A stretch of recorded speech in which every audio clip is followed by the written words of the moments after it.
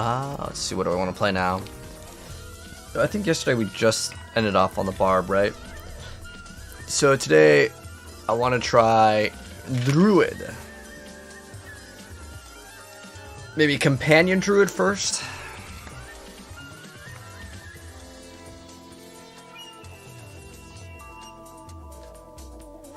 Did my game crash? I think that PTR crashed, man. Solo Corpse, how you doing? Oh, just a little laggy, okay. Is my Barbarian bugged?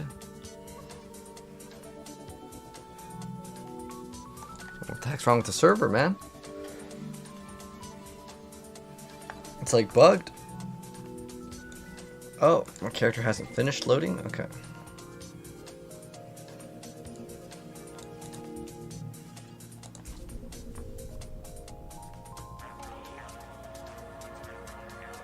I think my character's glitched. Well, there we go.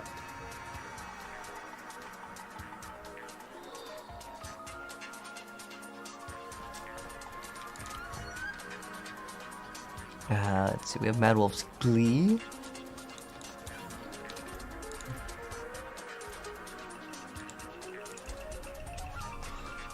Alright. So what we need to go for is specifically getting a lot of the companion stuff ready to go.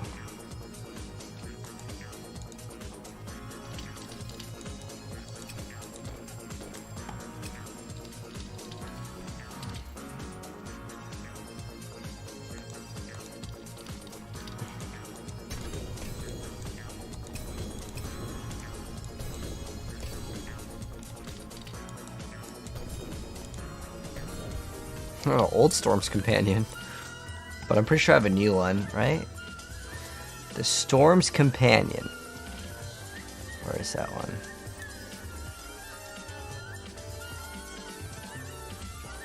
Do I have it in here?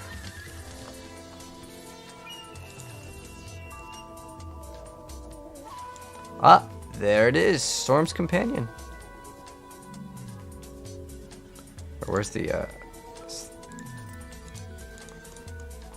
Sweet. We need Storm's Companion, and then we need to grab the Barbarian stuff. And then we'll be good to go.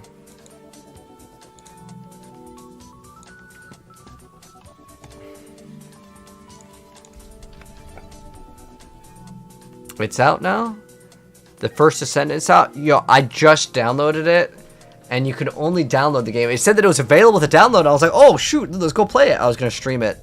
But unfortunately, the servers are only available for download, so it comes out in 2 days. So when it comes out, we'll play it, but till then, obviously, we can't play it. It's impossible to play. So for the... we can maybe use that on that build.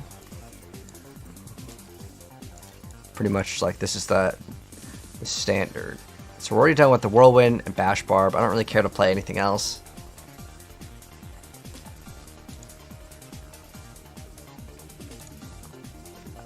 We're gonna make a new Druid though. The reason why is because I get all the glyphs.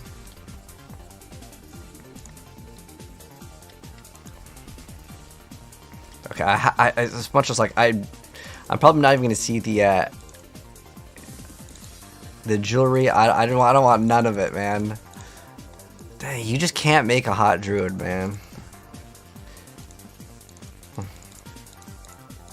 Like none of it is good.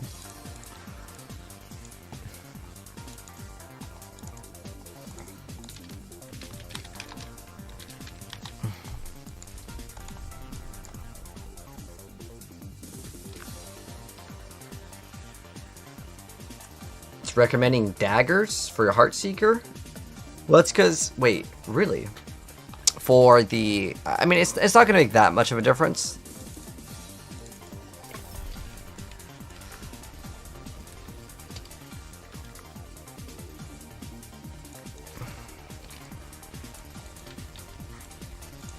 You can still come back if you need the forge.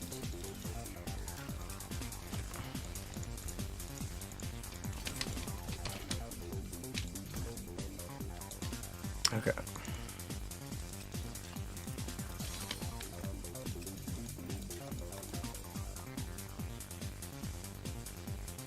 Oh, we don't need the legacy version of the item. So yes, we get the plus. Oh, it goes to 5 wolves? Do I have another Storm's Companion? Storm's Companion.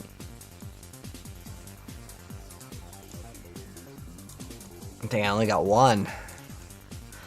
Unlucky. It's okay though. So what we need to do is get some boots. I'm just gonna move all the druid stuff from my other druid over here. It's because oh, excuse me. The other druid doesn't have all the glyphs, and the other one will have all the maxed out glyphs. Yes, yes, yes. She is definitely thick. Matt saying Diablo 4 or Diablo 2? This is Diablo 4. Oh wait, did I just like select the same character? Oh no. Alright, so this. We can just grab everything. I don't think I need that, but the reason why we're going to swap over to the other druid is because, well, I will have all the glyphs, and it will make the wolf's companion skills deal some more damage. Yes.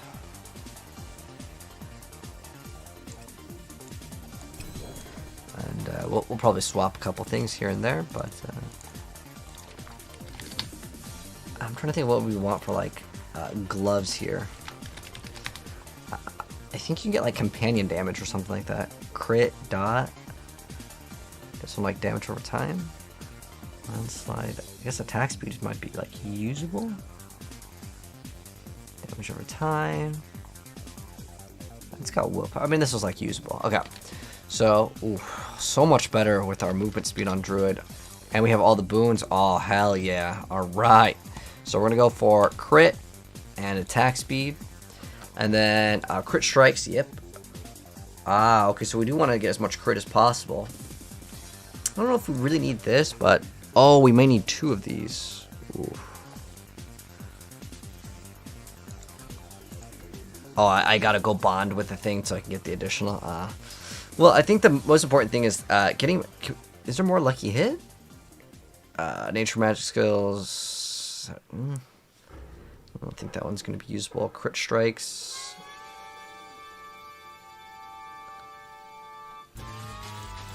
Okay. I guess that's like okay. But what we're going to do is we're going to get some more lucky hit because we may need the spirit. I'm not sure.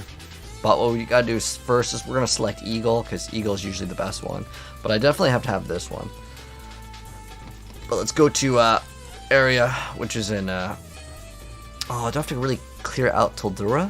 Hopefully I don't. I'm hoping that I don't have to do this for the PTO.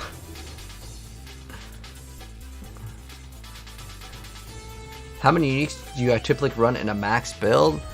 In PTR on Season 5, we're definitely going to want a couple of them. So, like, you want to run Chronolucion. Tyros is, like, okay, too. But right now, Chronolucion, Starless Skies, Lockrins, and the brand new Rakanoth's boots, which I don't have. You haven't played since launch yet? Oh, is it coming back is a good idea, man. The game is pretty fun right now. Oh, cool, I don't have to do the quest. I was afraid that I had to do the quest again. We're going to do a really cool pet druid build, so we're going to go with Eagle, and we're going to go choose the Spirit. So now we can select two of the boons on Eagle. I want extra attack speed, extra crit. And then we're going to have to do this real quick, and I already have, I'm stealing Moxie's build for a second here. So we're going to have this on my other screen for Paragon. I'm pretty sure this is Moxie's. Oh no, this is Hurricane. Hurricane Druid, I was thinking about it. But then I realized we can't hybrid. Okay, here we go. This is the one I wanted. So we're going to try this one out. Sorry, I won't be able to look at chat for like 2 minutes. I'm just going to have to go to the Paragon. I need to do some things to the Paragon board. So for start, we're going to go, I guess...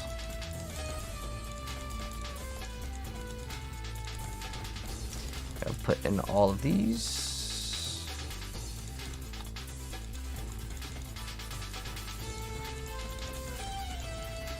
I want Keeper. Keeper, Keeper, Keeper. Where's Keeper? There we go. And then we're going to go to the next one, which is Heightened Malice, Fang and Claw.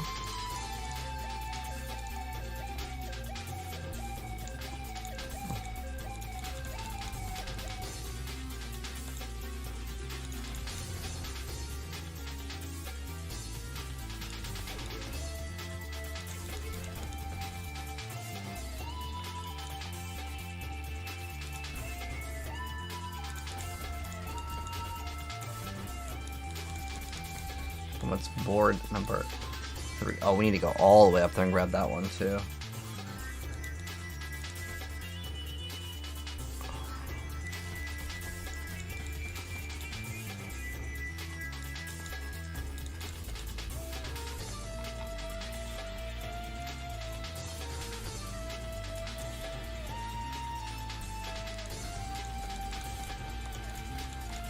As soon as we finish this, I'll be able to check chat again. It's just like my other screen is just dedicated to this just for a moment.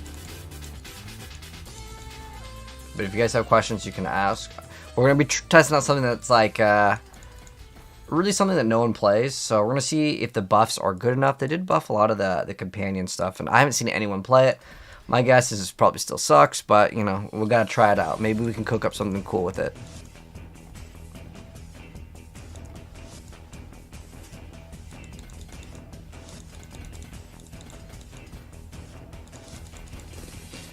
Wilds. What does Wilds do? Wilds. Oh, it's at the very end.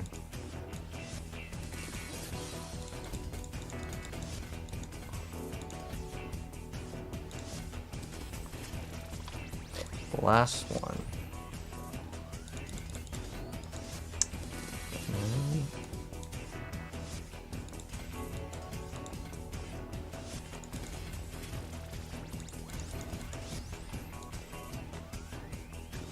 I'm gonna go back this way.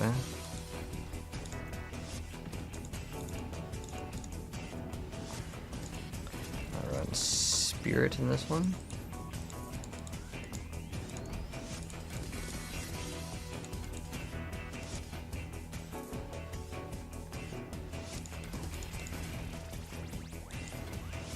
Spirits.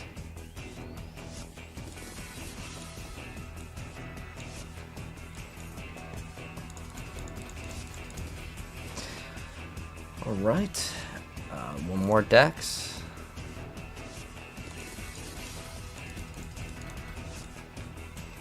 Lust for Carnage.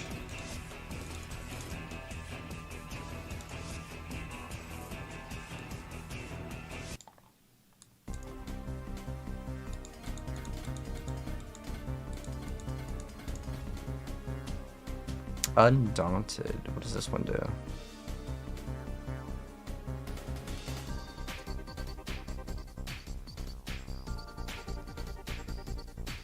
There we go. What is it? More DR. Is that even worth it? It's just additive damage, but I don't know. We'll see. So I feel like that's so far to grab this. That's so far, man. All right, we'll see though. So we got what? Next one. We're almost done, and then we go over here.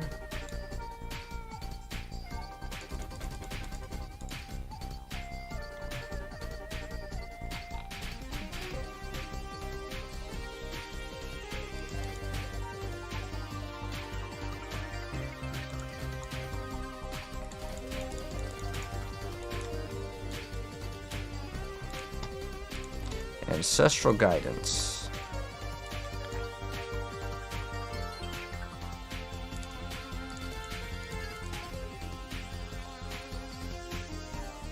What? There's no way you grab that. Am I on the right one? Ancestral Guidance? Oh, okay, hold on. We didn't rotate that one. I thought like he was getting potion healing. I was like, what the hell is that? I was like, am I copying the wrong build or something? Alright, so it's this. Okay. That's worth getting, but The other one was obviously really bad. Alright, so now we got all of these. Oh. And then we get survival instincts on territorial. Alright, last one, chat, then I can actually pay attention again.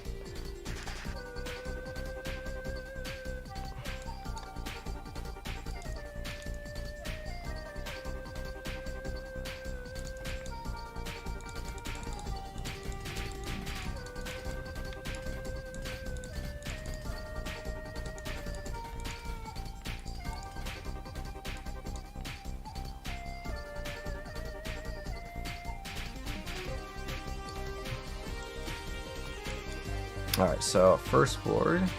I don't know how we end up with 7 extra points, but we got 7 extra points. So first one's 29. Oh, oof, it's this one. Easy fix, okay.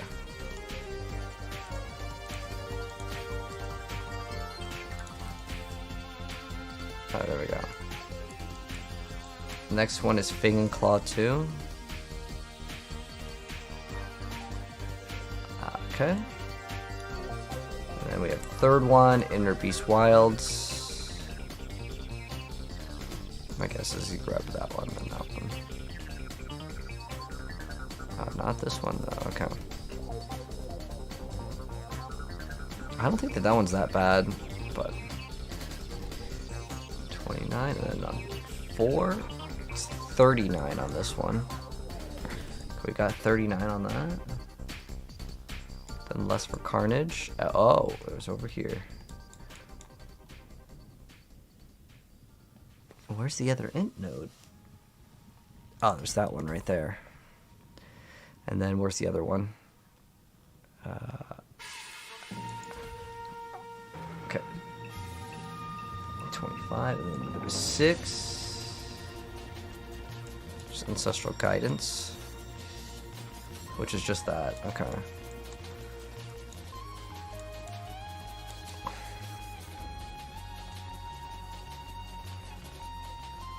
Okay, so you want to max this one out, I guess, for, what is this one, int?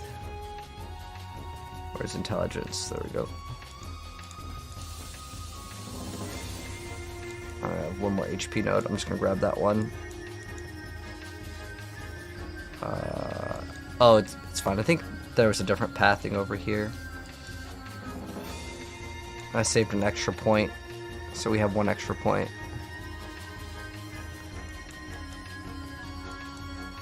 I'm just gonna put it in that one. Okay. So we're good to go now with this, and then we need to go put in the skills. Okay, so I think I got it, chat.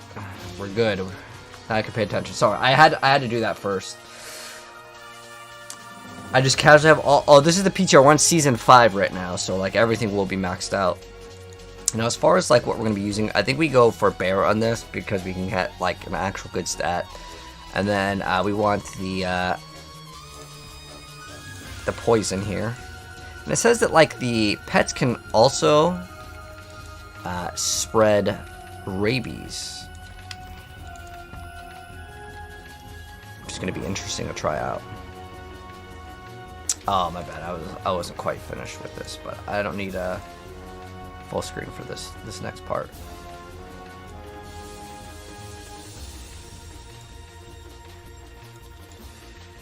Alright, I need half a screen on this one. Alright, so starting right off, what is this one?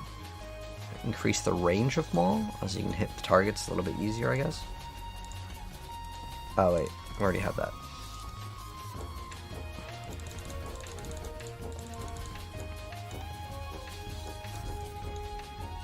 And then, I don't know if I'll play Roar. This also got a buff, didn't it? I might just play this to make it, like, automatic.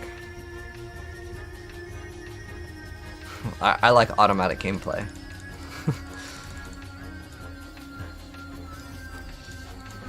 Alright, so this is the skill that we're investing all of our points into, and then, yeah, when we crit. Damage to distance enemies? I'm not sure if you're going to be able to activate that. And this one is running rabies. I don't know how like important this thing is, but I'll try it out.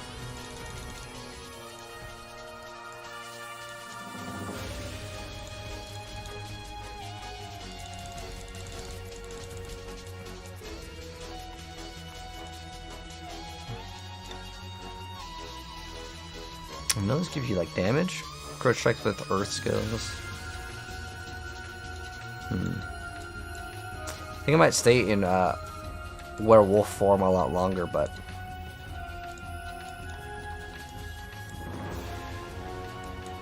I don't know why you wouldn't put one in each companion point. It seems like that's something that you'd want to do. Definitely don't know about that one. Like, I don't think we really need to max it out, but let's see, we can go Poison Creeper, and then I think with Ravens we want 2 points into it, right? Like, why wouldn't you play this? Alright, there's some things that are a little bit different with the build that I'm looking at, but we're gonna like make some modifications that I think are gonna be a little bit better. Alright, so for starters, as far as our helm goes, we obviously already have that ready. The chest piece, there is apparently like wolves attack speed. Let me go back to... Oh, you know what? I might be missing all of the tempering. That's so dumb on PTR. You have to farm all of them. But we're in Season 5, Yankees, for the update. For the PTR. That's how I have the purple item, man.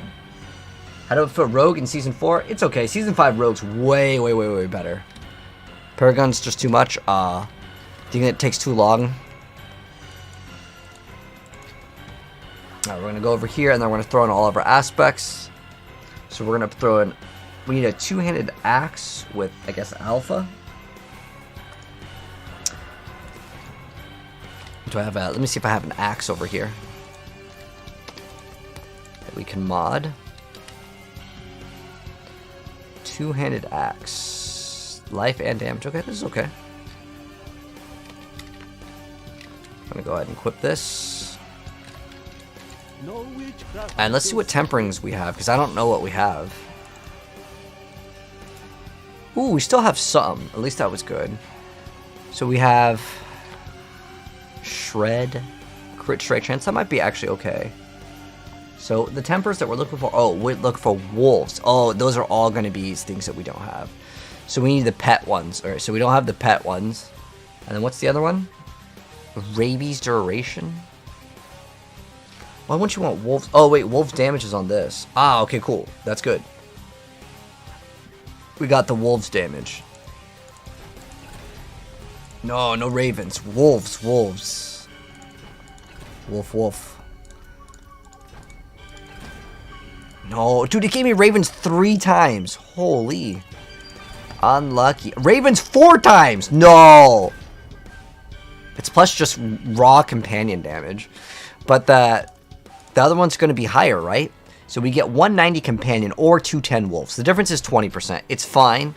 I don't know why wolves get screwed over so much. Why does wolves get like this? Whatever. I'm not even gonna like bother, dude. That's really strange though. But either way, we got this. We're gonna need to change the strength to something else because we don't benefit off of strength with this character.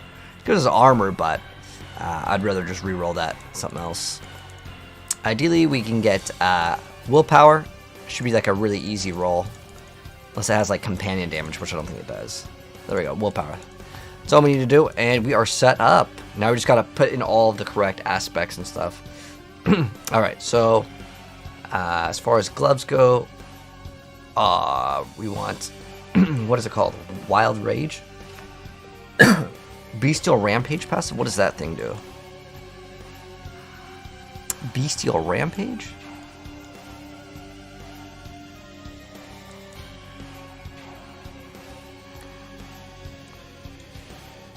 Bestial Rampage passive? What is that? What does Bestial Rampage do?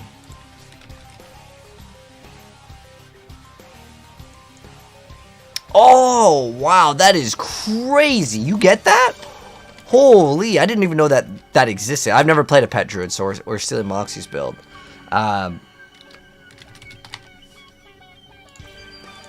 Holy, that is crazy OP. Alright, what else we running that we're gonna have to swap over here? So you guys can see what we're kind of cooking up. We're gonna modify it a little bit. Because I think if we can adjust it for the PTR.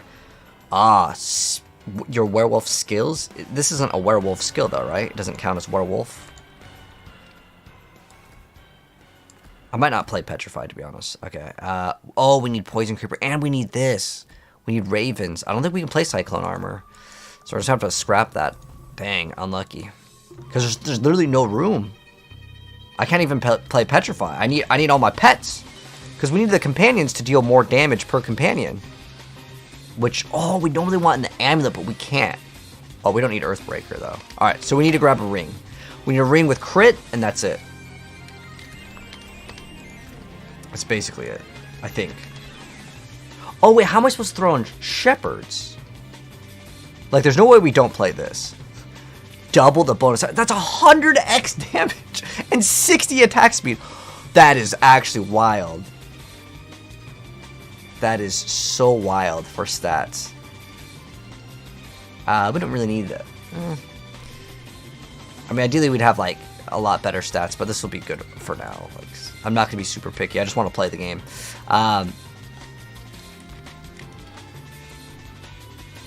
Dang. I don't think I have room to throw in Shepherds and the other one. Because I want to play like you get the +1 additional pet, right? X-Falls. Why the hell would you play X-Falls? I don't know.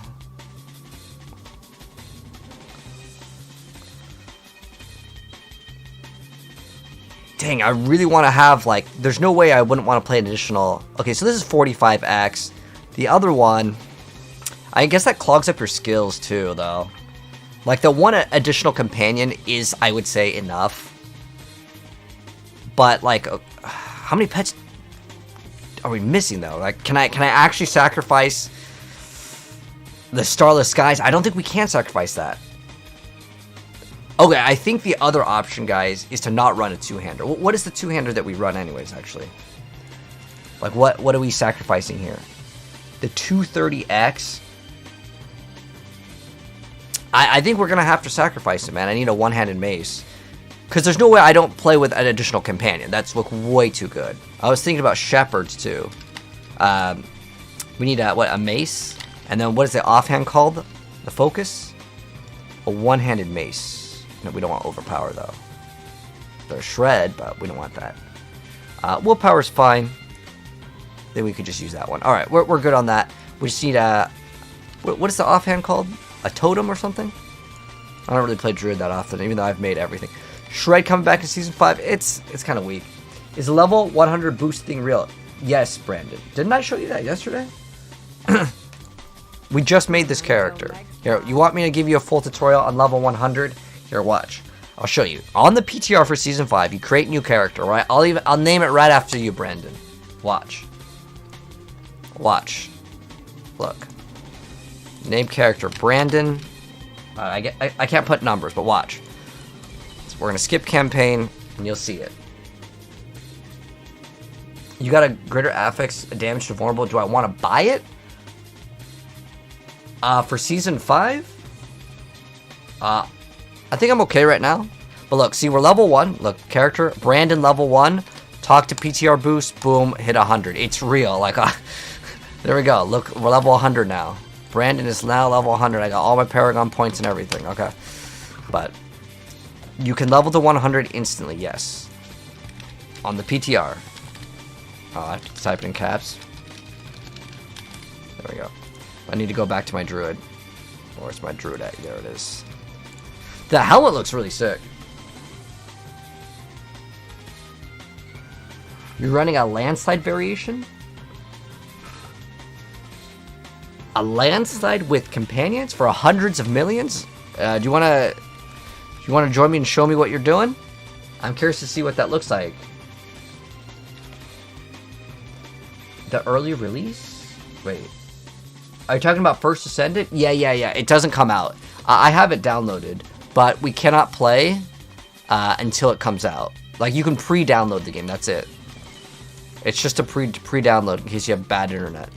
But, anyways, yeah, let's continue playing this. We need to get the totem here. Wait, are we on world? Oh, we need to actually change world tiers real quick. It might be faster to do it this way. I was gonna go talk to the NPC, but then the thing has to load in anyway, so it might just be faster to do this. But that helmet looks so freaking cool. Diablo 4 is available on PC only. Diablo 4 is on everything except for the Nintendo Switch, and not on GameCube or Dreamcast either, but pretty much everything. Oh, it's totem, right? Okay. Dang, we're getting scammed on this one. Nothing good. I mean, it's just obols. Let me just spend all my obols. Let me see if we can get one greater affixed one, or like a crit. So what we're looking for is crit. It's a 6 crit. That's pretty low. 7.5. That's the one we want right now. I'm not going to be super picky. I just kind of want my things to be playable. It's almost. We just need to roll that. Well, max resource might not be that bad. But the reason why we're doing it this way is I need to have 2 different aspects. So we're going to run in here. We need like the, what is it, shepherds. So we get companion skills. Okay. So shepherds in 1. And then we would also throw in companion. The other one, stampede. Yes, we want stampede. Yeah, werewolf. Dude, we're losing out on 130x damage. Hold on. Let me check out the math, because I'm pretty sure with the pets. So we get 1, 2. With ravens, I think you have 2, and then. So it's 1, 2. It's 30x damage. Oh, no. It's more than that. We have 3 wolves. Okay, so there's no way we don't play the additional companion. Okay, so we have to have that one. Okay, now as far as this goes, you get 1 additional companion. Oh, it's just companion skills. Not your How much damage do they do without activating skills? Like, do they hit for... We might actually not need the companion skills. We might not actually need shepherds. We could maybe drop this one. Because I want to see what their base skills actually hit for. Or like the base damage. Because if it's only the companion skills versus just companions... And the reason why that matters is because that means only when you push the buttons you get the sexy damage. Otherwise you're doing tickle damage, you know? But Brandon, appreciate the rose, and Wild, appreciate the heart gift. Alright, so go attack.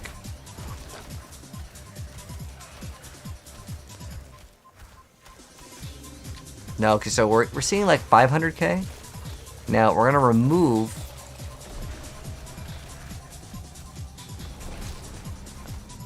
I see a massive difference, so that's like half her damage right there, right?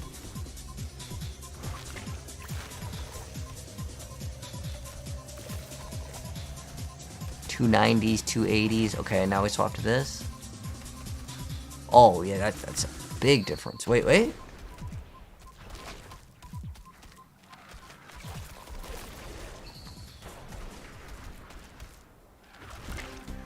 Is it? Okay, so I'm seeing like 500 once in a while, but if I remove this ring, I'm seeing a lot lower numbers. Okay, so how many pets do we have? We have a total of what? 3, 4, 5, 6, 7, 8. 8. So that is 80x. So 80x versus on a 2-hander, if we were to run the wolf one. Well, the wolf one will grant us.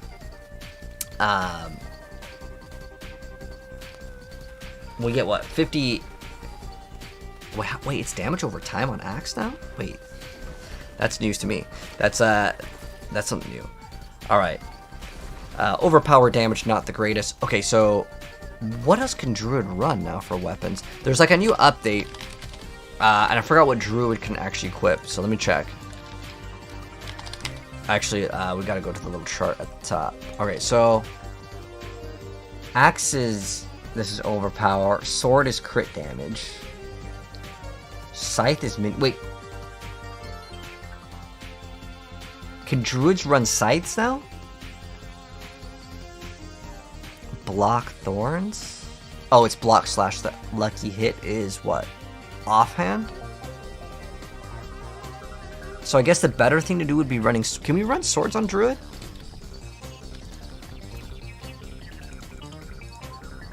You can run a sword on a Druid now. Cool, okay. Just had to double check on that. Where's the thing where it changes them to this?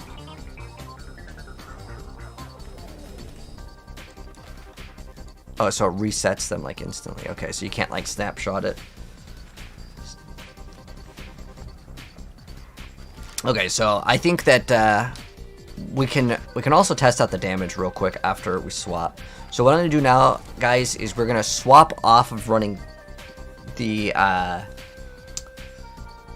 80x, because the 80x damage, while it's still good, it does clog up the bar with 2 other companions that I don't need, and I don't really like that. So ideally we would move the additional companion over here to shepherds. So we're gonna try that out.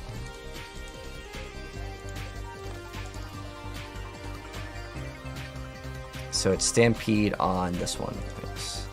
And then for the axe, we run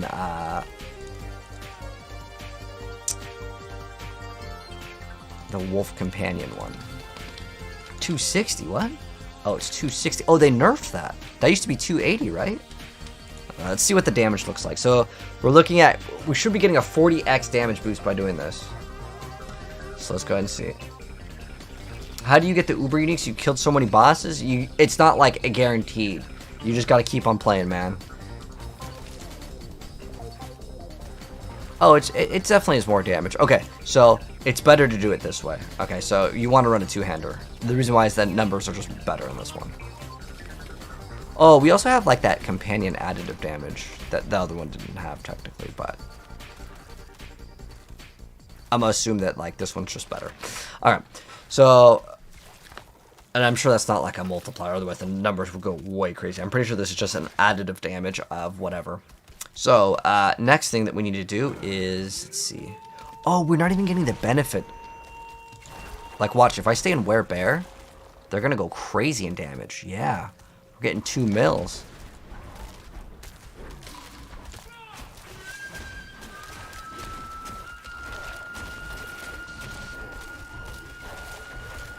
Okay. So, we can also swap off of Poison Creeper and the Ravens. And then we don't need to run those, which is great because I didn't really want to play them, but like in some builds, like there's certain things in Diablo where you just gotta play it. So now I'm gonna run Earth and Bulwark because that got buffed, which is awesome. And then I have another skill. So we have some options here. We can play just free extra damage reduction, or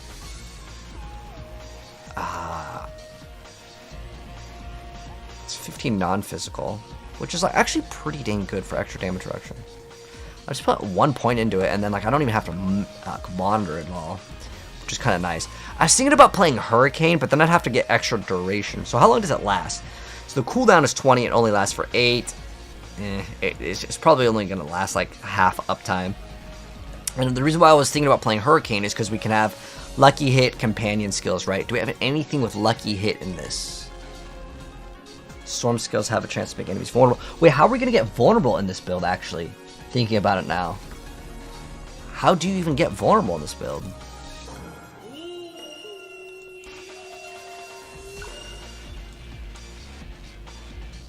How long is that? It's 18-second cooldown. How do you get vulnerable in the build? Where is vulnerability? Let's check this out. Can I like search for like vuln? Like how do you even get vulnerability in this? Do you have to run like where do you get vulnerability in this? Dang, there's no vulnerability? So we have to run like a Cursed Touch, right? Does anyone in my chat play Pet Druid? How do you get vulnerability in this build? Like there's like nothing that gives you vulnerability at all. You just do it? No, actually. How do you get the Harlequin Crest? So Jack, I recommend you to look at my YouTube video that goes over how to get all of the Uber uniques. But basically, you just kill the bosses. If you need to like learn how to like do it efficiently, that video will save you like tons and tons of hours. Basically, you want to do it in group. Yeah, there's like no sources of vulnerability unless Rabies applies vulnerability. Like you get no vulnerability in this build. Like actually 0. Like genuinely 0. So that is a huge like concern for the Druid. This one has 0 sources of vulnerability. What we can do one of two things. I'm not even sure if the wolves can apply it with like a ring, like, or an amulet, right?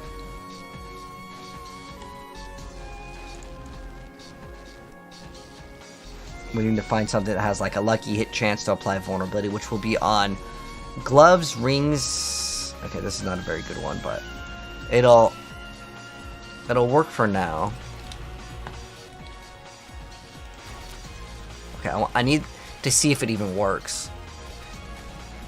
So these have a lucky hit chance of 55, but I'm pretty sure it's only when you actually activate it.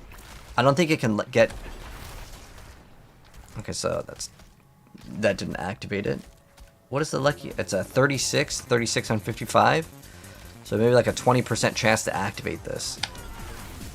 But you guys can see it doesn't make the target vulnerable at all. That's unfortunate. I'm pretty sure it only works off of that, but like I'd have to just attack. What Shred's lucky hit? 22. That's pretty rough, man. Oh, do I have a Curse Touch? Oh, this ring has a Curse Touch on it. Okay. It's so hard to fit that in. I think we actually have to go back to one-handed, guys. We have to have a Curse Touch.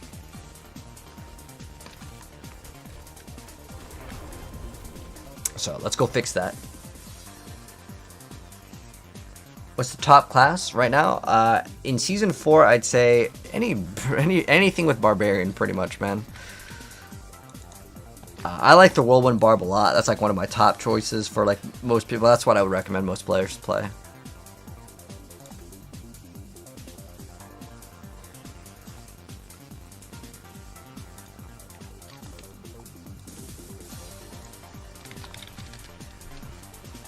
A Cursed Touch. Okay. So...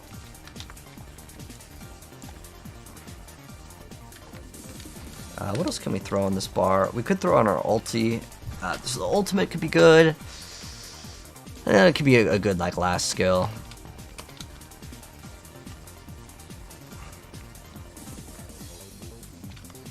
I don't know if rabies is even necessary. Let me see how rabies works. Oh, was that an aspect that I'm supposed to throw on?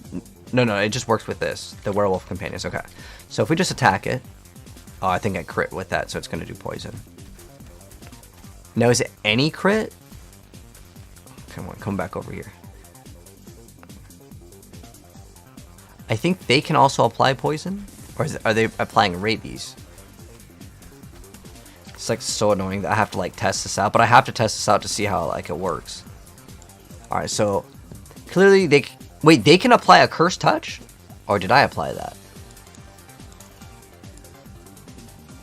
Okay, so now we're going to try this. Come on, AI.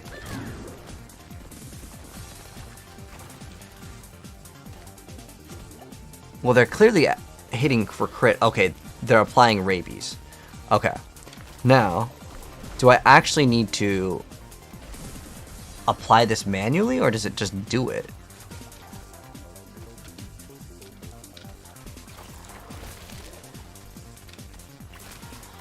So I can poison all of them, but I think that they can do that on their own. I need to see like how it interacts. Okay, so I see rabies spreading. Okay, so it does spread pretty fast. Okay, so I don't even think you need to run rabies. Let me see if it even, like, do I need to run it at all? Is it just because you want to spread faster? I think that's kind of a waste of a skill. It's like 3 skill points, and it's not really worth it. I think you can get more value out of playing something else. If you want, you can play Debilitating Roar. I think Breaking Crowd Control is quite nice to have.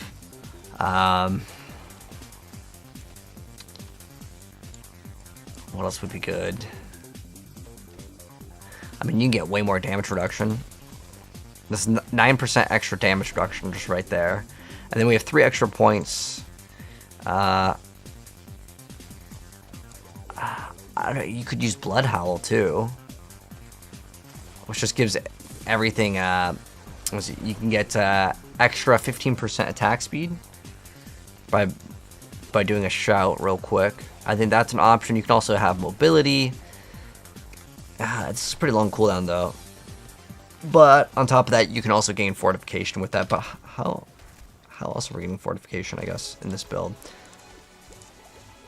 Oh, we would just be smacking them. So I kind of like having that, to be honest. And since Bulwark got boosted, I'm going to use that.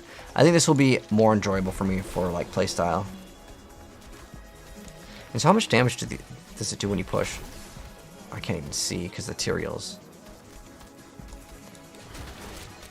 So how much do they actually hit for?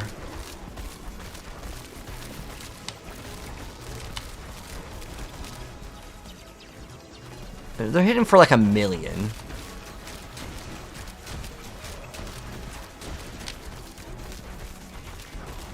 So how is this build even like good? I don't really understand how it's like good at all. But I'm pretty sure that you can apply a cursed touch. Okay. Can I apply a cursed touch with just them autoing? It's crazy how little damage they deal for a while. Okay. A cursed touch does work.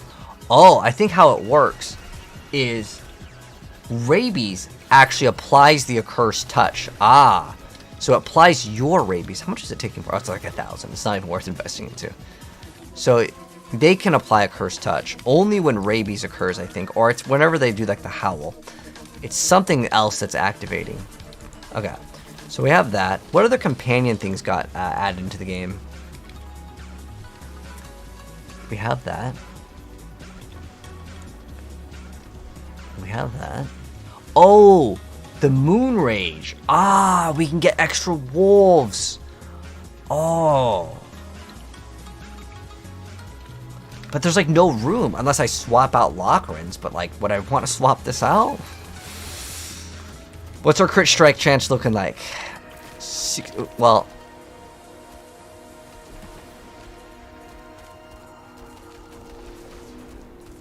seems like there's some sort of problems with crit like landing.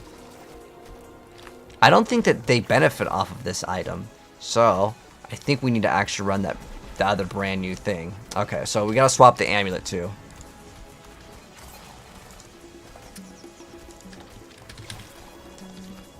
So we need another amulet here. Let's see what I got.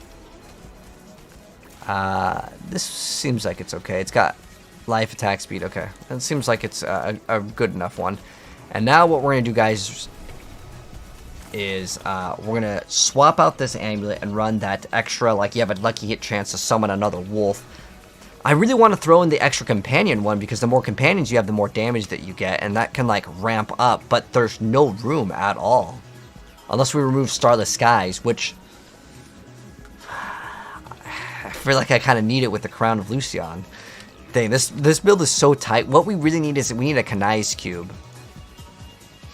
That's what we need. Alright, but let's go imprint the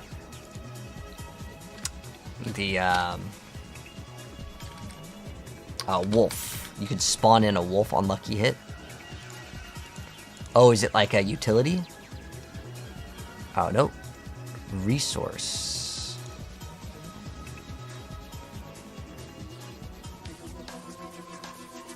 Okay.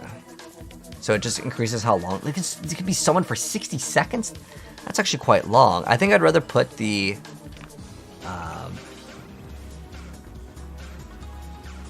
I'd rather put this one. I'd rather put the primal on that one.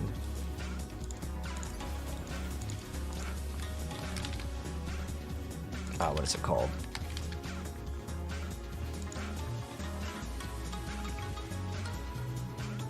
Alpha, that's what it's called. Okay, so we get Alpha over here, and then we get like a pretty big boost in damage. Because I don't think that works with the pets. That you gain crit strike chance, at least from my results on that one. So now we're going to go temper and add a lot more of the wolf stuff. So let's go ahead and add those in. So we're going to temper on a couple items we need plus wolf stuff. So it's the wolf or companion damage. Doesn't really matter. Just not ravens, man. Just don't give me ravens. It's basically 2 out of 4. It's a 50. That's 50%. That should be a pretty easy hit, you know?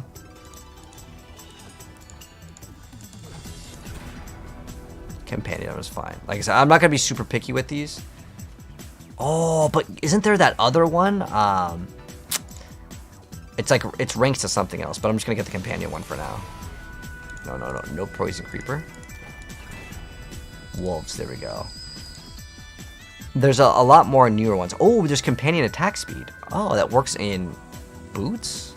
Very interesting. So we get wolves attack speed? Oh no, ravens. We want the wolves, it's a 1 in 4. Wolves attack speed, nice, we got it. So on this one, same thing, we want the wolves attack speed. Is that what we're getting? Yeah, wolves attack speed and wolves damage. So we need the wolf stuff. Alright, we got the poison creeper again. Unlucky. Ravens, no, we want the wolf. Wolf. Oh my gosh, don't tell me it's gonna brick, man. Oh no, I think it bricked, guys. Oh. Unfortunate. Oh my gosh, these gloves are so bad now. Alright, well, that's Diablo, man. It sucks when that happens. I hate it so much. Because it's not like I did anything wrong, you know, it's just like, that's just how they rolled. We need to get crit, attack speed, ideally. I mean, this one will be our next, like, potential one. It's crit damage.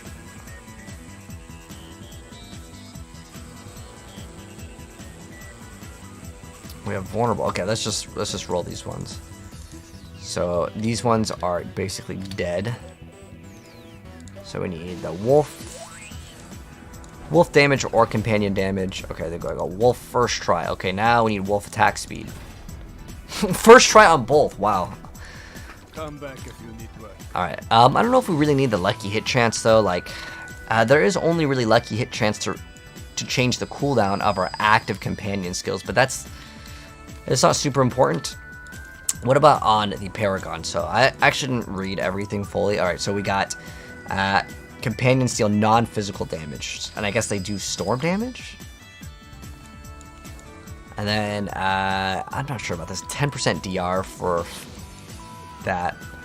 Okay, that one's fine. Okay, that one's fine too. Crits restore spirit? Huh. 10% damage reduction. The passive portion? Ah, okay, so there's just like the active is just way higher. Now I'm wondering, can we put way more points into ravens in all of them or no? Oh no, because it's only that the wolf deals like crazy amounts of more damage. Right? It's like this one right here. Your wolf companions. Okay, so it's only the wolves that deal any real damage. We need to fix our armor. Resistances are, could be better. But we need to fix our armor for sure. So our armor, because this is here, we're probably going to need to throw in either skulls or get master working on armor. Ugh, it's going to be rough. Or we could have thrown it on our other area. That's another option. Let's go first off. Let's unsocket this. And then we're going to try to fix some stuff. Exploit glyph. Is it not in here? We could run exploit. I think it's better than this, to be honest. In fact, I don't even really think that this thing is like even like important at all. Like it's very mediocre. I'd much rather run that. And I'm not even sure about this like the howl damage, because as far as I'm aware of, the wolves. Oh, the wolves do lightning damage. Okay, so never mind. I guess it just converts them. But yeah,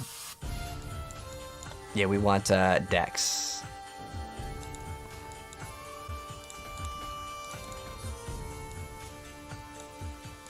Actually, if we go this way, we can save 1 point. Some quick maths right there. Dang, either way we have to spend 2. Alright. Yeah, I just don't think that we need, like, crits with werewolves restore 2 spirit for what? I don't think it's necessary. healing received is a pretty bad stat. Is there a better Paragon board? What does Thunderstruck give us? Is this like thunder damage? Damage reduction from vulnerable? Yeah, why wouldn't you just run this? This is way better. Versus werewolf. What the hell is this? I'm sorry. Like, I try not to be mean when I look at other people's boards and stuff because, like, you know, they have their reasons. But I genuinely don't think that this one is very good. I'm gonna reset some of the stuff. And the reason why is, like, why would you not take damage reduction versus, like, the 20 additive is, like, nothing. I guess maybe they were going for the lust for carnage, but I feel like resources shouldn't be a problem with the build anyways. So Thunderstruck seems way better. What do you get with this one? Earth crit. Okay, well, probably not going to run that. The other resistance could be okay, though. The reason why is if we get that, it's going to fix our resistances pretty much immediately. And that could be a lot better to actually run. But first things first, we need to actually remove all of the gems. Come back and see us. And the reason why is I need to fix my resistances with this. Let's go throw in skulls. So 3. And we're still like down pretty bad on armor. There's not really a quick fix with armor either because I just scuffed up the amulet because I can't roll defensive stats on it. But if we had plus to armor, that's what we would want. I don't know if I can really get rid of the spirit per second because we need some source of regen. So that kind of sucks. As far as this goes, yeah, we definitely need to get like armor. We have to be armor capped. If you're not armor capped, you're just like gonna wipe instantly. So what we could look for is boots with spirit per second. Spirit per second on some boots. That's what we want to get. Or armor on boots. We have, let's see, 8 spirit per second on a chest piece, but that's going to cut into losing this. And I actually feel like this thing is super amazing. Like, I really don't want to swap off of this. But we may need to. And then we're going to have to roll off the spirit per second here, even though I don't really want to. But we might not have a choice. Oh, here we go. This is... Oh, it has no movement speed, though. Oof. I hate no movement speed in Diablo. That's a very no fun zone. Maybe we gamble for some boots. We look for armor and then movement speed. All right, traveler. Oh, bad luck. Try again. Oh, we have spirit per second. No, so we need spirit per second, armor, and then... It seems your prayers Oh, have what the heck? been It's like answered. laggy. Okay. Not much. It seems your prayers have been answered. So yeah, spirit per second and armor are what we're looking for, and movement speed. So we only need two of those stats to roll, and then the other one we just roll on it. Nope. Nope. It seems very...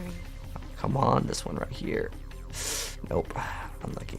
Oh shoot, that's the wrong one. Gloves. It seems your prayers have been answered. Spirit per second, nice, but then we got 2 bad stats. Nope, we need armor. It seems your prayers have been answered. We want movement speed. It seems your prayers have been answered. I have movement speed, and that's it. Okay. Dude, it's so laggy. What the heck? PTR is really messing up. Huh. The other option is, I guess we give up movement speed, and then we can play. Let me see if I have boots with armor. Because I might have armor and movement speed boots somewhere.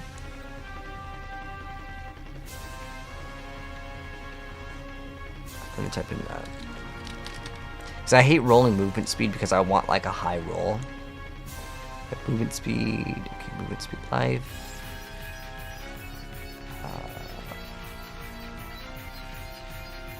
Oh, it's because it has a mod on it. Movement speed. There's movement speed. We need armor to roll on it.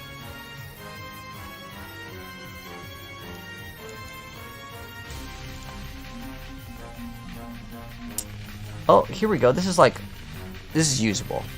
So we just roll that life per second to armor, and then we should be good. but we got to temper on it first. So the tempering, as far as it goes, we can get Gate. Oh, does it not here? All right, hold on. I think it's yeah. We get movement speed or Digitate Great, and then we're good. It's basically 66% chance. Okay, we got it. All right, we're good. And then we need to get the companion. Oh, you get attack speed on that. What the heck? That's crazy. You get attack speed on boots. Don't give me ravens again, please. I don't care if these break, they break. But like, okay, that's not bad. This one has life per second. That's so bad. I know it feels like we're moving slow, but we will move fast. The thing is that like I have to be in wolf form, and in town it sucks because you're not going to be a wolf in town. But now we have another aspect. Oh, we're running slaughter. Oh, what else can we run? Actually, I haven't checked it out. Let me go see what else we can throw in on the druid. I actually don't know what I know there's like if you activate a companion, you can go faster. Let's see what utility ones we have.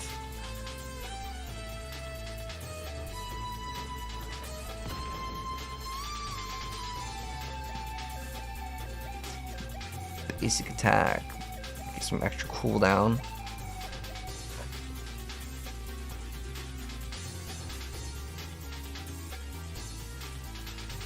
Could be interesting, but I don't think I'd use it at all. Metamorphosis. It's actually not that bad of a thing to run, just so you're like kind of unstoppable for the most part. So this is one of the newer things where when you use a companion skill, but the companion skill's got quite a long cooldown, right? Oh, it's actually not that bad. It's 11.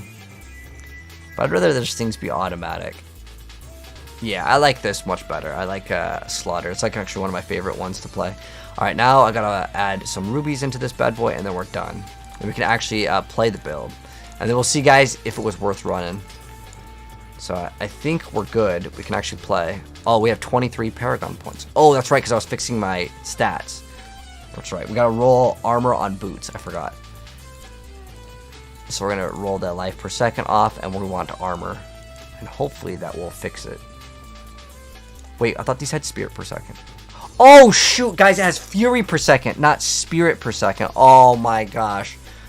What a fail, man. What a fail. And now these are, like, super brick because they have, like, druid stuff on boots. Oh, my gosh. All right, we're just gonna go make some new characters, man. Very rarely cast. This game is, like, way more entertaining for me at the moment. What is a purple item? Oh. So the purple items are the newer mythic uniques.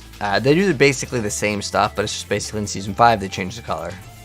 So we just want to do this 3 times so we can get the max obols, which is 2,500. How do you get matching gear at level 50? Matching gear? You mean like the looks? So you could just go to the wardrobe and change the look of any of your characters.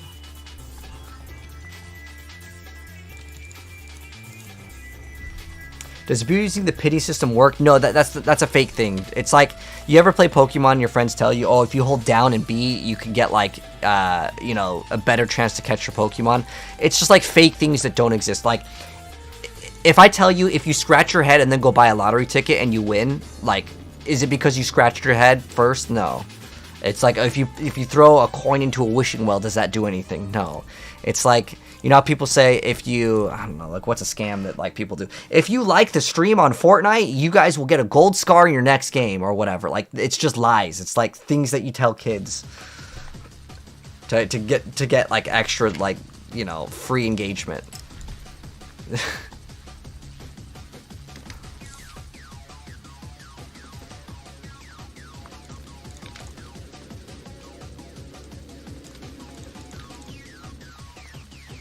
It's just like, it's just trolling.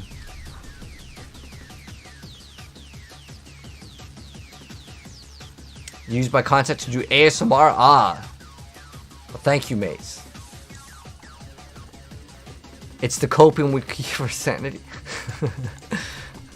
Yeah, it's not gonna do anything. I mean, I don't really mind trolling content, but like, do you know how many times people have asked me, "Hey, Sladra, yo, if you pet the cat, you can get the Uber Uniques. Just try it." And I'm just like, I don't know. Sometimes I feel like maybe they're just trying to troll me, but like, obviously, like, I work with Blizzard. There's no way that actually works. And like, I actually tested it out. I didn't see any conclusive results from it, but it's just people like to troll, man. All right, so yeah. Oh, boots. That's right. That's what we're going for. Boots.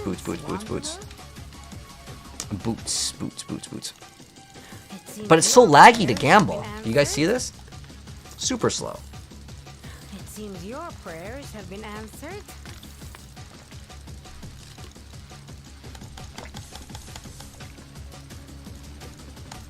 Look at this, guys. It's like so slow.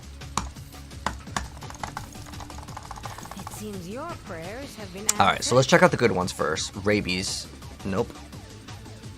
Spirit per second. Armor. Oh, we're in business. We need to also hit movement speed, though. But that's fine. I don't really like to try to hit movement speed in general. And the reason why, in general, I don't like to hit movement speed is because, like, you could get a garbage roll. And I'm really picky with movement speed. But this is just like a whatever character, right? Let's go temper on it first, though. Because we need it to, we need a Digitate Gate. Or the other one, just, oh, 6, let's go! Alright, so we need Wolf's attack speed. This is pretty easy. Oh, first try, perfect. Alright, dude, the game is being really nice to me, let's go. Let's go to enchant, and we're gonna get it on the first one, right? Oh, dang, we're still down on armor? Really? We're at, damn. We may have to, like, masterwork the armor. Oh, it's really annoying.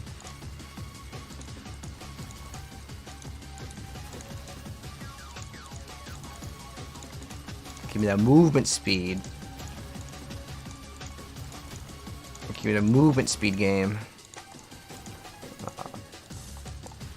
12,000 flowers. We're gonna hit it.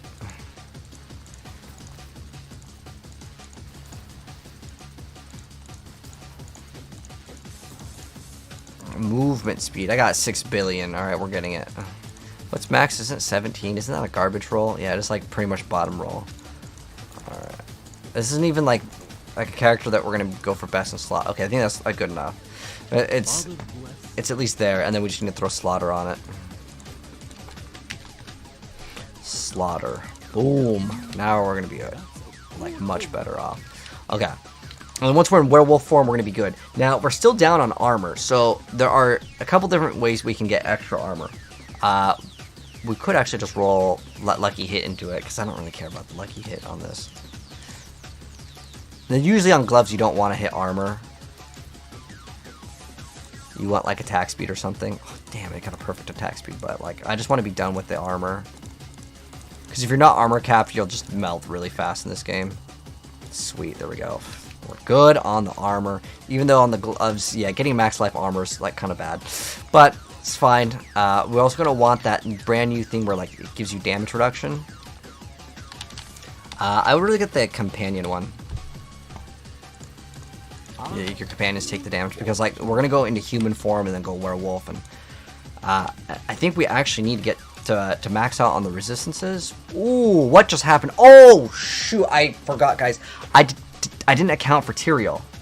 Oh no, it's fine. We just swapped back to Tyrael's. It's fine. We don't even need to do this. Hold on. We're good. Okay, because I just thought I scuffed up my armor. Okay, so now we go run the Earth one.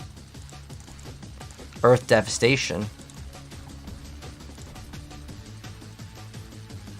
Alright, hold on. We need to rotate that thing. Earth and Devastation. We gotta rotate this.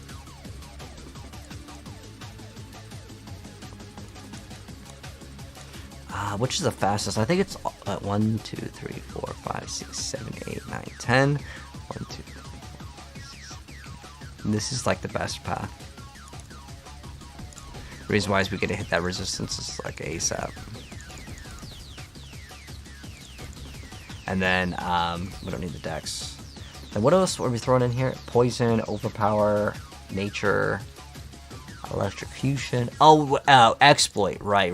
We have to have that. So we want that dexterity. Boom, boom, boom. And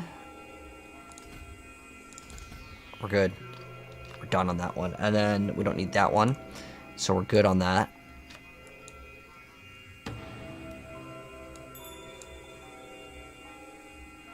Is that 5% damage? Oh, it's damage to poison.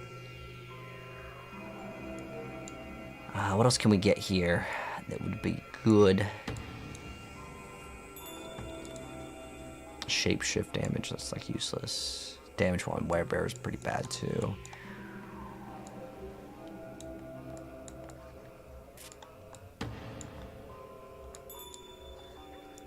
We have 6 points.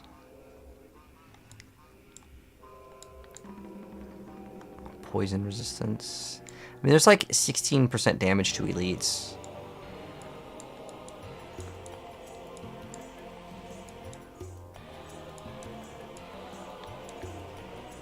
Attack speed.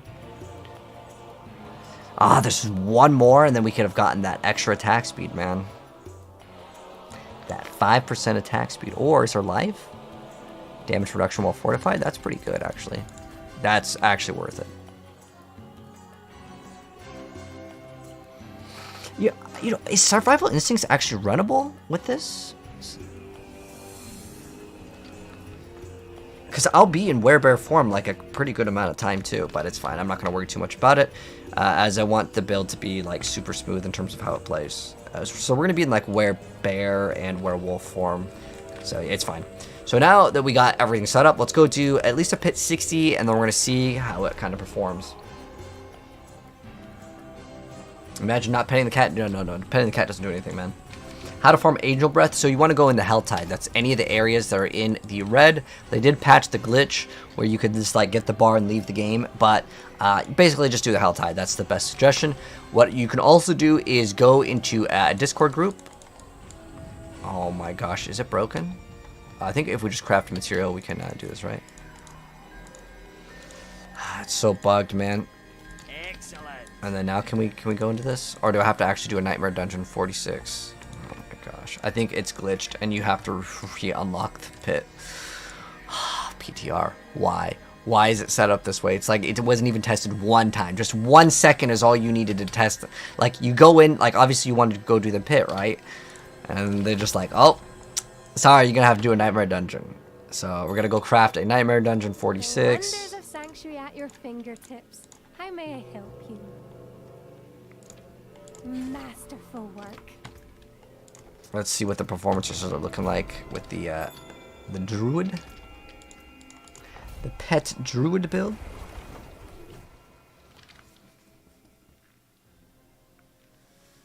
What build we're using? This is a build that we're testing out. It is a pet Druid build.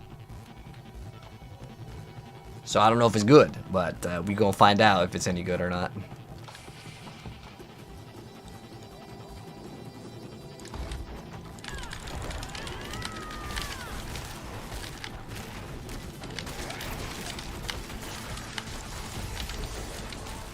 Are they hitting for millions of damage? Or what's going on?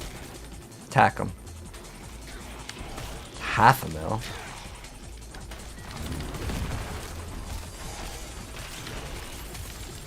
Oh, we also get more companions. So you get up to 3 extra companions. Yeah, I'm really wanting to run that companion thing now, but there's literally no room. What is this?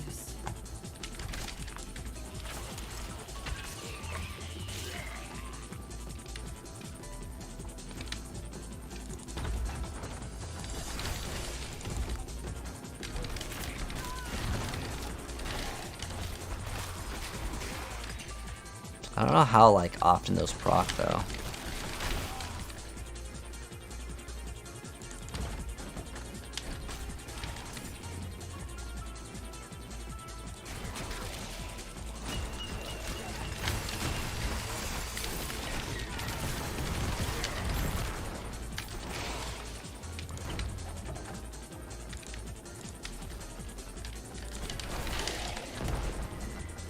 I gotta remember, I gotta actually spend resources. So we go bear for like 2 seconds, and then we gotta actually spend resource, and then we can do damage.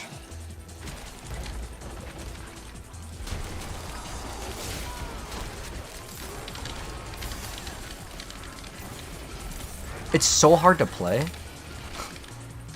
Okay, hold on. We're gonna swap some stuff over here.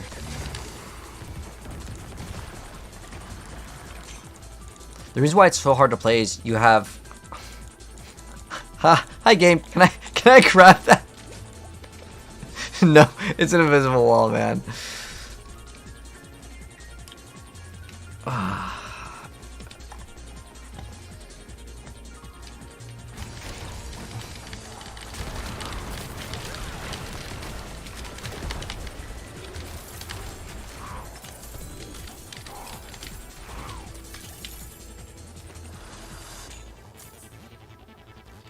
Dude, why is the PTR so laggy? Crazy, man.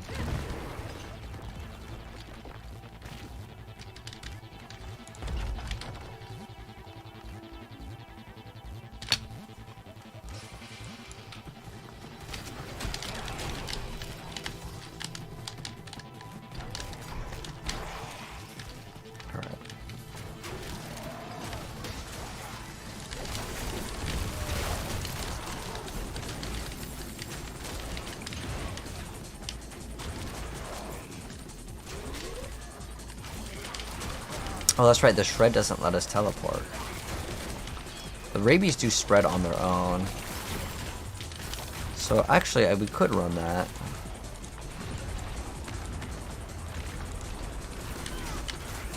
It just makes the build so much more enjoyable to play.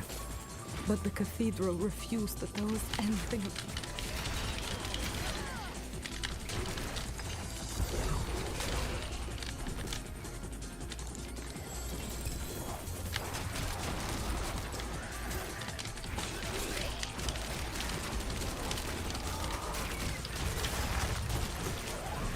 How much are they hitting for, though?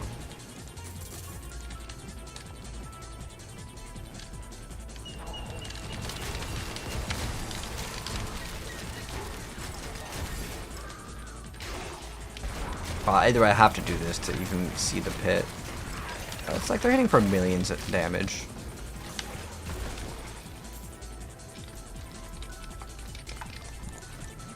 But the one problem that I think this build will have is like you have no vulnerability unless you run a Cursed Touch.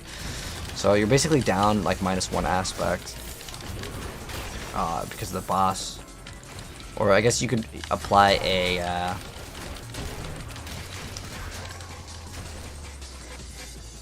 lucky hit ring. And then you could run the additional companions. I mean, that's a huge amount of damage to lose. Do I have a... I think I need to run a ring that has that for sure. What does this ring have? Vulnerable damage? Okay. Let's just run that, like, vulnerable unlucky hit chance. The reason why is... if I can swap off a Cursed Touch and run the additional companions, I mean, that's so much more damage. But that also scuffs up our... oh, wait, we already have additional companions. Look at the wolf army, man. This is so cool. I love it. Alright, but what we're going to actually do is, if I want to remove Bulwark, I think that that's like an option. I'm not really using Trample, to be honest. And I actually kind of like... well, the Poison Creeper doesn't body block. But like, it's so much more damage to swap out Bulwark and this. Because you get 3 additional pets. And then with Poison Creeper, we just need 1 point into it. Which, what are we playing also? I feel like Petrify is really good. I guess we can just remove Bulwark. I kind of liked it, but I mean, at this point though, we're just going to rely on the other thing to do the damage. We could just do the increased crit too for like our big burst damage. I think that's fine. So the reason why I wanted to do this is because, well, way more damage. We're going to go enchant this, and this one's going to be kind of rough to roll. So we're looking for one specific thing, which is going to be % chance lucky hit for vulnerability.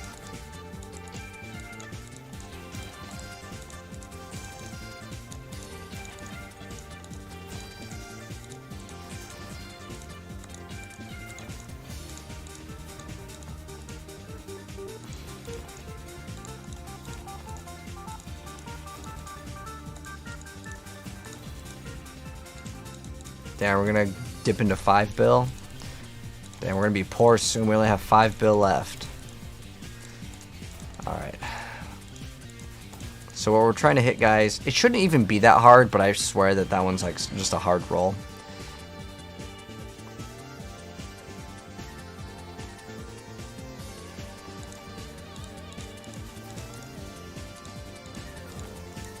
So it should be like about 1 in 10 chance to see this.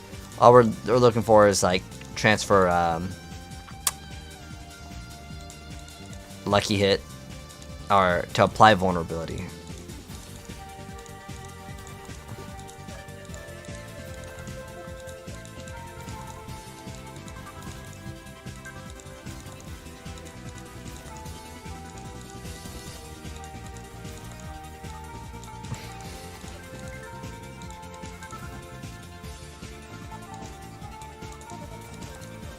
There we go, finally. Is that the low one too?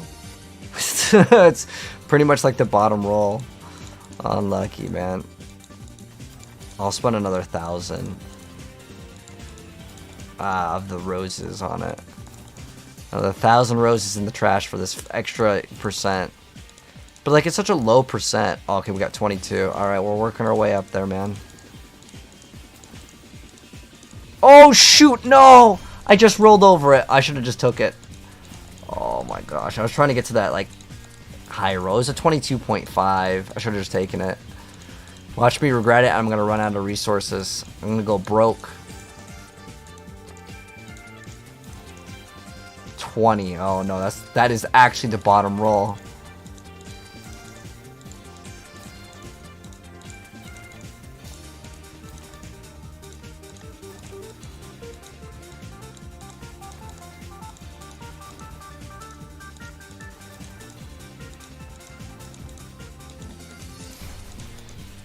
Come on, don't troll me.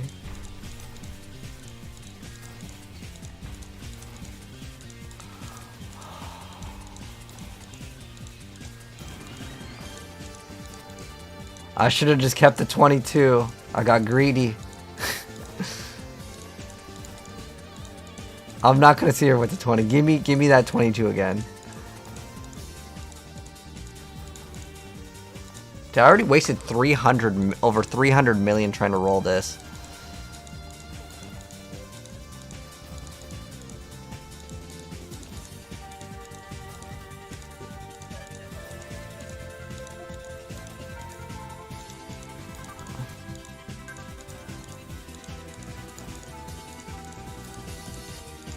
And then after this, I'm gonna try like rapid fire and barrage. That's like the next thing I want to do for my project.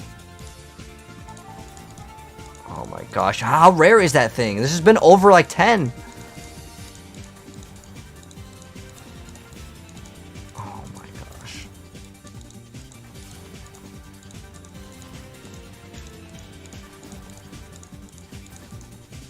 Dude, this is crazy. I'm never going to be rolling for this.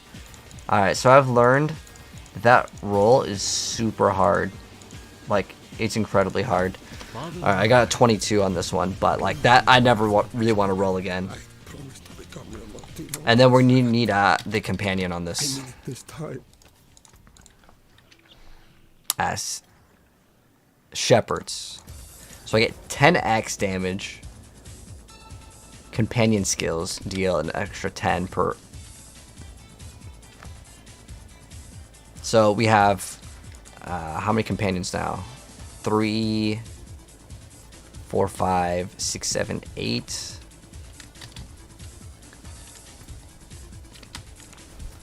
8. So we do 80x damage just for one. That's not bad at all. Am I going to stream the first Ascendant? It's not out yet. It's only pre-download. But yeah, we'll play that game again. I played the beta.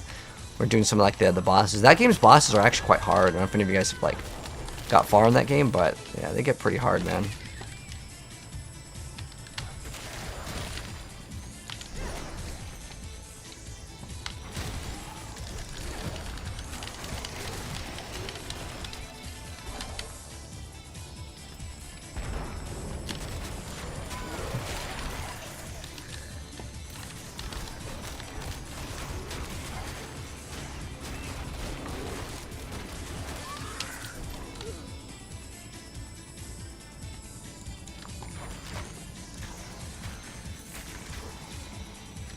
Oh wait, no. Shred on E, okay.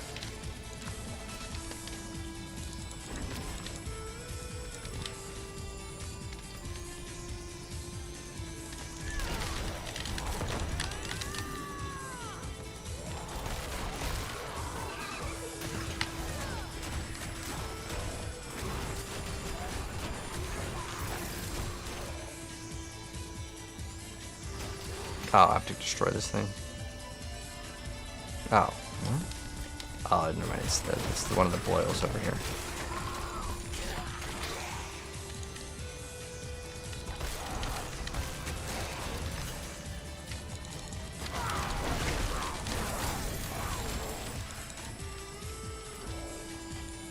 Where is that? Oh, it's gotta be like way over here. At least the Druid's pretty fast though in terms of movement speed with some of the newer updates. Hello 80, how are you doing? Best Druid build right now? Wind Shear, nothing has really changed. Pulverize is really good too. I would probably recommend people to play Pulverize. It's way more enjoyable. Oh, is it like right there? Did I get like trolled? It's like the one area I didn't see.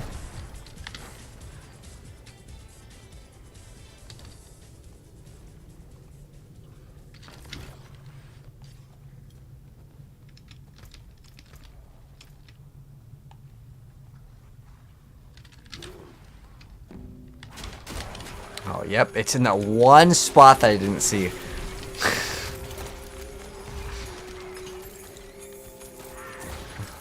Alright, so now that we completed a Nightmare Dungeon, we can now go do the pits. But yes, this is PTR. That's how we have the purple items. Zaki? Like the Werewolf Druid? It's dope.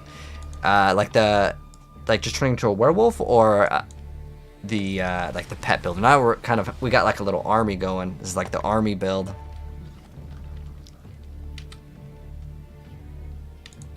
Start off with a 100. If it can't do it on 100, I sign the build out as like very mediocre. But we still need to do masterworking on a lot of the pieces of gear.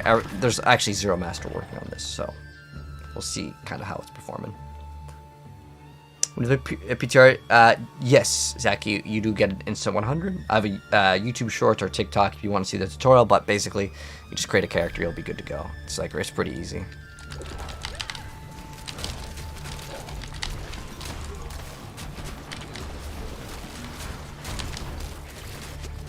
I'm pretty sure this one still has old Lilith too. Oh, what the heck? Where's my like damage? Come on, come on, pet druids. Where's the damage at? Oh, that's right. I need to go werebear first.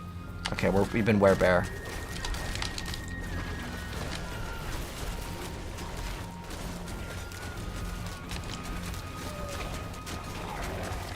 It's like 2.8 million, but it's still like bad. So this definitely uses old Lilith. I don't know why the PTR, I don't know if any of you guys noticed, but the PTR is like it's like really behind. What do I have for my pants? Oh, that's right, it's that one.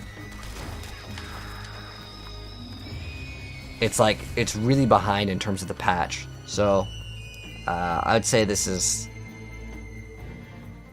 probably not a very good build still.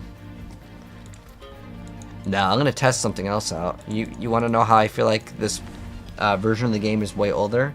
The stats on the enemies are way overtuned in the pit, and the progress is a lot slower, so we're probably on a different build, and this build might actually have Lilith in the spot where she's actually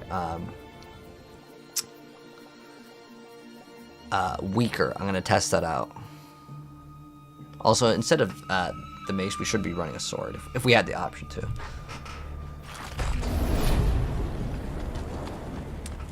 You wish the pets were stronger? I mean, yeah, you could hit for millions with pets, but...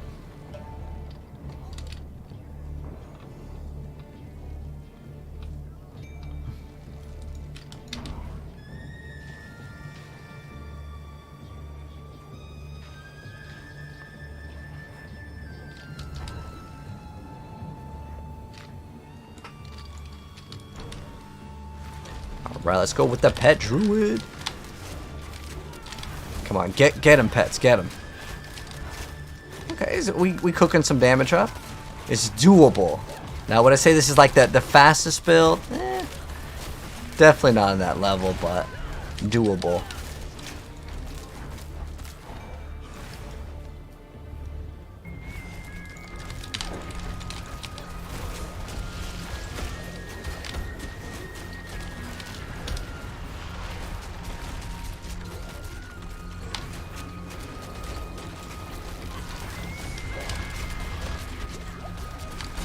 We got all those blood waves. Lucky me, man.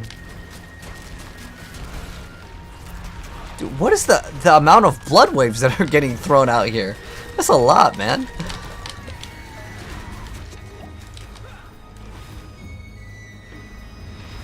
There's way too many blood waves. What is this patch? This is like a really weird patch of the game.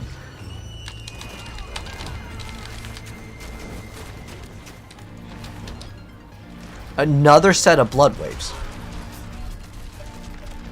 What the actual hell is this? Andariel Pulverize? I don't know why you'd play Andariel Pulverize. I don't think that there's like really good lucky hit or anything like that, right? I'm gonna reset this. I don't know what the heck is going on, but I feel like the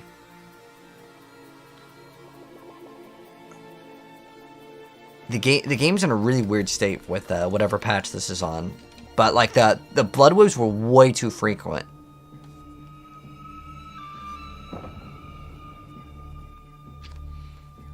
I think if you want to try to make an Andariel Druid build, I'd probably look at trying out some like Crone Staff, because you have basic attacks that can activate multiple times. He hit 120s, like as in for the like pit, like he was doing 120s. Mandara's is really good already, but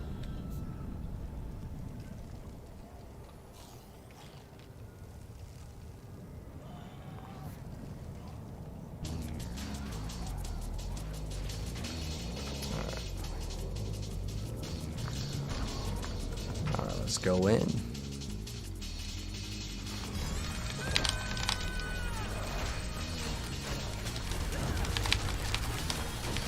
Alright, that's not too bad. We're doing some damage, man. We're doing some damage. Okay, it's like respectable.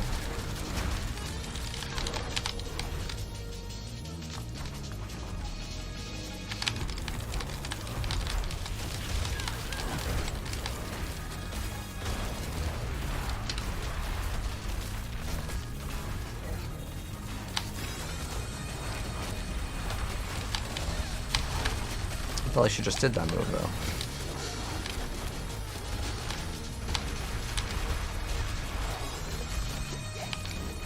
she just like spamming the blood waves.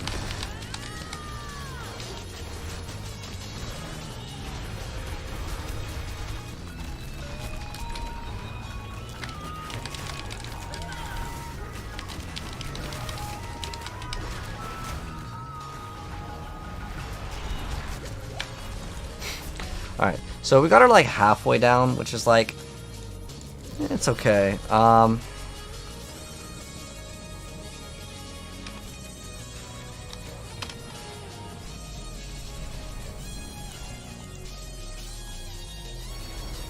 to think of what else we can do to like spam more lucky hits. I think honestly, if you can get Hurricane to last long enough, like you can just keep on spamming the skill, and that might be an option. But I feel like you simply just take way too much damage with this build. I don't really like it, to be honest.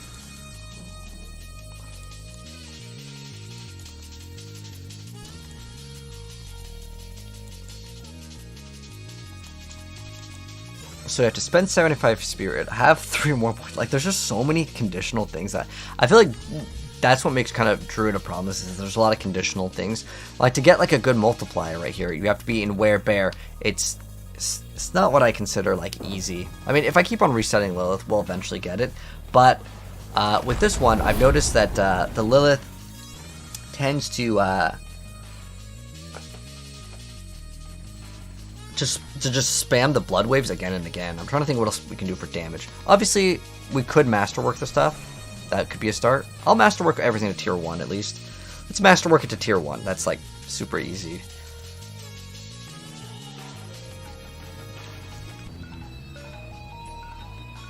Wait, what? heal is easier for you not on your main? What? After I'm done with are you on PTR? No, you're on the wrong one, mate. We're on the PTR, so I can't help you. Alright. I guess we could run we could get some extra damage reduction.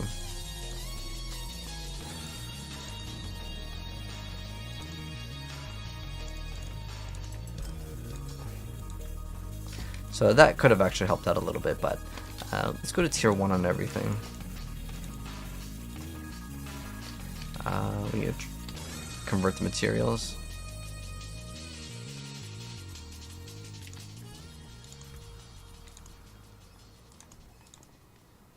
Just want to go all the way. Let's just go to tier 1. Max it out. Light. We have 1,100, so that'll help out a lot.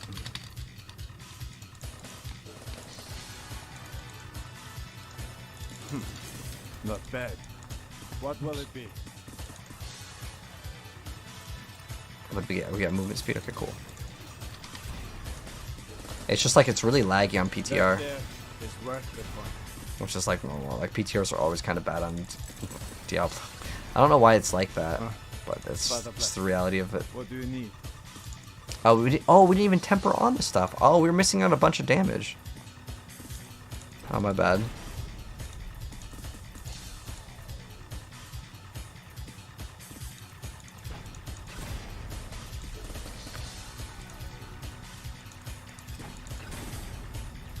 That's good. Unexpected. That's a really bad one.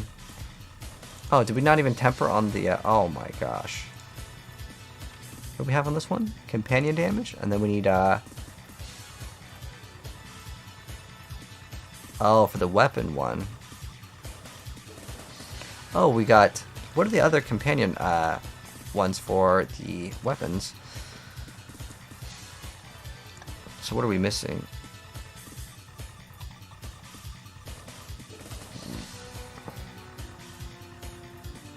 Blood. What do you run in this build? Oh, rabies duration? I don't know about that one. I might skip out on that and actually go for shred crit. The reason why I'd go for... well, I guess it's in the same category anyways. But the reason why I would choose that one is because the shred crit is how we would get extra lacerate. Lacerate is an option? Why is that even there? Okay. We'll go with that one. It's fine. But now we can actually masterwork this. Not bad. I think that's not even the perfect roll. That's like a low rolled one too. Oh, we need to go to this. I don't know why that's even an option.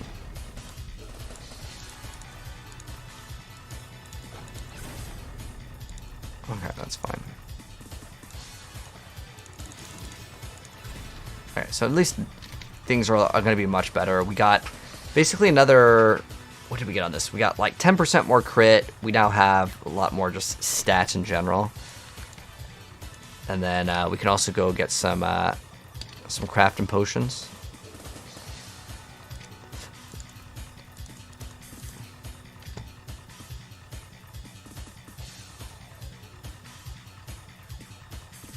Oh, this could be extra good too for survivability. And then I'm trying to think of what would be good for pets. I don't really think there is anything. I felt like the build was actually quite squishy, so I'm gonna go ahead and just pop these. And then now let's see what the sigil or the pit 100-ish looks like. See if it's much more smooth. Quickest way to get to 100 solo? What are PTR? So we're playing on the PTR right now, Dalton. But the quickest way to do that is to do the Hell Tides. Hell Tides and then do Nightmare Dungeons because you're going to have to level up your glyphs anyways. Alright, so let's go ahead and open up this. Pop these and go on in. We'll have a little bit more HP and hopefully that'll be much better. On the PTR, 80 for the pulverized druid, or on like live servers? Because live servers are actually much easier now.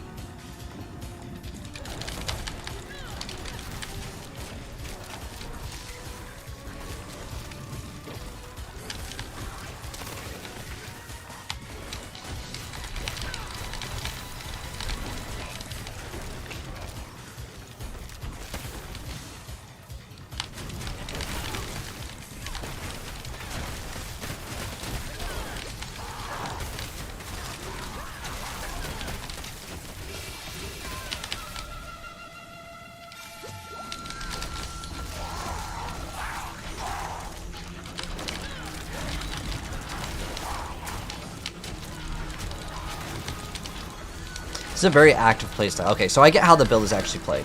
So how the build is actually played is you need to be very active in the department of activating your like companion skill, because that does like crazy damage.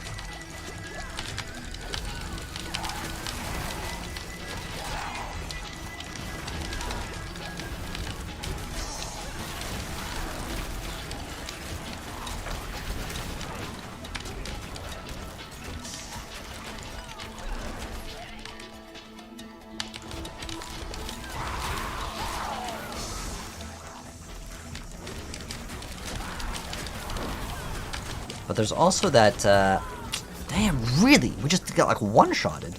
Alright, so we can also grab one of the newer, like, oh, did we grab one of those,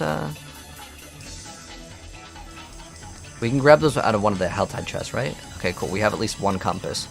So what I want to do is, what does our pants have? Oh, that's right, we can't craft on the pants. Damn. We really need some extra damage reduction here. Maybe we just got unlucky.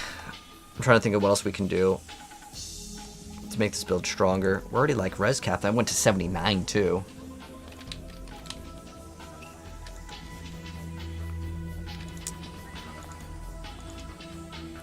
How about the incense would be good for this? I don't think there's anything specifically for a companion. Excellent. But it's just for the +1. Could be something. Is it all stats? Okay, let's try the other one. All stats by 40. Chorus of War, I think, is one of the best ones, right?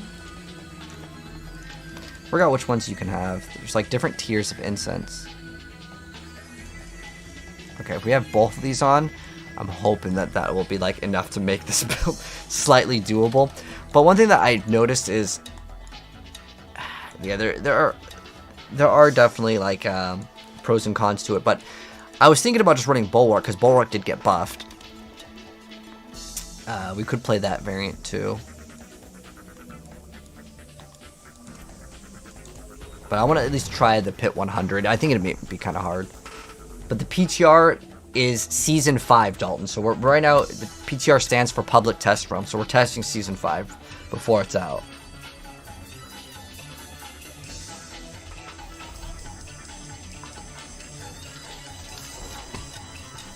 Start off on Bear for 1 second, and then we can just go on in.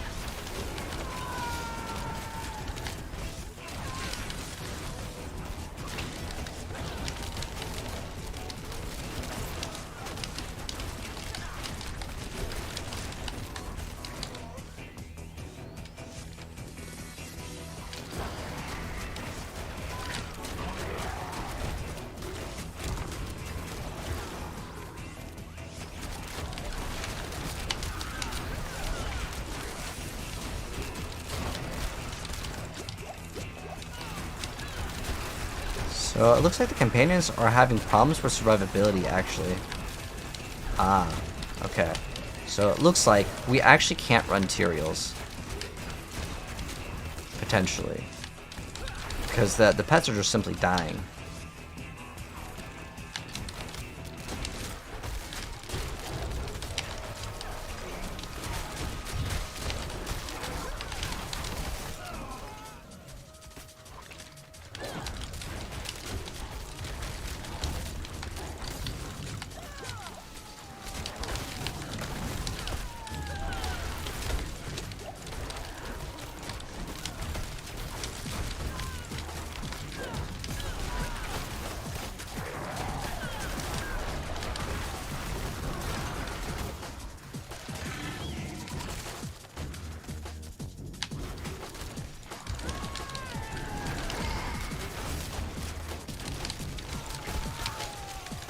Dude, it just feels like I'm constantly stunned the whole time I'm playing this game. Like, I really hate that so much. Holy. That is definitely a no fun experience.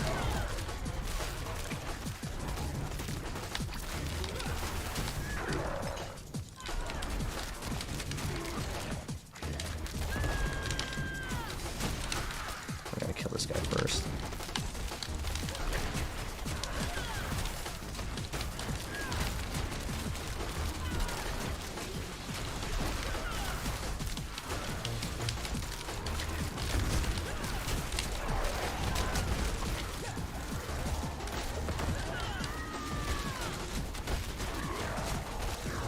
But if I swap off of Tyraels, we actually have resistance problems. But, I mean, they're there.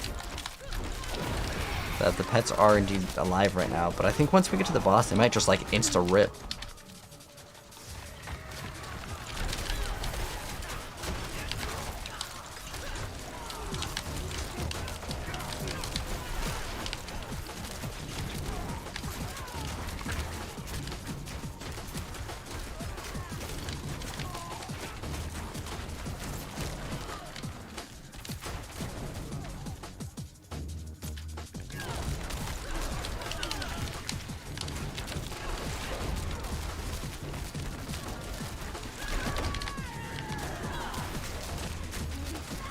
Like, what I find more interesting with this is I have, like, one of the best things in the entire game, which is the brand new helm, right? But I still feel like it's a little bit too weak.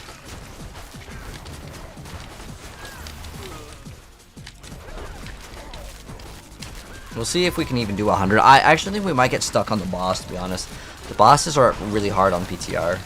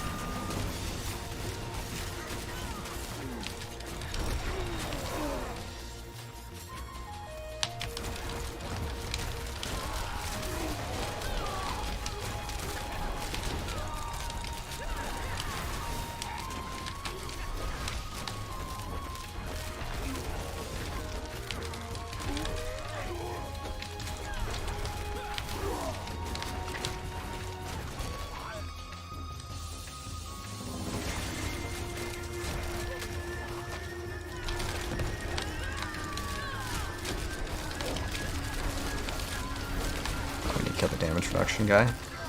He's hiding somewhere in the back, as always. There we go.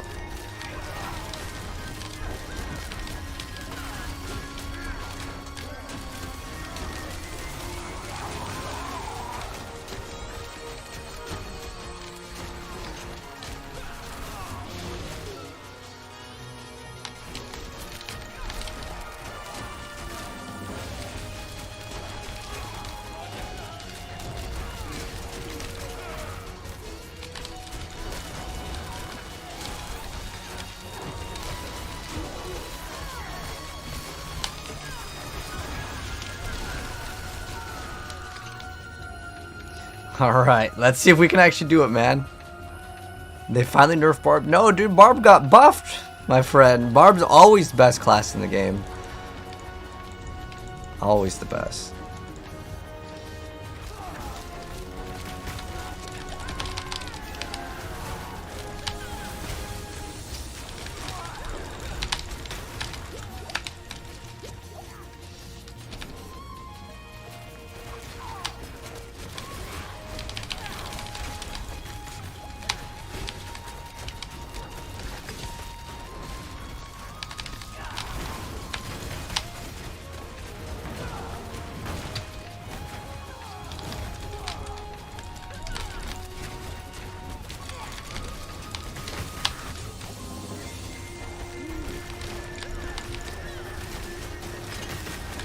Ooh, that's a lot of damage.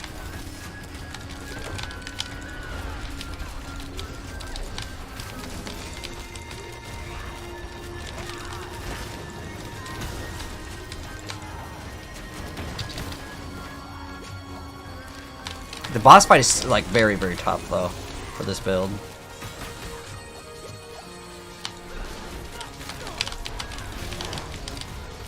Definitely not what I would consider beginner friendly. Holy. Oh my gosh, very, very, very dangerous.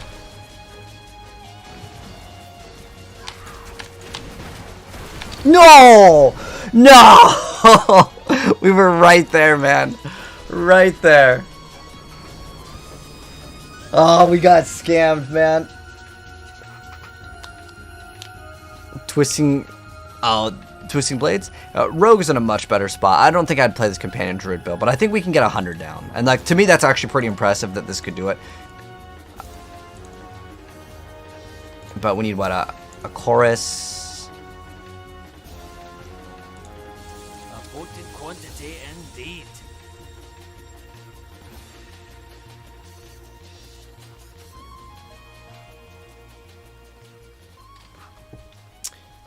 Does it tell you which one is in like which category? I should. Okay. Oh, it tells you type 3, 2, and we need a type 2 incense. So what do we have? Type 2.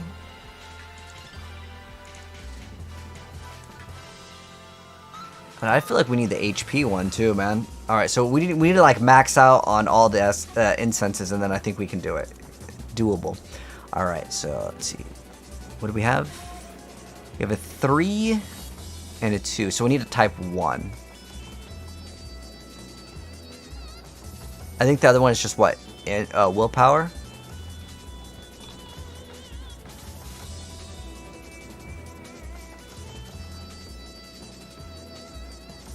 Oh, that's a type 1.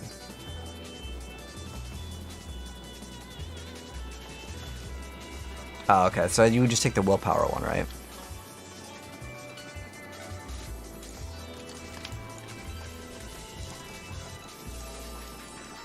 Alright, there we go. Alright, hopefully. 10 PTR feels like... Wait, 100 feels like 120? Yeah, no, it's a huge difference. The boss is also like scaled to like be 1,000 tiers higher. Like it's like impossible unless you do the little reset trick that I was doing. It is so hard to do, man. But I think we can do this now. Now we'll be 25 willpower stronger. So, all right, let's go ahead and go on in.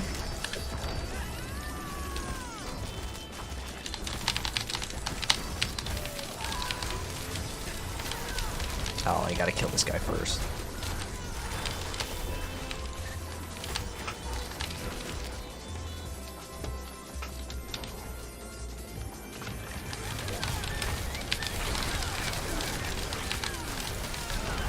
I swear there's still something bugged with Poison Creeper. That thing always just is bugged, dude. But my wolves are all dead, I just noticed also.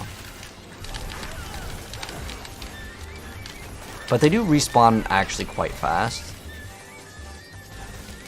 Feels like this build kind of takes a second to get going too, I've noticed. Oh, we actually should remove... I know what we actually need to do. That will actually make this way easier. So there's a node that I have that gives us more movement speed, and we don't need that. We actually should be removing that.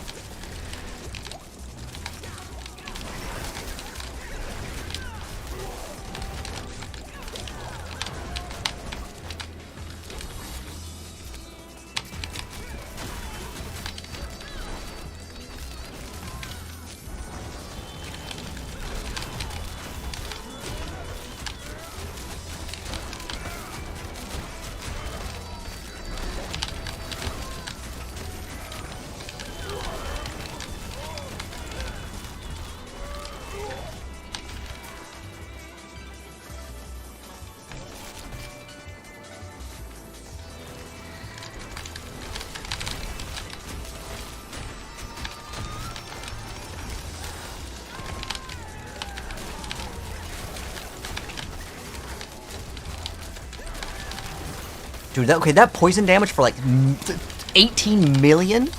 Okay, that's not like normal, man.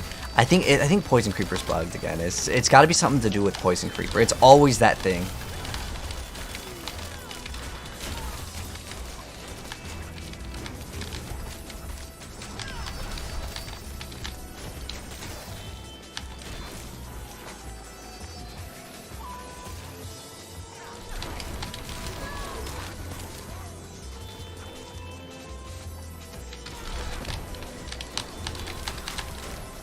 Oh, that wasn't even the boss.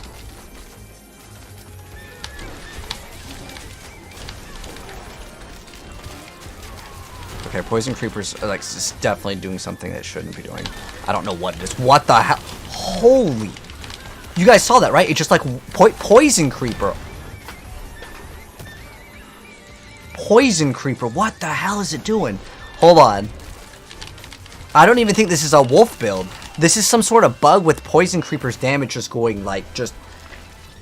Oh, dude, I think we just make a Poison Creeper build. Like, it's... Even though, like, they buff Werewolf, it's not the Werewolf that's doing the damage. It's actually the Poison Creeper. So, like... I don't know what it's doing exactly. Okay, so what's the Wolf's damage? The active does... Like...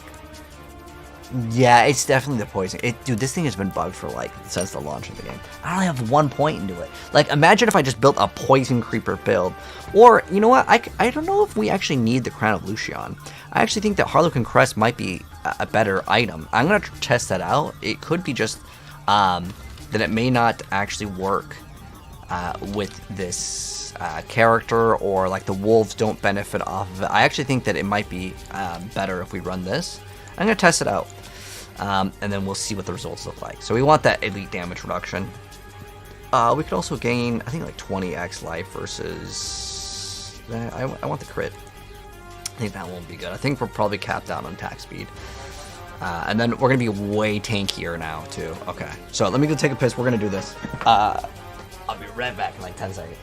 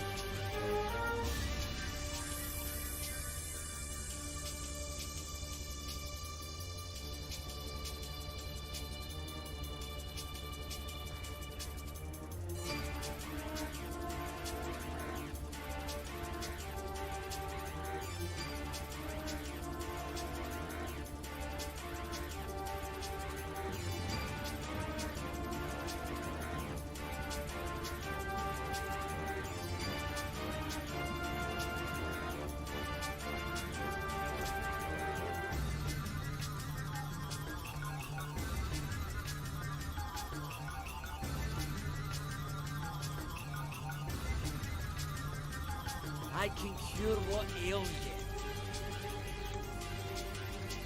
All right, let's go. But no, I think that that's normal. The Crown of Lucian should be increasing your damage.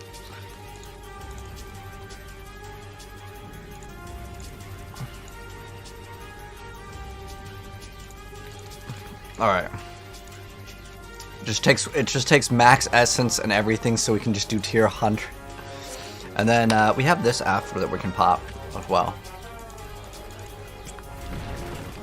I think the build's going to perform so much better. With like 20,000 more HP, 35% more damage reduction. I think we're going to be good to go. But we'll see.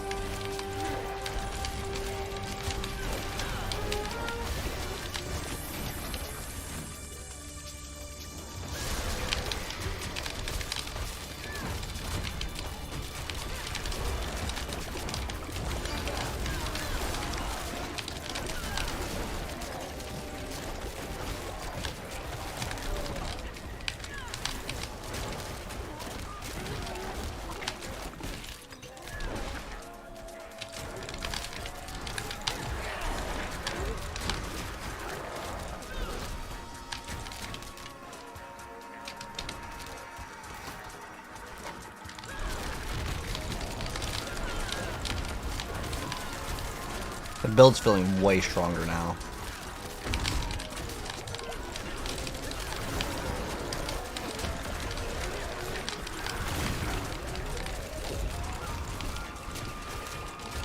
I don't know if there's too much of a difference, to be honest.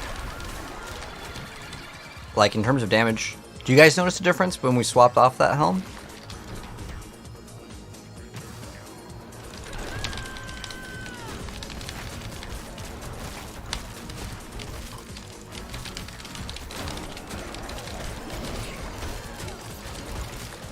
I feel like when Poison Creeper activates, things just get done. I don't know what's causing it, but it's Poison Creeper's the culprit here.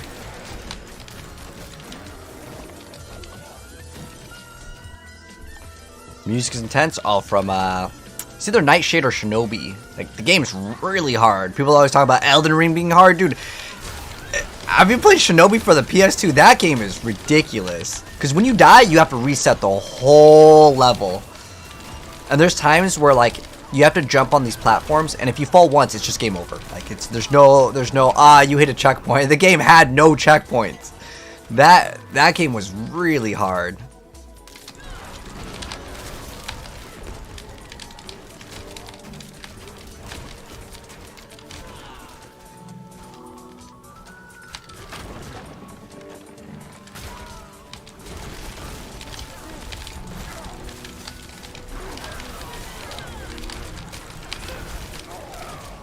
I don't know, sometimes this build feels like it does 0 damage, and the other times it just like deletes something.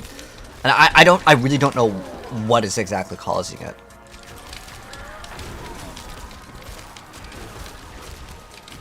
It could be that Poison Creeper's hitting a lot of stuff all at once. Could be that, and then you're getting the bonus from like if there's 3 poison enemies, you know?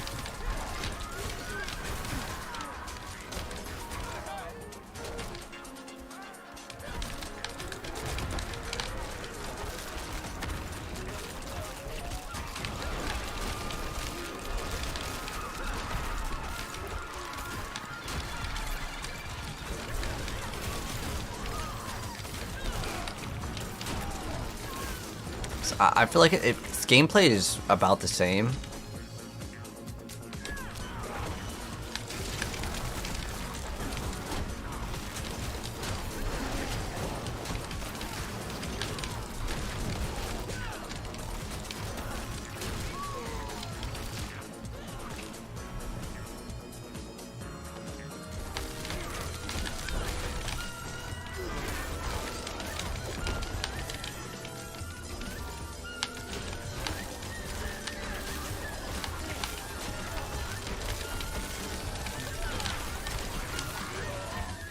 It's too active for me to enjoy this build though. Like, as in it requires a lot of like just looking at like your stuff.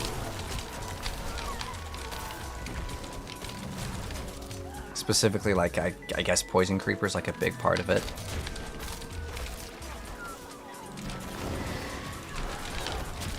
But like there's times like that, like you see that elite, that one elite for some reason died instantly, but then the other two are just like no. And I don't understand why.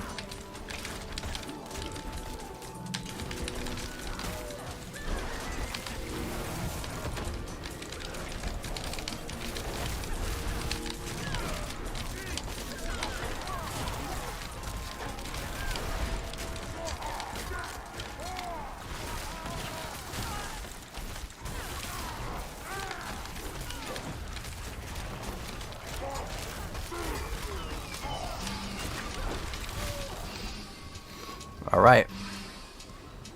This is what it comes down to, the mouse. Do this to reset the boss.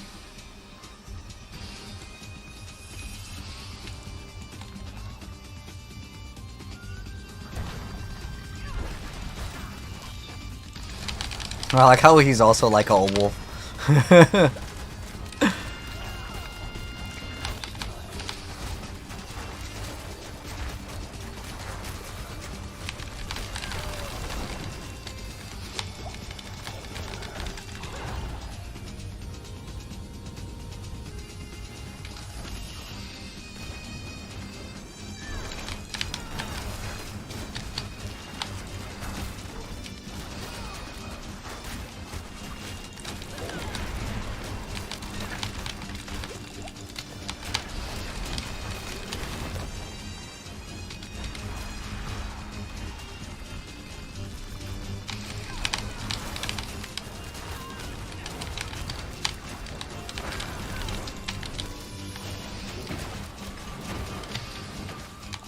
No.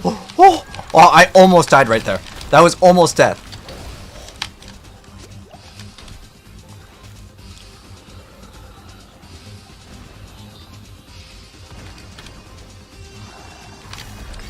Woo, they got him for me. My boys got him. Oh my gosh, this was painful, man. It is pretty rough. I'm gonna be honest. I don't think this is like a super chill, smooth build.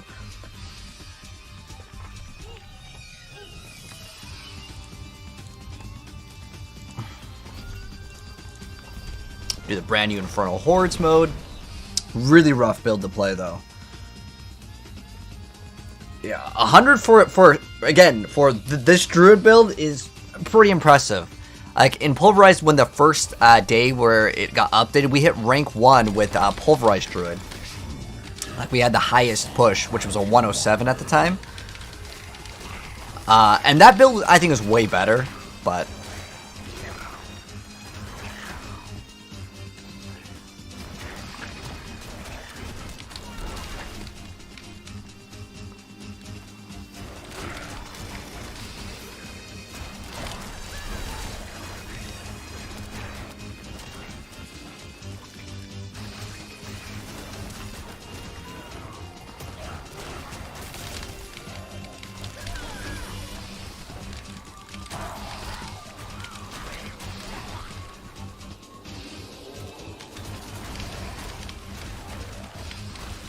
where the wolf army at. I actually kind of like it with the army. It's really fun.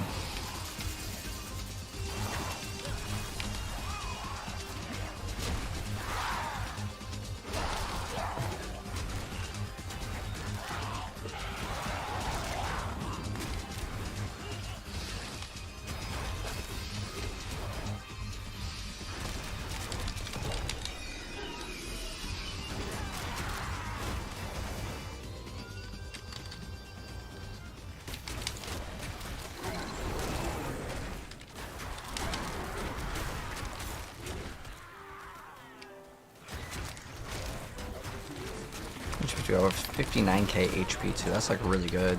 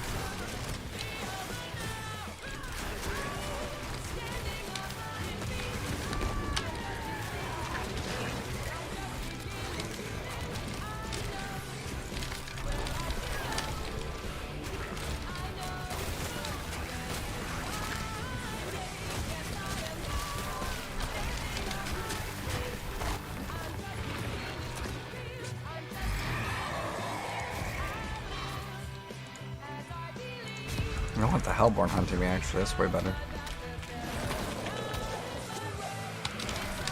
I think they need to like add so much more Aether. It needs to be multiplied times like 10. Like you can't even open up the chests very consistently with this, which is unfortunate. Oh, what's up, Peter?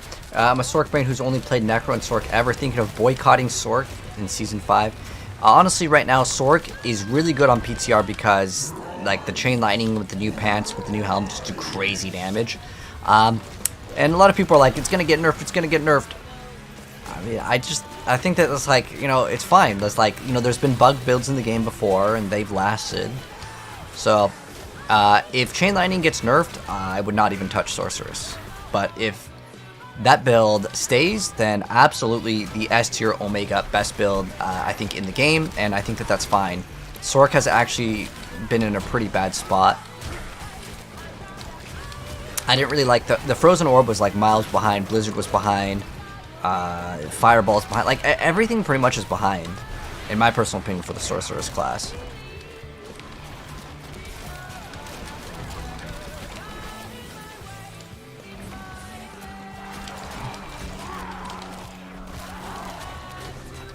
I mean, I want every class to be good. Like, I definitely have my favorite class, but like I still want every class to be good because I get bored of playing the same class. I have every single class multiple times hitting 100, so I play all of them.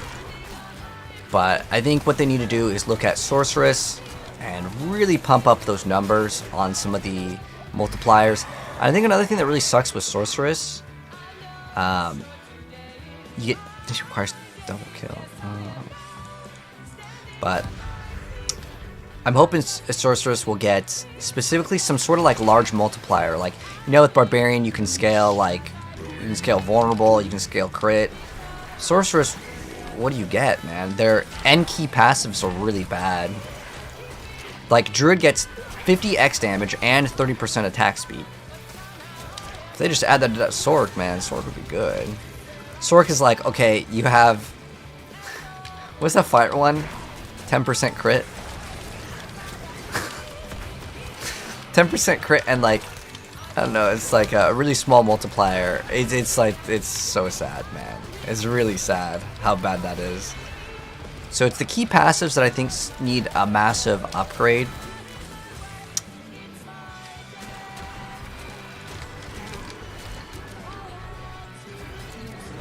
Hello, KNY. Steel Series Arctic Nova 1 only left side audio not working on PS5. Jayhawk, that's a very specific question. So if I ever have a problem with any like electronic or like any device, I look up on YouTube. Because like I've had mices have like the middle mouse button stops working, and a lot of times you'll find on YouTube like the full tutorial and guide to help out with that. That's what I would suggest. If you're ever having any problem with something, YouTube is a great tool. YouTube, TikTok, just not Facebook. Like, you know what's surprising, guys? I don't know if any of you guys have used TikTok search. TikTok search, I swear to you, is way better than even Google now. TikTok search is god tier. The reason why is it can actually answer your question, and it won't be troll. But most of the videos are so fast anyways. Like, I don't know if any of you guys have searched up a guide on YouTube, right? And you're looking like how to like change a garage door battery or something like that, right? And it'll be like, yo, what's up, YouTube? Today we're gonna be doing a vlog. We're gonna be going to the hardware store. It's like, dude, I don't care about your vlog. And TikTok, since it's usually faster, it'll get right to the point. The whole skill tree need more branches. 2 choice. We ain't that dumb. No, actually, Vitamin. The reason why it's set up to be real easy is because they need a lot of newer players in here. There was an interview with Joe Pipora, and he specifically said people will put like 5 points into the all 4 of the basic skills. People will put 5 points into all of them. People are that dumb. I mean, if you're watching my stream or if you're looking at any guides, most people will be like relatively like okay. But if someone's like never played Diablo before, they just like they see the pop up for like a skill point, they click on it and they just put something in and they're like, whatever, I don't even care. The average player in any video game is actually pretty dumb. And I'm not even trying to be mean, that's just how it goes.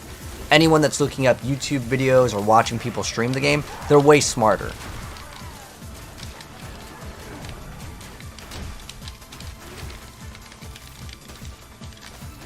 The Paragon board is, for me, I was super excited when I saw it, but it's like fake complexity. It's not, like what they need to have to make it interesting is they need to make it show, like, the radiuses need to be way bigger, and you need to be able to overlap the radiuses like in Path of Exile. Oh, if you could do like the same thing as cluster jewels with like regular jewels where like it affects in a radius, that would be sexy. I want to socket gems in my Paragon board. I want to socket like crazy things. That's what I want to see, but the way the game is right now, it's meant to be a very easy way for someone that's never played Diablo, even though we're on the 4th one. A lot of people, they've never played the previous Diablo games. They've played like Diablo 3, and then like they maybe saw Diablo 2 Resurrected, played it, and then were like, dude, I don't get this game, dude. I can only use 2 skills. Quit. So, and that's okay. It's just a lot of people with games these days, they want everything like really rapid fire quick, you know? I mean, I can get 1 item or I can get some gold. Give me that gold. Alright, get the gold. Spend all the rest on gold. Woo! We got 1 scattered prism too. But that like 150 big giant chest. Not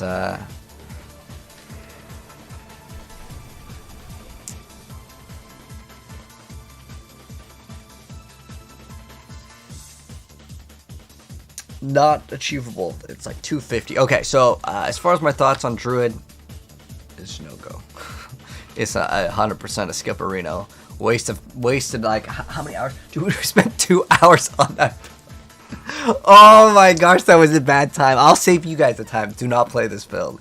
Do not play Companion Druid.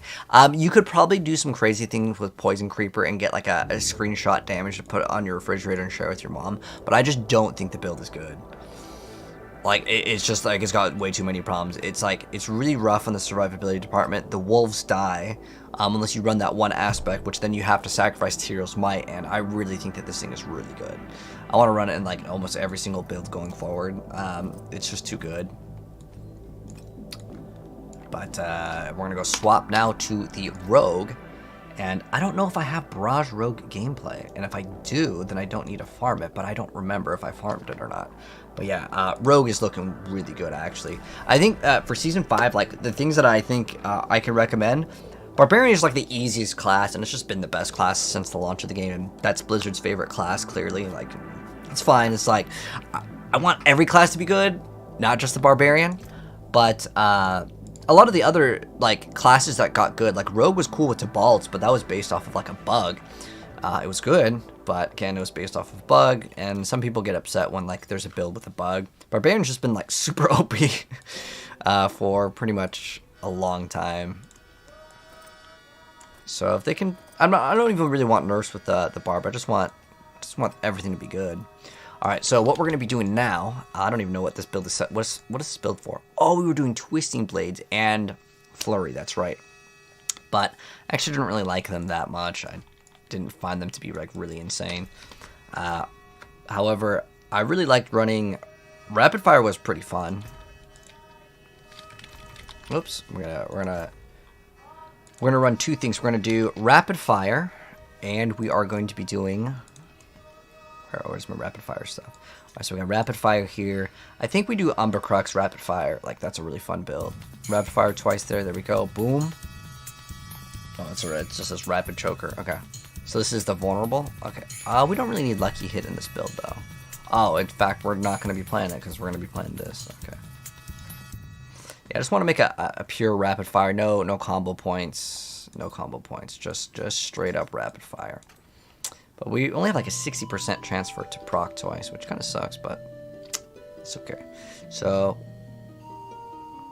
we have a big amount of Arcspin crit right there. We should be able to get 100% crit. Now that we have Crown of Lucian, this Barrage build should go crazy. All right, so I got to double check, make sure everything's good. Oh, we don't have Running plus Flurry on it.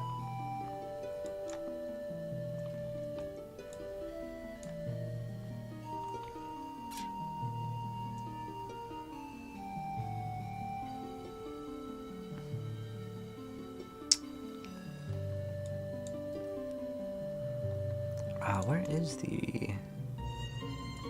Oh, it's Rapid Fire Gloves that we need. Is that what I use for Rapid Fire Gloves? Maybe this is my Rapid Fire Glove. I think it is. Okay, yeah, it is. We just didn't masterwork it, which is all good. Oh, that's right. We're running all trick attacks now. That's the new hot thing, where we can get some crazy amounts of bonus damage, but we have to reach a condition. What is it again? Is it like a stun? It's a stun, right? Dazing or stunning an enemy. Okay. So with this, we get to daze. Oh, you can just activate this. Oh, interesting. Interesting.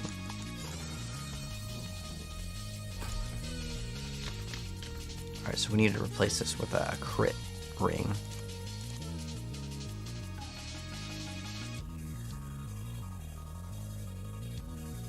I don't know where my crit ring is. Let me find it real quick. Crit lucky hit. We don't really need that. Crit, cold imbue. Okay, that works.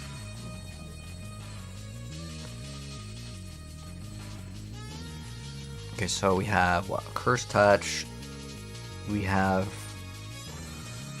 Okay, so wait, what? I was running rapid fire projectiles twice on a barrage? Ricochet? Was I run? Oh my gosh. What the hell? That's obviously not supposed to be there. Okay. Oh, okay, no. Okay, I think I was testing something out. So with the two-hander, we do have like a ricochet.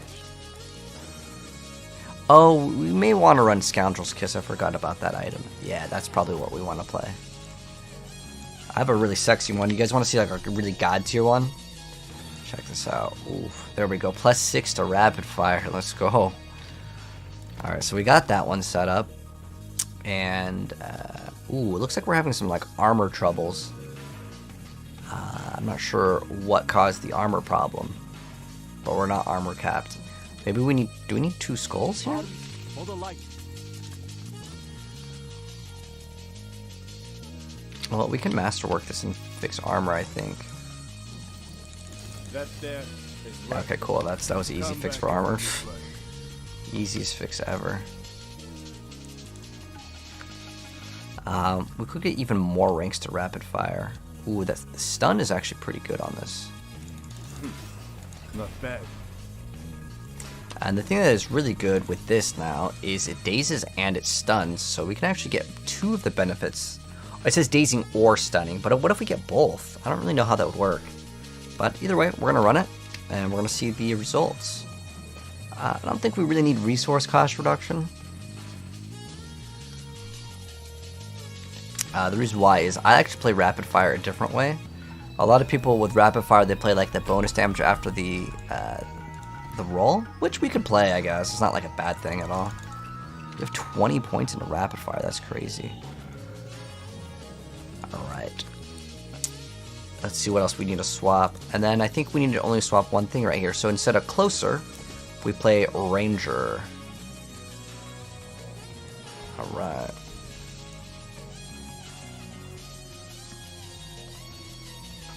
Is chalk next season? Nope, Cage. It's still pretty good. You just don't play Victimize anymore, and you'll be a-okay. It's really good. It's no problem. So we're gonna run rapid fire. Man, that thing is gonna go crazy. All right. So now that we got that, the next step is we need a lot of crit gems. I carry the best shards of the heavens. 3 emeralds, please. Okay. And then we also need to... Okay, what else do we need? I always feel like I'm going to forget something. Let me double check. Alright, so... Okay, so accelerating is optional, I would say. Oh, Edge Master. Elements. Okay, so we're not going to be playing that. Retribution. Okay. Umbrus. Might. It's playing like the combo points. I don't want to play combo points at all. I want to be playing Inner Sight. Inner Sight, yes.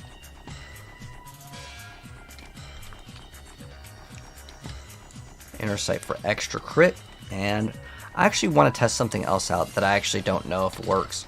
So what we're testing out real quick, guys, is see how it says each time you spend primary resource? When Inner Sight activates, I don't know if that lets us count. Because if it doesn't, that could actually hurt our build. Surprisingly. Like, it's like bad. Because if we don't spend resource, then we lose out on a lot of damage. So that will matter for sure. So you can see we have like...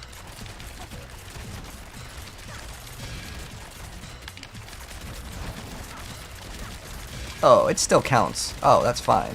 So that's interesting because some of the other stuff doesn't count for it. Because I know... Yep, see, that only activates...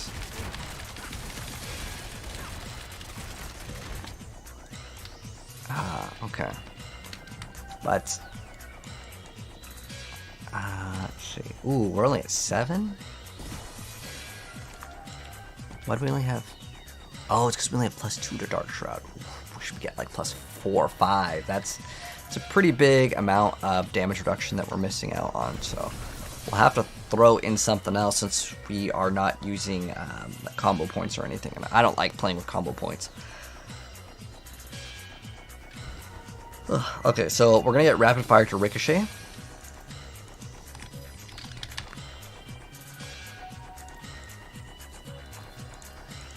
So we want rapid fire Ricochet. We're gonna have accelerating. We do not have a curse touch. Accelerating, we need a curse touch.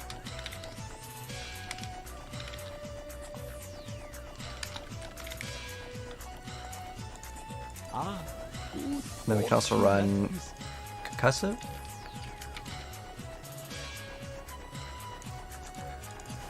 That will proc our huge multiplier. And, I mean, if I had room to put in an ultimate, I totally would. I just don't feel like I have room to put it in. But I want to put in an ultimate specifically for, like, that damage reduction. I think that that can be really good. If we just activate it.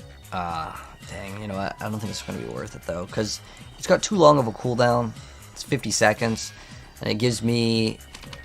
I think damage reduction for, what, 8 seconds? But I was also thinking about the regen thing being kind of cool. If you got a greater affix on that one, you can get 3% life per second, which is actually pretty good. But I think that this is totally fine for like a really smooth sailing build. I was looking at, oh, this is the Druid thing that we're looking at. Where's the Rogue one? Alright, so... I don't think I would play Edge Masters or Band of Elements. I don't think it's worth it. Oh, they're playing a lot of Cold Imbue. Okay, so that's just because there's like a 40x multiplier. But I'd rather not do that because if I'm playing with the other new thing, I'd rather focus in on the newer thing. It isn't bad though to play the Cold Imbue. I think it is definitely a viable option. But we may not need to run Agile, but it's not a bad thing to run at all. Yeah, I think we're okay now. This is going to be pretty good. We have 20 points into rapid fire. It should be dunking on content. Yeah, we're not running Harlequin, so we don't have extra room. So we'd swap this. Oh, yeah, definitely swapping that. This we don't even need to play. Yeah, we don't need to play that at all. We should have infinite resources. Alright, let's go. We have... Oh, you know what we could do? We could put in 1 point for dash. I actually think that that's a good change. That is good change for sure. Because another cutthroat. Cool. So let's get some gameplay. What's up, Gojo? One more question. Baneful Hearts for Helltides, where did they come from? You just play and you'll just get them in the Helltide. Yeah, just go into the Helltide, open chest, just keep on playing. You'll get a bunch of them for Season 4. Season 5, they kind of... stingy, that's for sure. Ooh, wait, hold on. We need to fix the resistances. I forgot. See some steel you need. Some solid bricks here. I need to go fix the resistances as those got scuffed because I just swapped to this build. So we're gonna have to see what we. Oh, we just need fire cold. Perfect. Woo, we're done. Armor's capped, res is capped, got the Lockrins. Oh, dude, we're gonna go crazy with this. Now we do lose on a lot of crit with precision. but I still think it's probably one of the better choices. This could be actually not that bad to run if we were playing melee, because that's it's gonna be very bad because it's each time we cast, so not really viable at all. Let's go pop some potions and make this super smooth. 26, and you know, it looks like we have no HP, but like the way that Rogue works now with like the shield, oh dude, I love it. It's so good. I hope they don't nerf it. I'm really worried that they're gonna like say, hey guys, this is a little bit too OP, and they're gonna be nerfing it. But as long as they don't nerf it, man, we're looking really, really good for rapid fire, barrage. It's looking to be really good.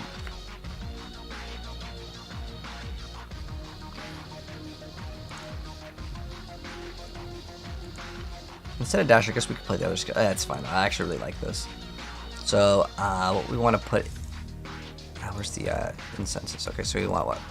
Chorus of War. I'm probably going to need, like, this could craft like 2 or 3 of these. An exquisite concoction.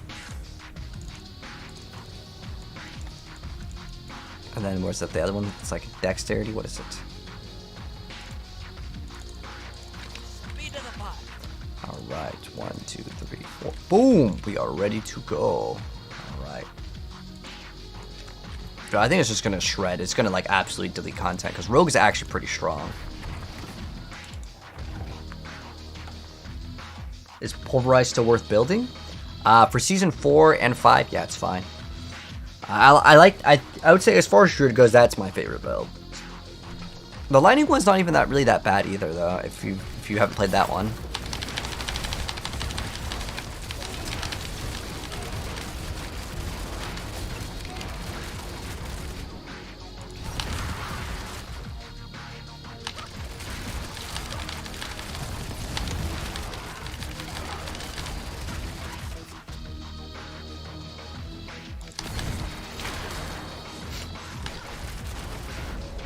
It does crazy damage, man. Like, do you guys remember my Druid? Like, we would actually have to fight. This one just dead, just like instantly, just dead. Oh my gosh, this build is like, I know that this build is like uber tier. Holy. Yeah, Pulverized Druid viable. Okay, we don't want to talk about that now. I sometimes I swear. Wait, what? Oh, we forgot to swap off. Oh, my bad. Hold on. I got something to swap off. All right, hold on. I was doing so good, and then all of a sudden we just whoops.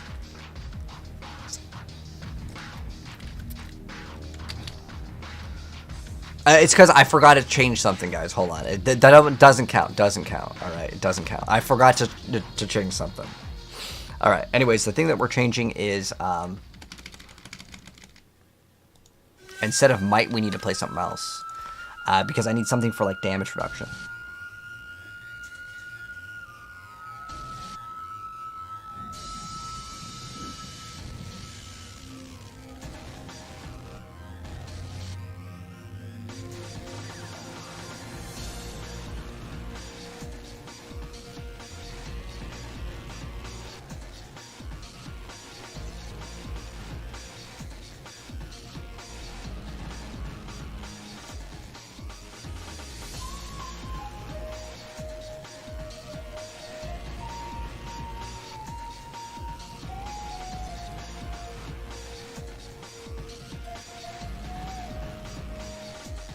I don't know, we could have just been unlucky.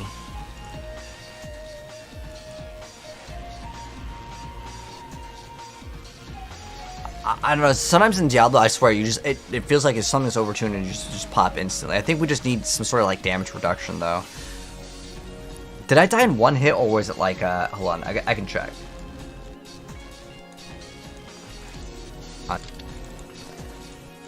I don't know if we actually died in one hit. Dude, I have shields too. Oh, it was an explosion? Ah, see. Sometimes on these explosions, that was a skill issue. I just died. I died because of skill issue. I didn't see it at all. But we could get the where's our dodge at right now? 17's actually kind of low. Holy. That's where we made our mistake right there, man. But I like the restoration of 20 life. I think that these are actually really good. I think this is super underrated. But the other problem that we have is we don't have enough ranks to Dark Shroud. These should be like way higher. Harlequin really helps out with that, but obviously we gotta be playing the new stuff, man. Oh, I can put one more point into the Agile. That actually is gonna make us tankier. What else?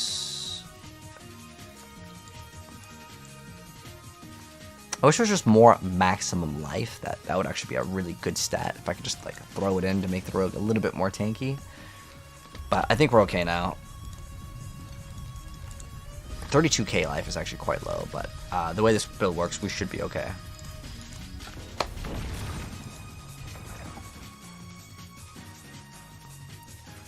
Dark Shroud, you crit with marksman. Oh yes, definitely. We play that in every single build, everything. Why don't I use cold rapid fire? It's not really needed at all.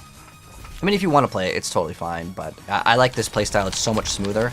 With the new Umbras, I mean, you're just going to be deleting things so fast. It's because you would rather get like these little like extra totems. Otherwise, you're playing in Season 4. For Season 5, we have the brand new like stuff, and we're going to be playing with the new stuff here.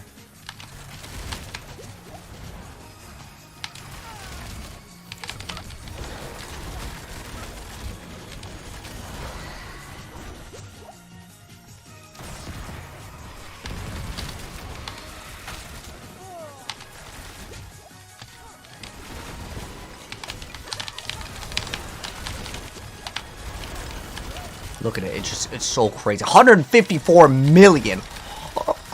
Dude, that is crazy damage. Holy, like remember, rapid fire shoots out a bunch of arrows. That's not just like one arrow. You know, that's just one arrow that's like hitting them, if that makes sense, you know? That's because it probably, I don't know if that's overpowered, to be honest. Because other stuff was hitting for like 1 mil. How did we hit for 154? I don't know. It's probably affected by a trap.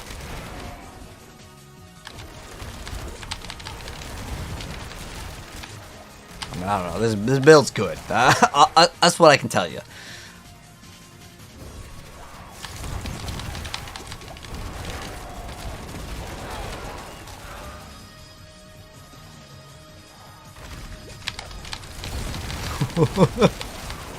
Dude, I can't wait to see the boss. I already know this build is like super broken against bosses. Because I played Barrage, and Barrage is literally the exact... My Barrage build, you literally swap the skill, and then you're done. You just swap the Barrage Ricochet to the... Right now we're running Rapid Fire Ricochet.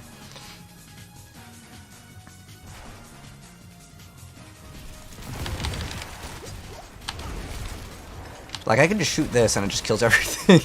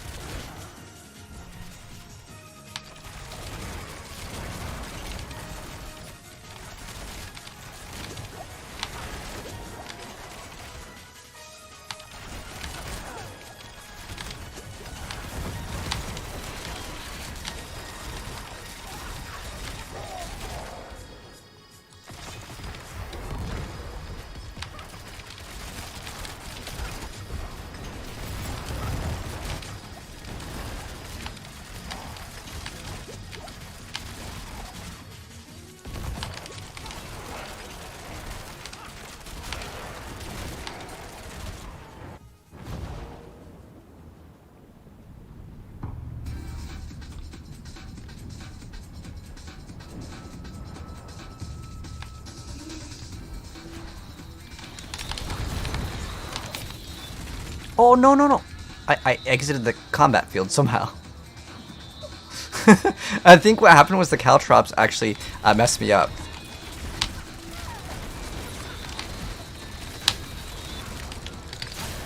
Dude, that's so unlucky. Dude, the Caltrops shot me out of that because I actually was missing one of my things. I mean, I guess I can kill because I needed the resources. But... Oh my gosh, I got scuffed up by that one. That was super unlucky.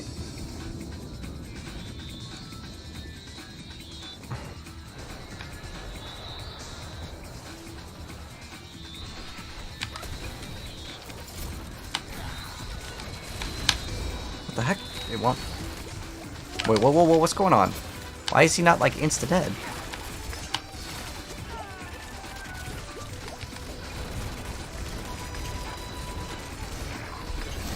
Huh.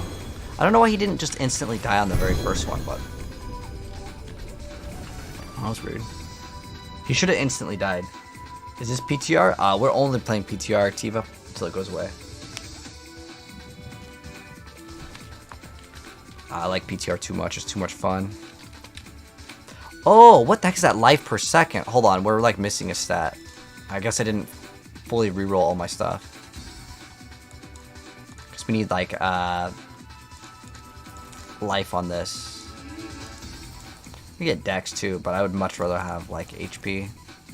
Come on, how is it so hard to get HP? Oh, it's because it already has HP, that's why. Alright, we could remove the resource cost reduction for attack speed or life. I feel like I want some more HP though. There we go. Oh, crit strike damage would have been good too. It's all good though. Are we like overcapped on any of these resistances? Cold is 42. We were like 3 off on that one, I guess. Okay. So, what other things could use to upgrades here?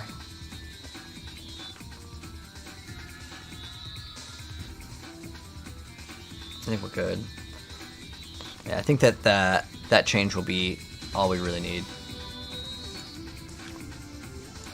And I gotta remember to like roll a little bit more. Yeah, that was like crazy, like the damage on.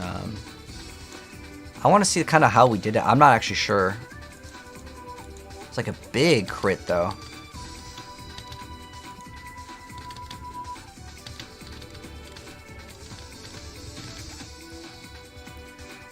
I mean, it's several million per hit.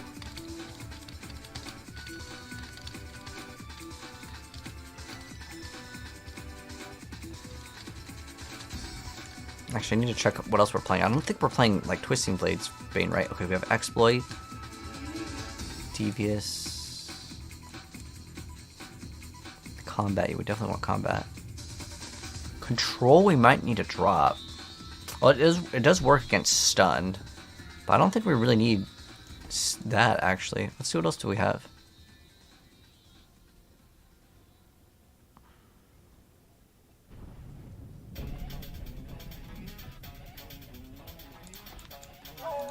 That one could probably work. Fluidity.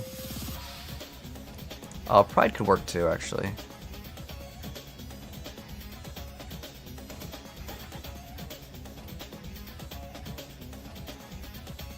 Alright, we'll try out this one. So, what do we need this one? Strength? Ooh, kind of bad areas, but I'm gonna have to sacrifice some stuff. It's okay. Okay. Ideally, I'd grab that one, but it's alright. I don't think that we have that as an option. But we also get, oh, bonus to rare nodes. Hold on. We're swapping for sure. 100% swapping. It's Pride.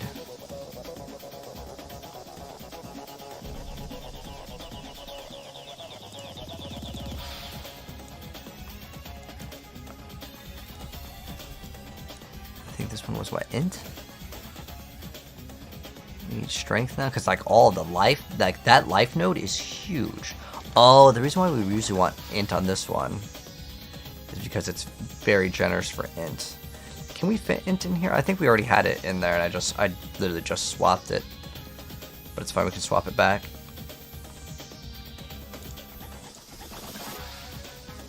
Intelligence.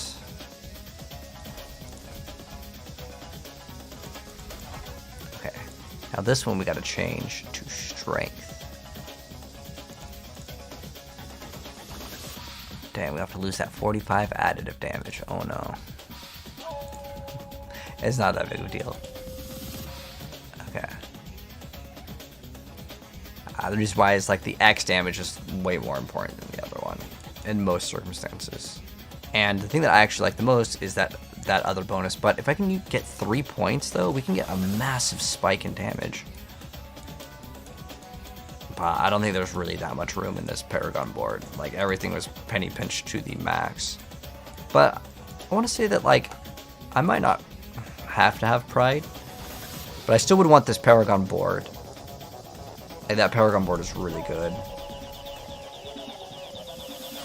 I don't think we need this cold res though, right? What's our cold res looking like? Oh, we're like 40 above. Okay. So we can sacrifice the cold res. Let's see, what else can we sacrifice? We need what? 1, 2, 3. So if there's any other damage one, we're gonna forgo the damage one. Is there a better path for the int? No, it's like way over there. Okay. So that's gonna be a non-option.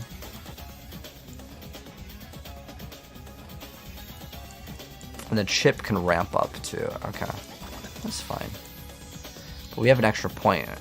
Oh, more HP. Okay, cool. So now we're at 38k, and I think that that's going to be much more comfortable. All right, let's go ahead and do this real quick, and then we can also do a higher. I don't know if we're going to be able to do this, but I guess we'll find out, right? Only way to find out. Where is that item? Oh dang, where did the item go? I thought we had a bunch of those compasses.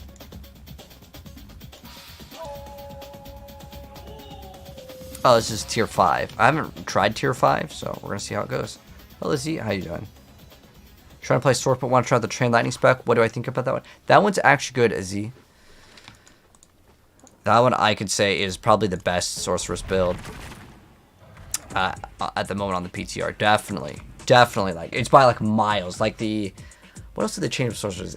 Like all the other stuff is like so small. It's like, okay, we buffered Fate by 3%. I'm not even gonna bother testing that. There's no point. Does the game generally get hard for 3-stack playing? It can get harder later, for sure. It depends how high you're pushing. I mean, there's no one that's doing 200s, but let's go ahead and go on in.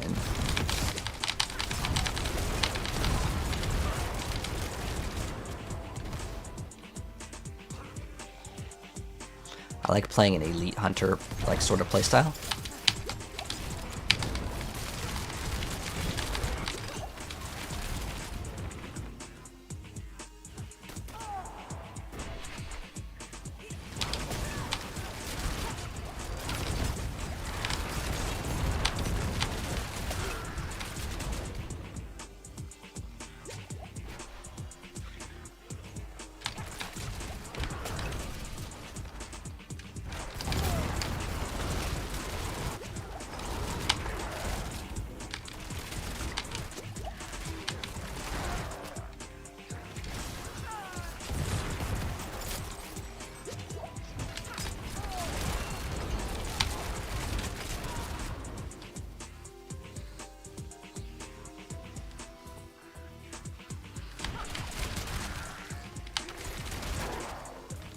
That's pretty good, man.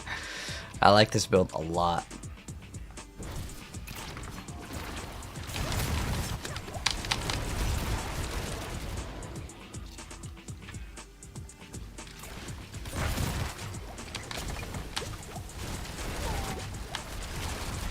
$158 million again. Whoa!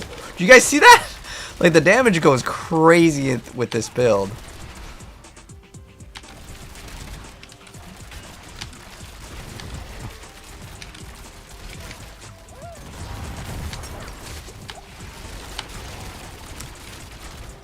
Like, when I saw that first one, though, for like 158 million, I was like, okay, maybe it's a fluke. I don't know. But, very good stuff, man.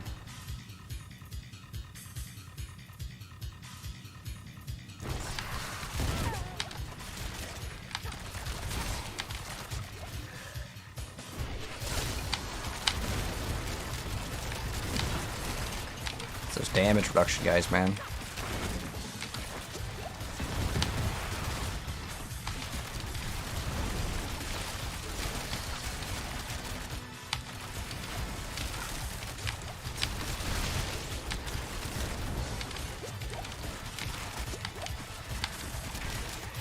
Dude, we could probably clear such a high pit here. I hate how the PTR is different, though, than the base game.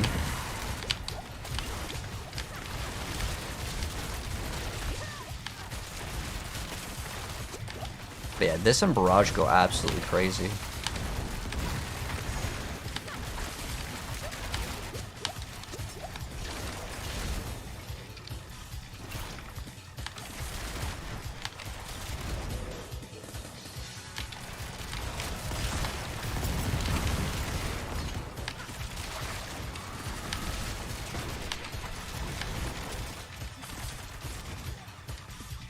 Is that like one last enemy for the boss?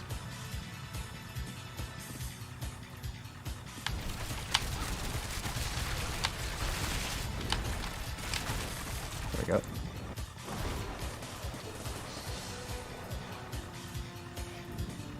So we do this to stop the glitch from going on.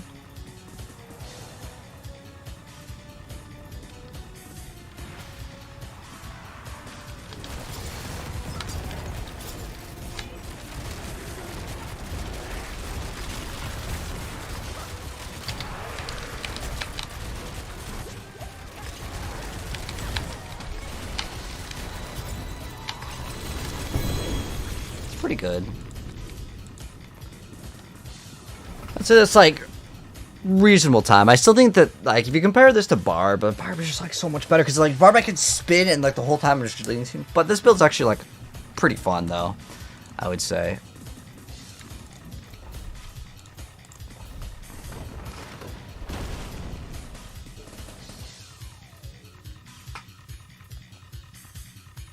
But Dylan, if you want a challenge, you could play on hardcore.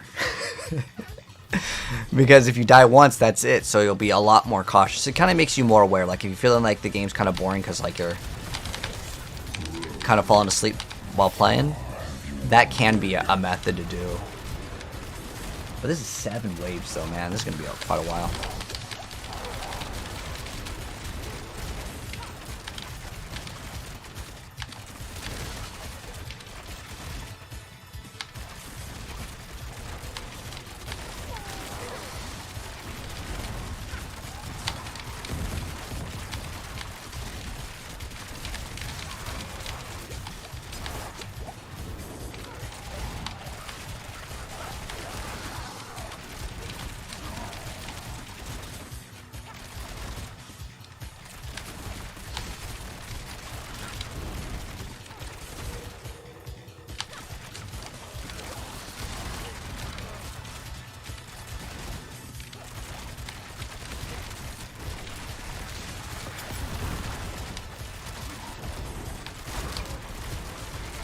I can just shoot this Shade Totem, and it'll just proc all the damage. It's great.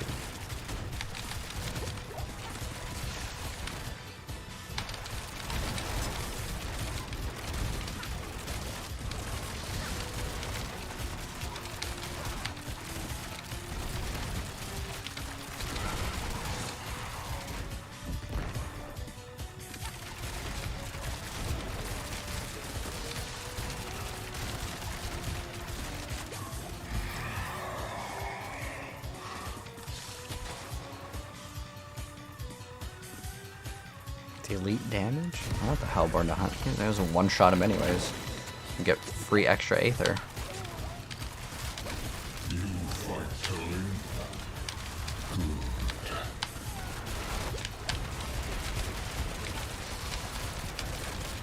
It's like a one-shot everything here too. I like how I could just throw this totem down and I can just shoot here. Look at this. I can just literally hold this down and anything that gets within the range of this is just going to be dead. Or I could just keep on shooting and I basically have a 360 degree like fire.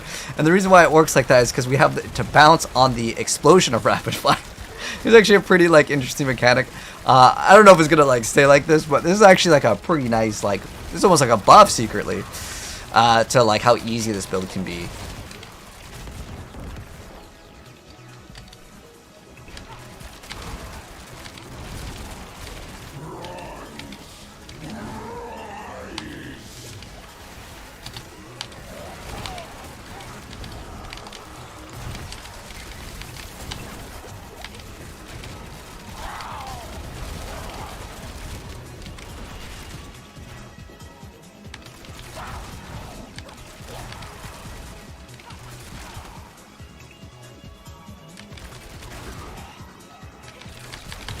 Oh my gosh, hold on. This is actually pretty dangerous. Those exploding guys usually hit for a lot of damage.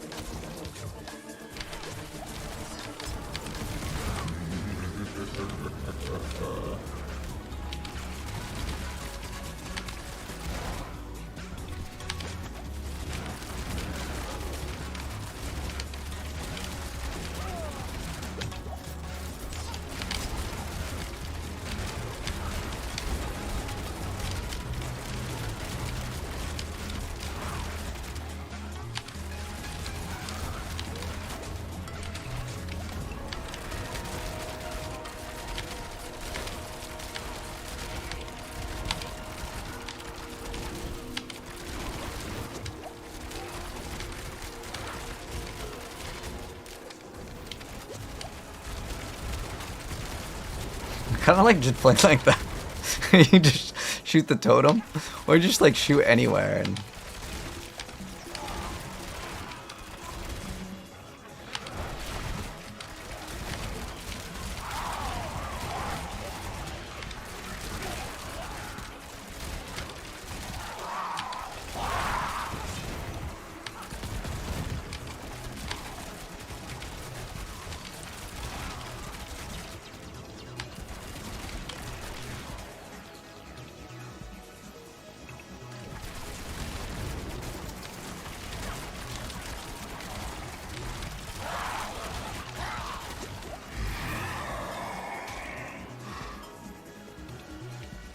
Aether Lords? Yeah, spawn those Aether Lords. Let's go.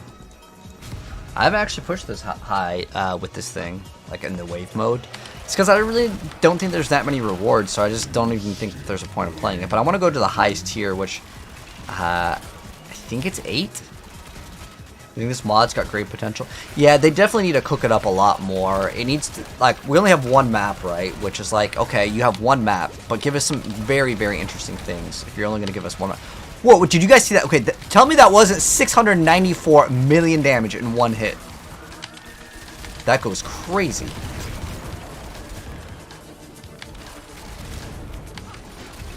That was actually insane.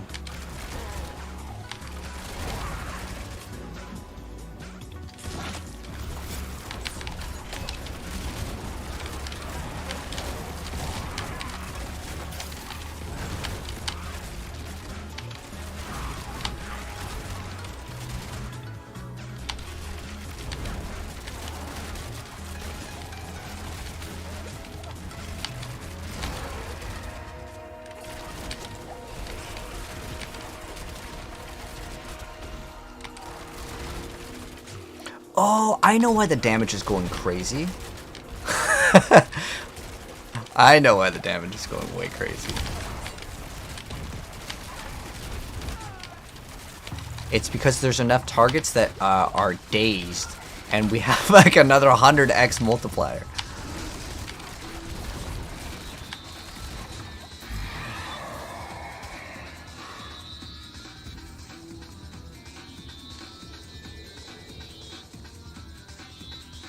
Monsters does 25% more. I don't really know which one's like giving us the most reward.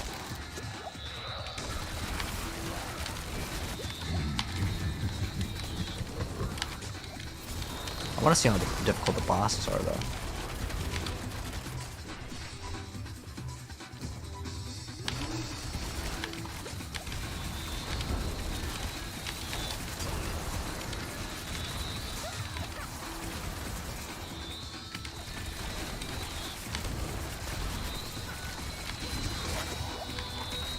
Yeah, there's like a 700.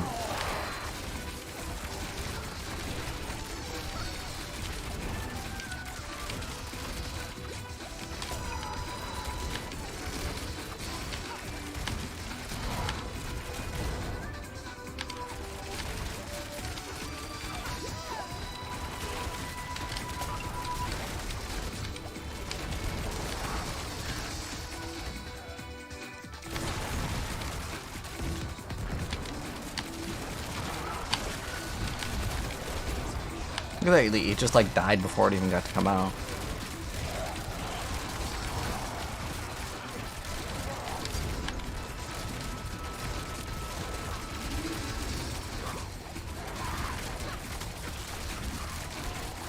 This is actually pretty cool.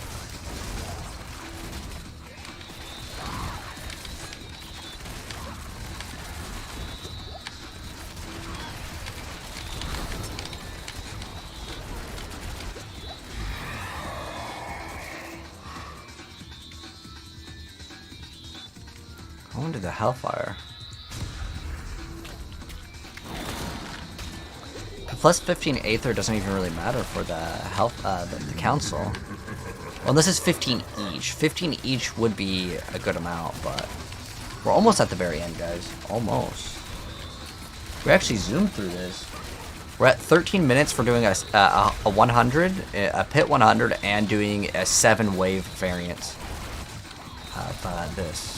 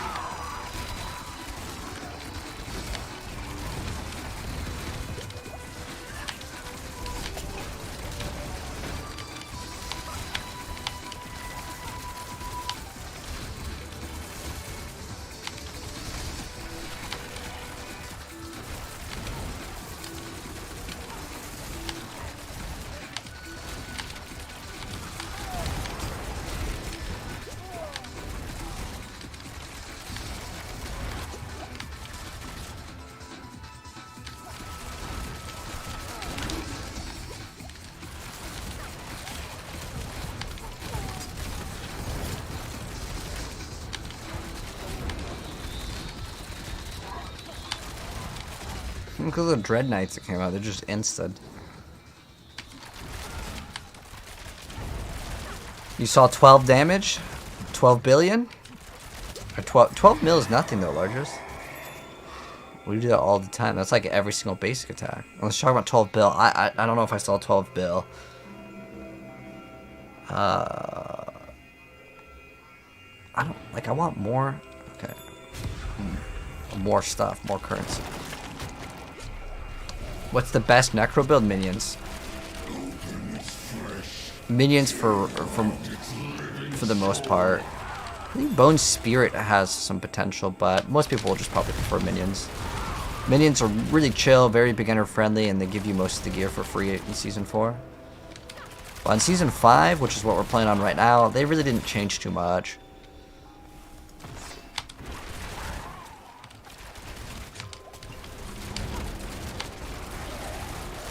I thought they kind of come down like they're like on like a helicopter or something.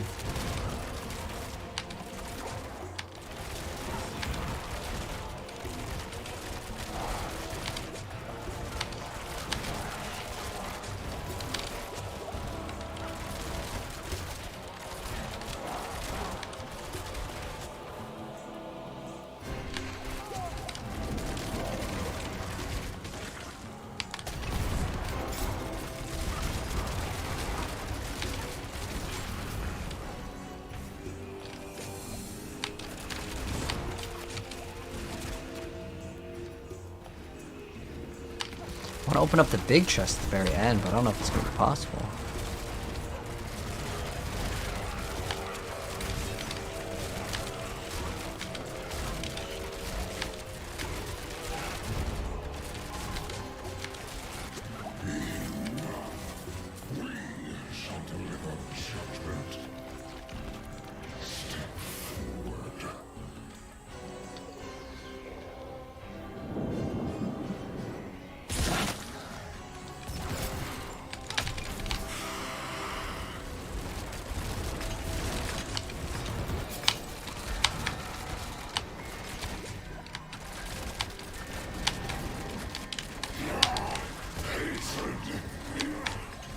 Oh, those are actually like challenging now. Did we kill all of them? Oh, my HP. Oh, holy. Oh. We almost died, dude.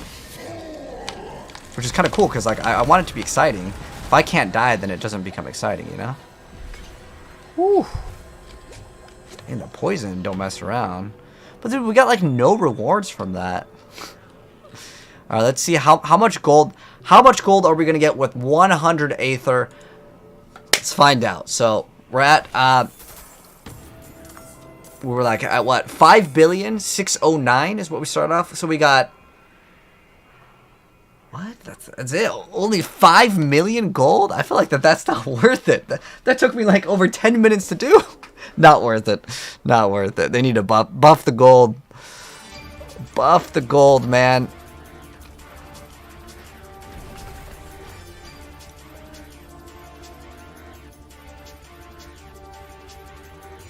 Companion Druid, we just played that Synapse. I don't think it's very good, I'll be honest. It's really hard to play. And it's not very, like, OP. So that was really good. Okay, so let me label this. So this was the,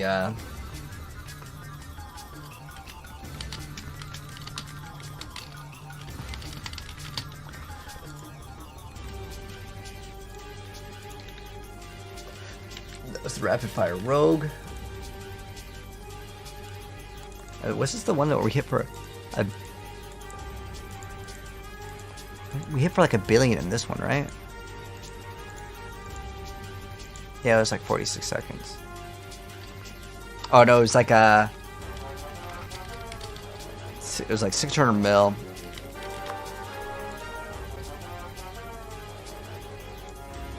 And then I need to grab my Druid one. Okay, this is the Druid. Okay, so...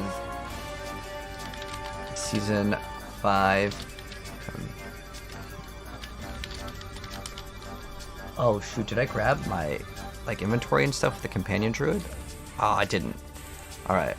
Other thing I need to do real quick. I forgot. I need to go over this build real quick. Alright, so.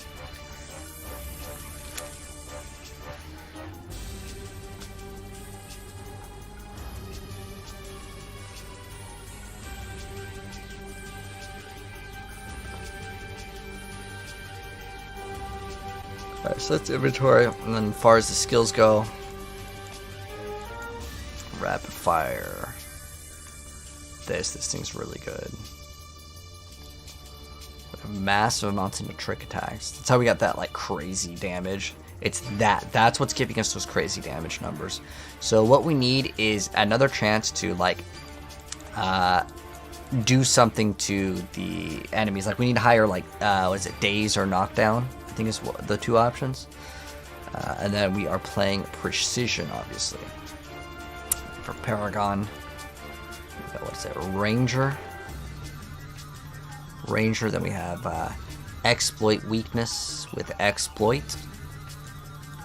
Then we have combat on cunning stratagem. Then we have cheap shot, devious. We have pride on no witness. Then we have tricks of the trade. And then we also happen to have deadly ambush. Alright, so that's the build. It's 8 Paragon boards. Isn't that crazy? Chip is on the Rana's Instinct at the very top, too. Okay. That's crazy. And then for the Druid stuff, shoot, I forgot what we had on the Druid. I could probably just go back, because I didn't really swap off the Druid. Like, okay, so we had... Oh, no, we had a Harlequin on that one. Okay, so we had Harlequin. Oh, we didn't run this either. We just had Ring of the Starless Skies. I think that's the only thing I swapped, right? Is that the only thing I swapped for that Druid? Shoot. I wish I saved the items that I was running on that Druid. Because I think I took it apart. But I can still copy over my skill tree. I could pretty much figure it out, but it would be better if I just remembered it. What level pit was that? That was 100. 100. No, I was running... Wasn't I running materials in this? I think I was running...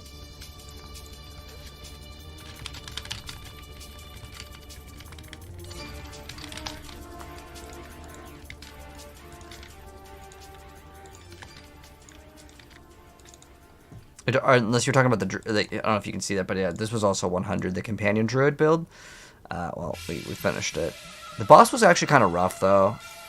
The reason why is because you can't activate it's like the bonus damage to the poison unless they spawn in, and that kind of makes things a lot harder. Oh, okay, I think we're playing this. So our gloves, oh shoot, what were the gloves? Okay, we have this. I can pretty much put it together. I think we were. Let me see if we were playing. Yeah, okay, we were definitely playing Tyraels. And then I was playing Harlequin. And then we had Companion. Ah, that's what we had. And then we had Ring of Starless Skies. It's fine. I could remember that part. Alright. I just need to have this as a reference. So if I want to make a build guide, I can do it later. Because right now, my main goal is to try to shoot out content for, of course, the PTR, because this is going to go away. Tomorrow's, I believe, the last day that we have for this, so I'm going over like all my stats and stuff. So for the companion build, this is what we were playing. So first one doesn't really matter too much. Just run shred, and then we have this for extra movement. Oh, we actually don't run. Okay, this is a pointless thing. We actually have 3 extra points for this build.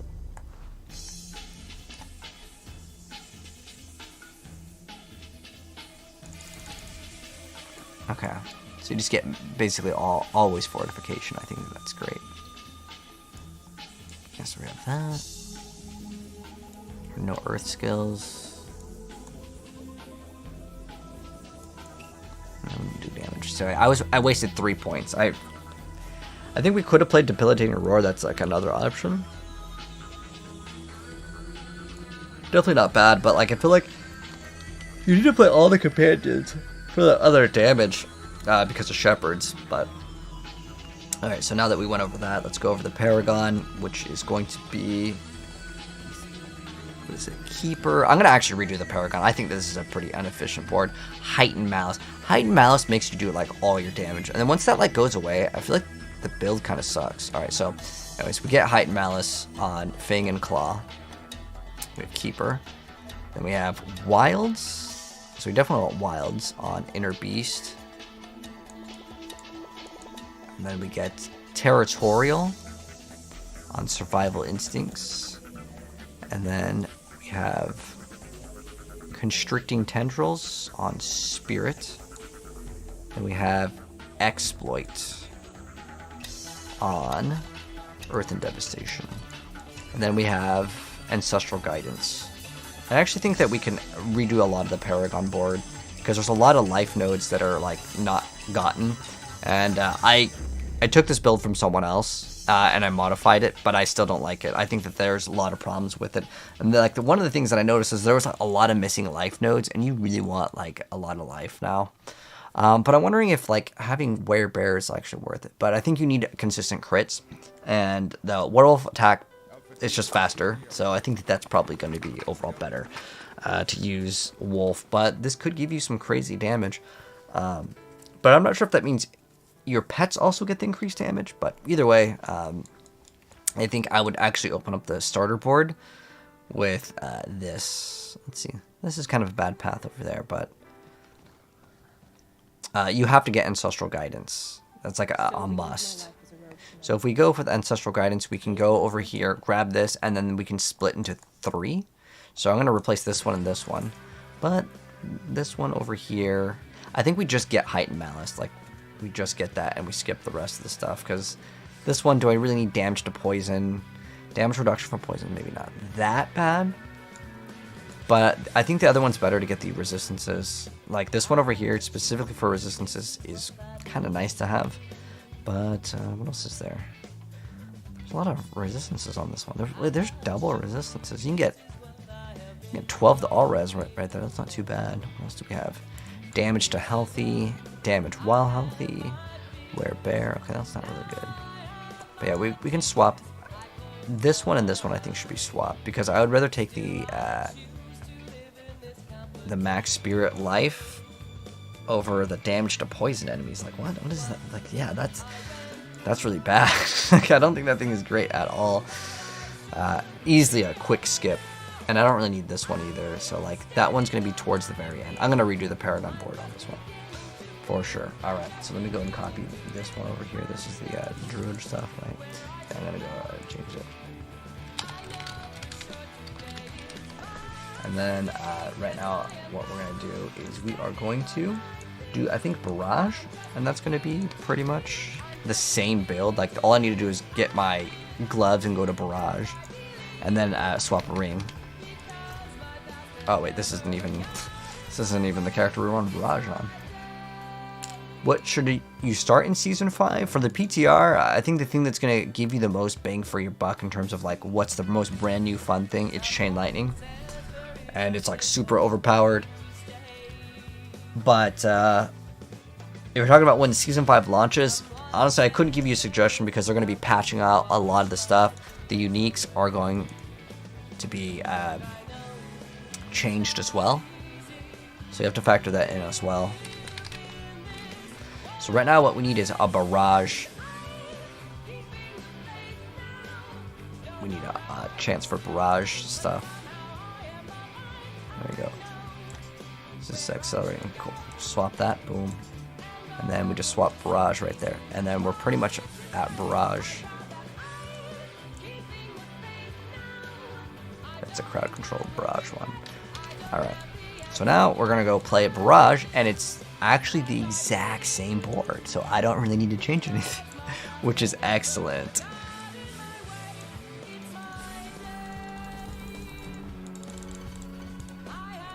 But I actually think Barrage does way more damage. I remember when I was playing Barrage, I can melt the boss like in like half a second. Like it was just, it was a night and day difference.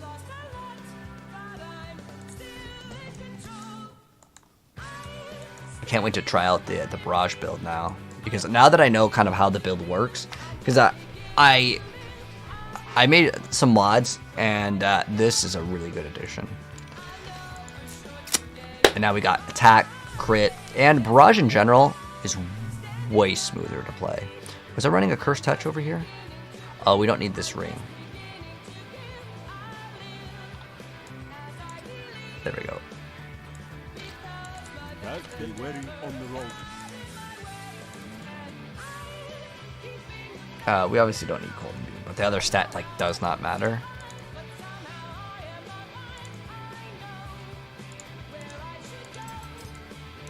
Alright, there we go. So we're armor capped. Now we have Barrage, and then Barrage now pierces, and I think that the Barrage might be actually stronger, and then we have the Ricochet on Barrage. Okay, cool.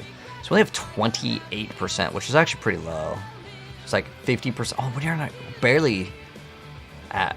What is that? 40% chance for them to Ricochet.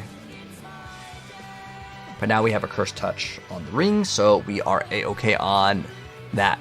And we had high velocity, and what were we playing before?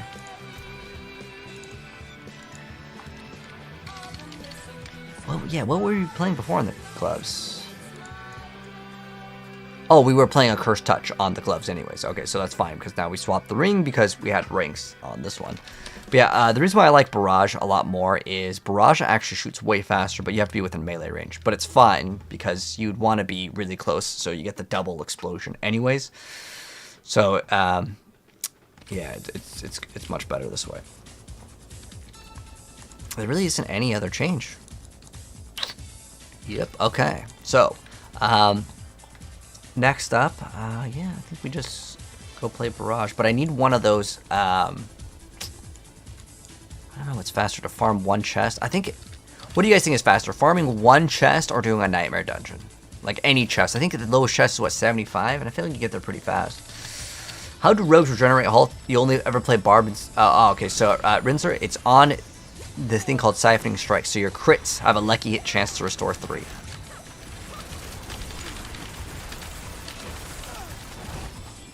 Yep, so that's how you get it, man.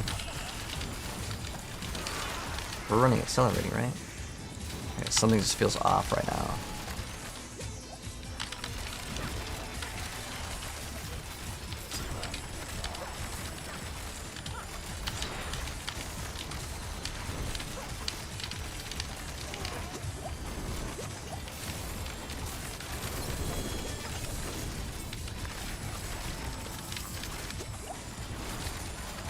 Why is it doing 0 damage?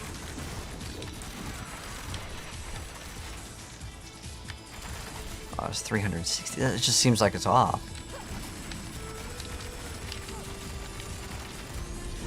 Something seems way off. We should be hitting for like millions and millions.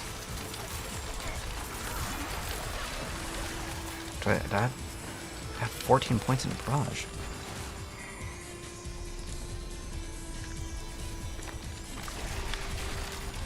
$37,000. All right, maybe we just have to go in. I really don't know what's up with it. Like something seems like it's not correct. Oh, okay. I was like, oh my gosh, dude, thank you. I felt like something was up. Something was up for sure, and I just couldn't. And I was also like, wait, is this how Barrage feels? It just felt like it was, like I was mentioning like my attack speed, it just felt like it was off. That's what it was. Thank you, mate.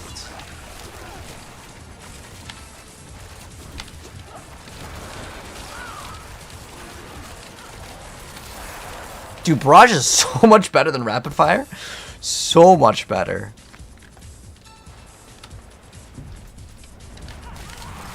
Like, in terms of like how the actual like skill feels. Obviously, we have to like ramp up to get the damage boost and all that stuff, but we're gonna go do that.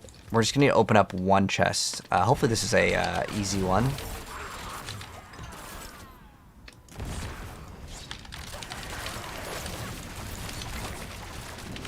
But I'm noticing this skill definitely uses up way more resource. Like, resource is kind of a little bit of a problem, perhaps, that will need to be adjusted.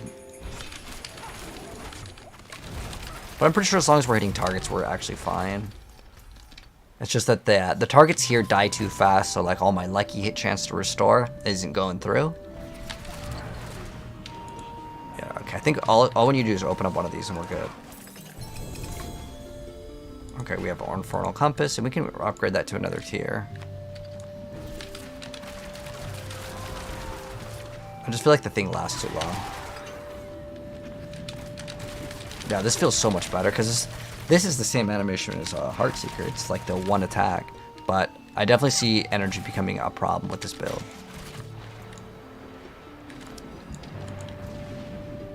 Oh wait, we can reroll that life per second into resource, and that might actually kind of help out a little bit, because that is definitely something that is like a dead stat. Like, it doesn't really help us out. Like the small amount of like, was it 50 to 100 life or something like that? It's like, it's not even worth it.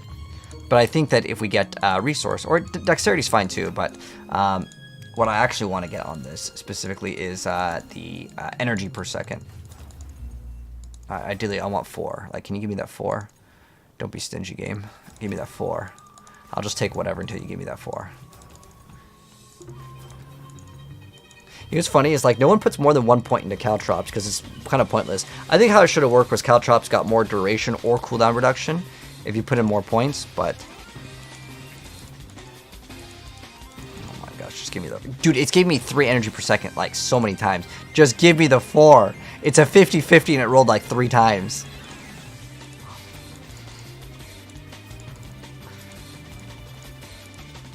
Oh my gosh, another 3 energy per second. I want the 4. Give me the 4.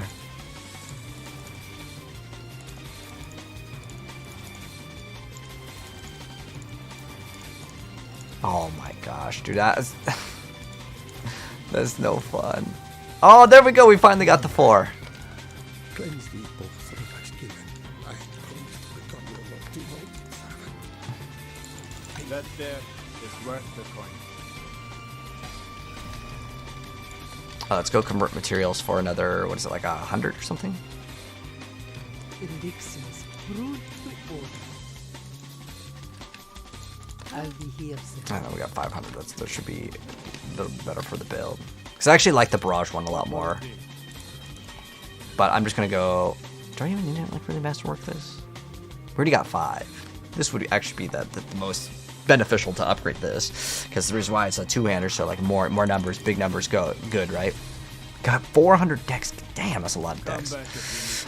But I mean, yeah, a lot of stuff is like level 1 masterworking, so we can definitely improve the build, obviously. But it's PTR, everything's getting deleted, and I have not touched Necromancer. So I'd say as far as Druid goes, landslide, skip Arena for me.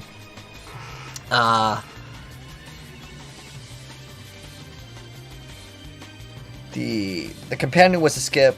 There wasn't anything new for Druid, right? That's like a brand new build. I'd say like Pulverize is pretty solid.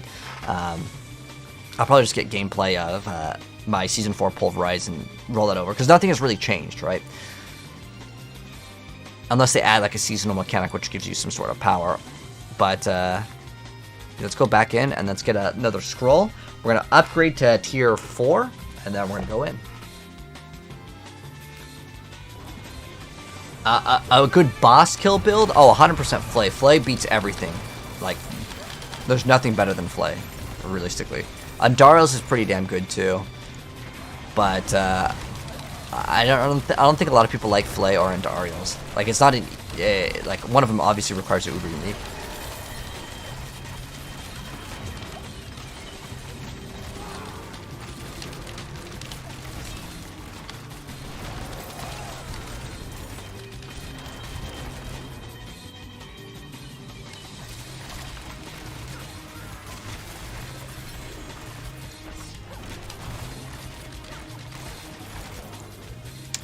Alright.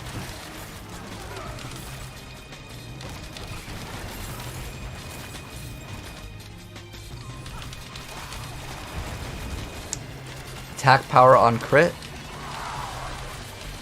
D3, I do, man. But we're on PTR, Ace. PTR, my friend. Until it goes away, we will only be playing PTR. The reason why is, like, I don't see why you'd want to play on Season 4 when the PTR is out, because you could get, like, knowledge, but then the knowledge could be, like, worthless knowledge because, well, certain things don't work right or whatever the case may be. But for me, I love PTR more than the live server, because you get to play almost a new game sometimes because they have, like, some crazy OP build, right? But the only really crazy thing was the Chain Lightning one. I like that one a lot. I think I already have the gameplay for that, right? I'm going to double check right after this.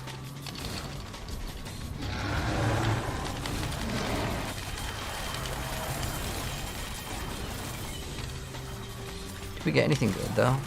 Lucky hit primary resource? Impairment? Vulnerable? Nope. So all bad greater affixes. I wish you could, you know, what'd be really cool is if you salvaged a greater affix item, it would give you some sort of like thing. Like, maybe if you salvaged 100 greater affixes, you can get 1 spark. Or maybe 50 for 1 spark or something. Just something to where, like, every greater affix is good, you know? I think that'd be a cool addition. What do you guys think of that? Like, what would you think that would be good? This way, every greater affix becomes good. Because it's really disappointing to see, like, triple greater affix and then you get, like, life on hit, life regen, impairment reduction, and you're just like, okay, this is garbage. So to make it like always exciting, I think that that'd be a cool like addition if they decided to do that.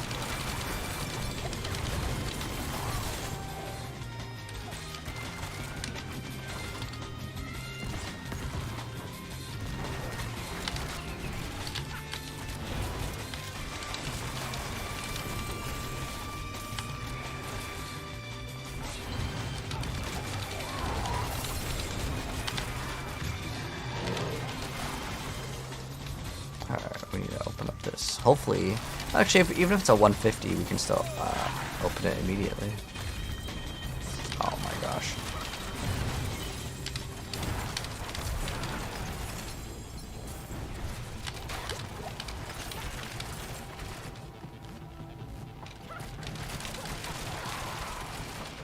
Alright, so here's what the chests will look like. If you open up these chests, you will get one of the brand new Infernal Compasses. We just got one over here. You'll see they will drop, and there's kind of like a red glow to them, and here's kind of what it looks like, just so you guys can kind of see it. They'll glow like that. But yeah, you can get these from Hell Tides, Nightmare Dungeons, and I think you might be able to get them off of Whispers, but I'm not positive. Honestly, on that. I'm gonna go open up the other one. Alright, let's go open up this one, and then we get one more.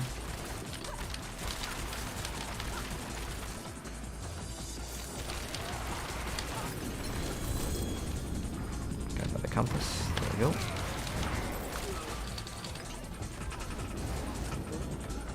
Wanderer, I know what you're. I know, dude. It does that thing so often, right? So as long as you talk to him, you'll be good, and then you don't have to do it anymore. So that would be one way. If you really want to fix that, you can definitely do it. Get Angel Breath from salvaging Gia items. Oh, that's a good idea, Boxy. Is that Barrage or Rapid Fire? This one is Barrage. We just played Rapid Fire with the thing.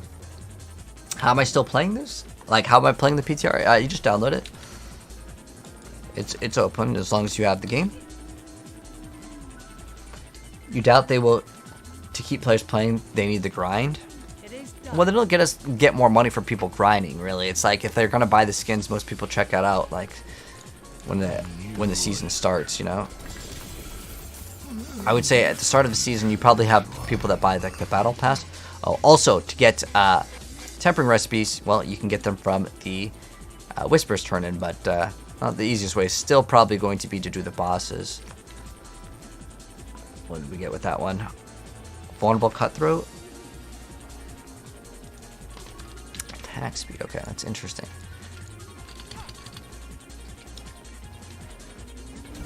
But now what we're going to do is we're going to do the same thing. Do a pit 100, then do the end game content. But this time we're going to go to tier 4. I think we did tier 5 last time. It's just that you have to salvage more to go into more.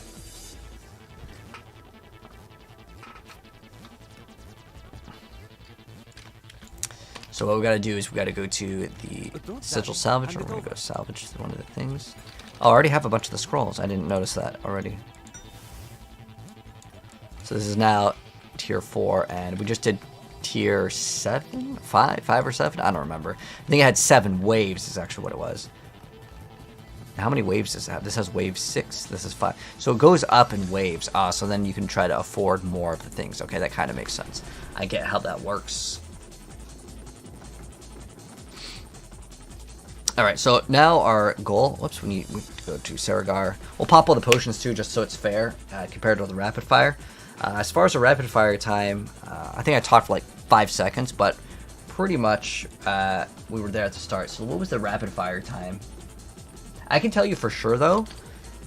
So our rapid fire clear time was like it's like 3:55 because we have to subtract about 5 seconds because I was talking in the very beginning. But let's try this out. Let's see how this goes. We're gonna go pop potions so it's fair. I think it was as far as elixirs go, it was Fortitude, Horus, and what was the other one? Spirit Dance? Soothing Spices, yes. Get that spicy. Okay. Alright, there we go. And let's see what the performance is looking like on a Barrage.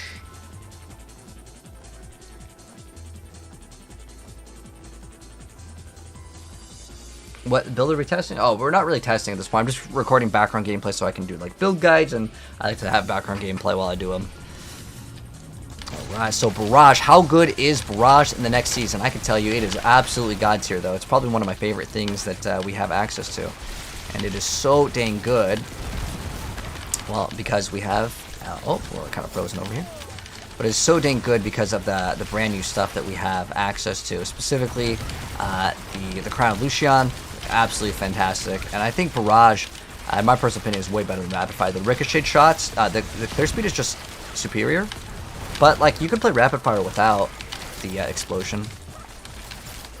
I hate how, like, I couldn't even... Oh, there's that one damage guy. It's cool. He just died to execute, so...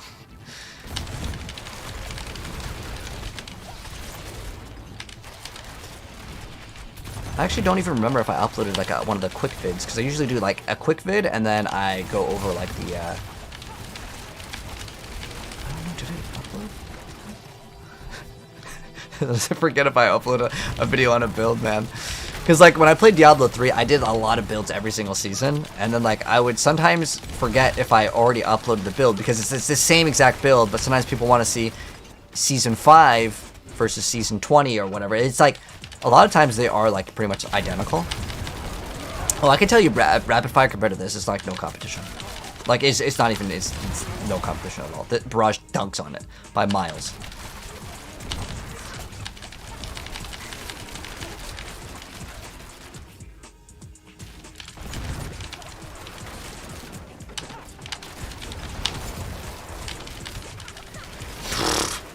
It's no competition. Oh my gosh, dude, the Barrage going crazy. I like this. Like this, I would actually play this over over a Barbarian because I like the Rogue. The Rogue's a really cool class.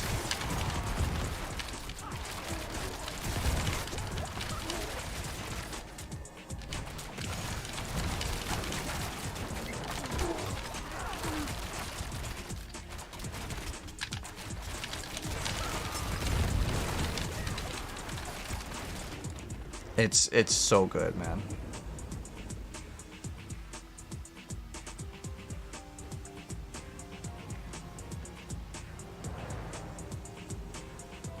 This fixes a glitch.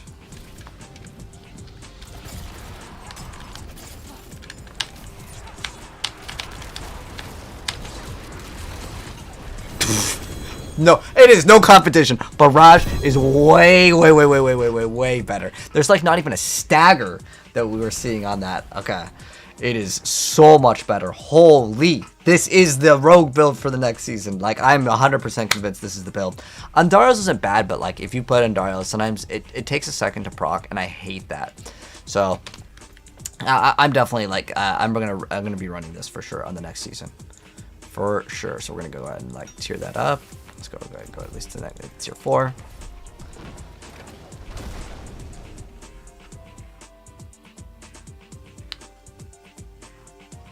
You're trying to get your Barb stronger, but can't seem to stop dying so quickly. So Justin, you probably need to get damage reduction. So I don't know what level you're at, but try to farm up the Tyrael's Might. That makes a pretty big difference for Barb. And make sure you got a lot of life, like 40k minimum for Barbarian.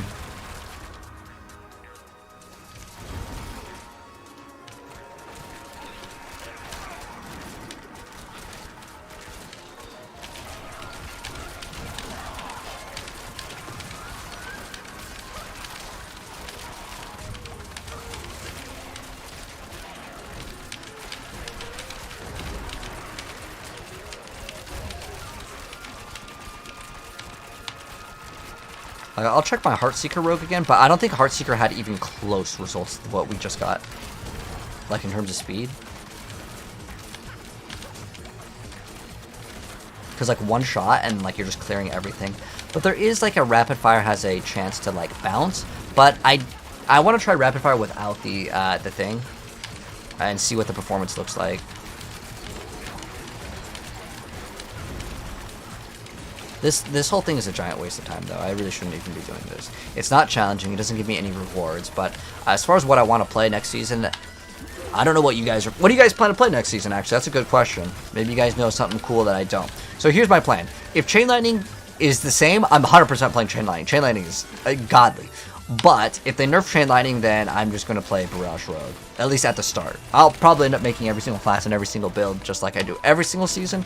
But, you know, at the start... That's what I want to play. Unless there's no way that they nerf this. I can absolutely see. I can absolutely see them nerfing like the Chain Lightning one, but there's no way that they nerf Barrage. There's no way they nerf this. I'm hoping we get some buffs, but Rogue in general has a lot of nice buffs. You playing some Rogue, Justin? Why is my gear purple? We're in Season 5, Zach. It's, they're called Mythic Uniques.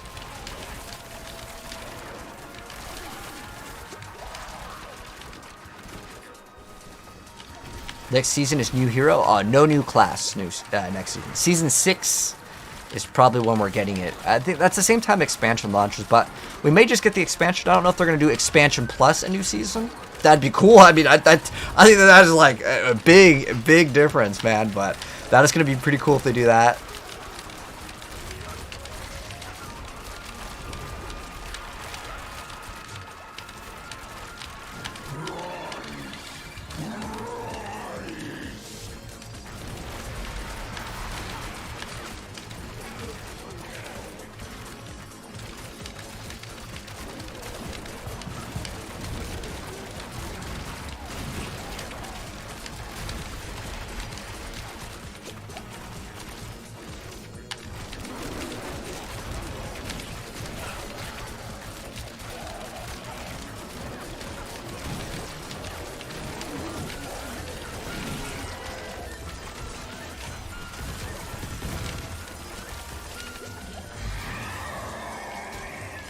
I almost don't even care what I select. Like, it doesn't matter. Dude, we got some of that 4 herbs. Your sister always plays rogue? Ah.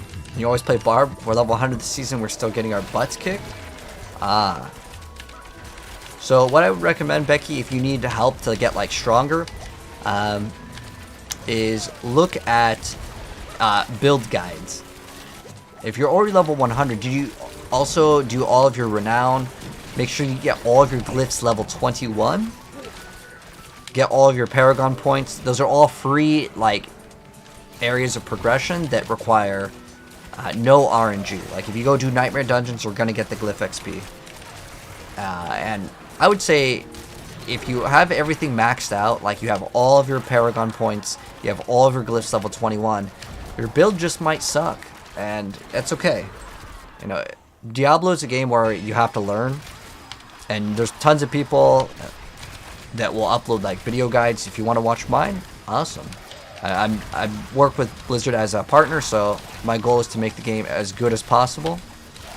So if you have questions, I'm here to help.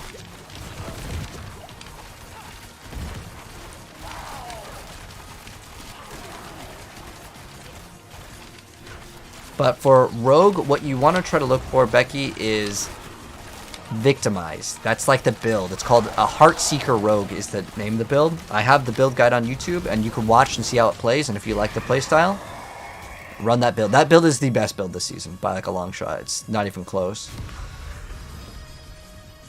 Being a partner, do they fly us out to try new things? I'm trying to... Okay. Yes.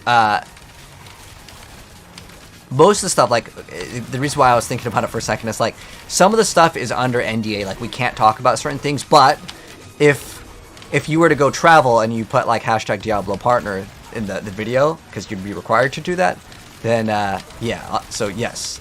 That would be things like BlizzCon, although this year there's no BlizzCon. Otherwise, I would have gone this year.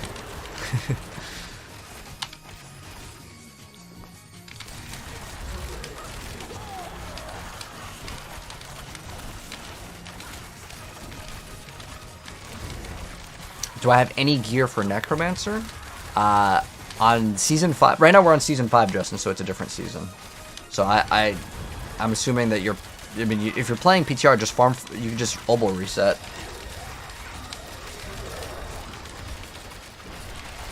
But yeah, hopefully they'll have BlizzCon next year. I'm wondering why they didn't have it. It could just be not worth it. Like, a lot of gaming conventions, it's not worth it. Because you could just upload the video game trailer online. Why bother spending, you know, a bunch of money when you could just upload the trailer online, get that YouTube ad rev easy? You know? What is that guy? Dude, that guy was, like, tanky. He took more than, like, one, like, few volley over here. I didn't even bother, like, doing all of the full, like, rotation. Like, I didn't throw up smoke screen, throw it on the caltrops. But that guy, maybe he was, like, just tankier. Oh, yes, on TikTok. Ah, okay. Oh, you're good. But are you on Season 5, Infamous? Because if you are, what you should try to do is you can just reset on the obol vendor and you can just get infinite obols. That's the best way.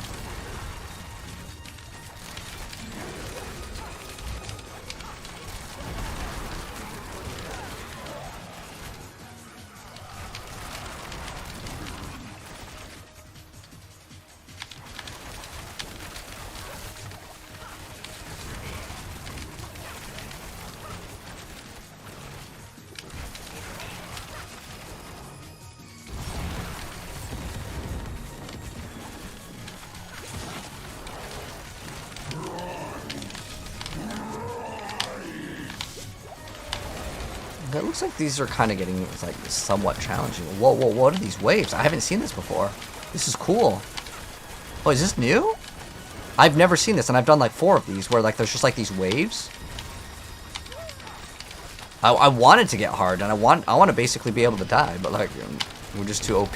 Can't die.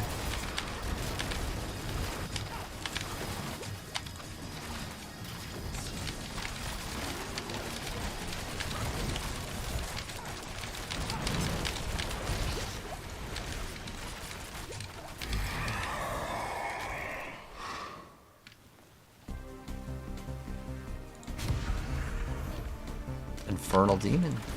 One more wave and we're finished.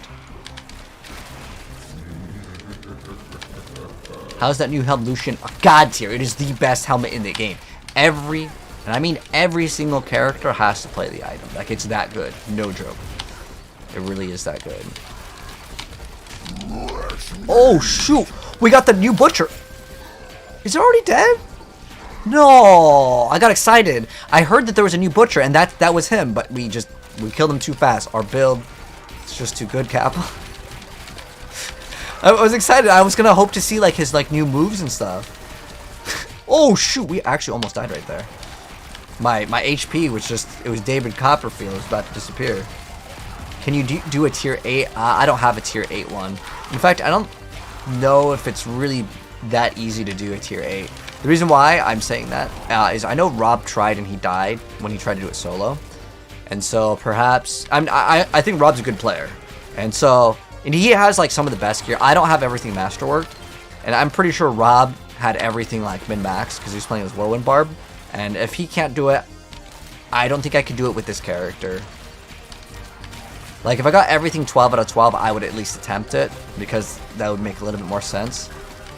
But Barb is a lot more tankier than this, and he died not to like time or anything. He died to like just the enemies doing too much damage. So I don't think that there's anything I can think of that's tankier than like maybe Thorn's Barb. If I had to like kind of put my finger on like what has the, you can run 6s easy. Gotcha.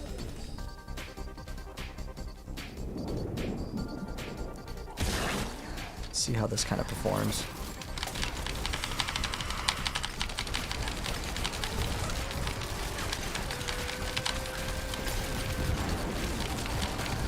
I don't even know where the boss at. Alright, there we go. We have 106. I'm gonna go open up these materials. What do we get? 5? 5? What is this? Okay, is that just bad RNG? 5? What? This takes so much longer to do. Why is it only 5? I thought we were gonna get like at least like the higher tier because we went up, but man, they don't give you nothing. Absolutely nothing. Can't wait till they nerf the new help. Nah, dude, they want us to stop playing Shaco. Did you guys see the interview? They said they don't want like items that everyone plays, but I think the Crown of Lucian, everyone's just gonna swap from Shaco to that. So there's not really too much of a difference, but yeah. Let me swap and grab this. Alright, so let me see. I think I have Heartseeker, right? This one? I don't know if I labeled this one. Okay, this is Heartseeker? Alright. I have the nerfed Heartseeker. Okay, this is like all 3 different variants. Okay. So I want to see the boss kill time on like, let's say the what's the boss kill time on this one? Oh, no. Okay, let's see on this one. I like Barrage's performance overall way more. I think it's just Barrage is just like the better choice. Now, I didn't actually test out Rapid Fire on one area. So I did want to at least try out Barrage with, or the other one. What is it? Rapid Fire. Without the ring. I want to test that out real quick to see if it's even worth like messing with it.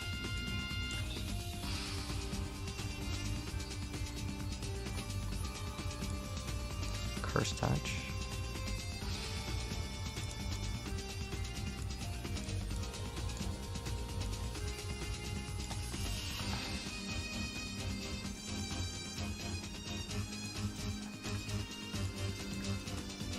Alright, so we're swapping off Barrage to Rapid Fire.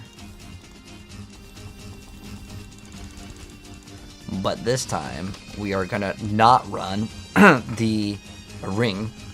Instead, we're gonna run, I don't know, we can run like Edge Masters or something else. No witchcraft here, only honest magic. Edge Master. Ah, These are about to expire, so let's just go on in and kind of see what the performance is looking like. But I still think that I'm gonna like Barrage more because Barrage has a like one animation. Let's go check it out. So, but I have Heartseeker, I have Barrage. As far as Twisting Blades and the other one, I don't think that they're very good. I don't know if I'd really go for it. What's up, Rim? Very rarely. I used to play that game out like a lot.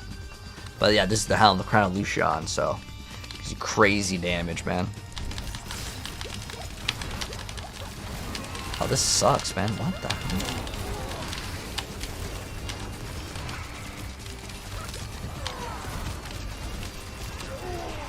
Huh.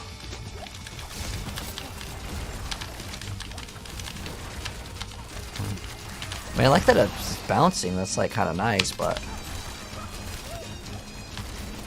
I mean, what's giving us that like really sexy damage is specifically the new item. Like if I just throw that thing and we just shoot the totem, everything just kind of melts. I think Barrage is like the way it works is just so much better. Like I have rapid fire right here to ricochet to another target. Which is like, yeah, it's cool, but... Oh, okay, that execute is from the other thing. But the thing with rapid fire, it does more damage than Barrage, but Barrage is like, I can shoot 2 barrages before like 1 rapid fire finishes. So like, it's a much slower skill overall. But that totem does make a pretty big difference. But you get way, and I mean way higher numbers with Barrage. I mean, I was hitting for like 600 million per arrow. Whereas with the other one, it was, oh, there's like 35 mil too. But on average, like 4 million per arrow is pretty decent because you shoot out so many, right?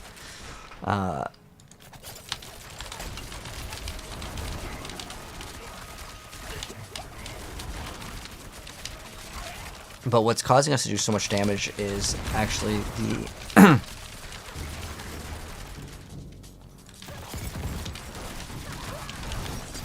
like the amount of enemies that are like dazed.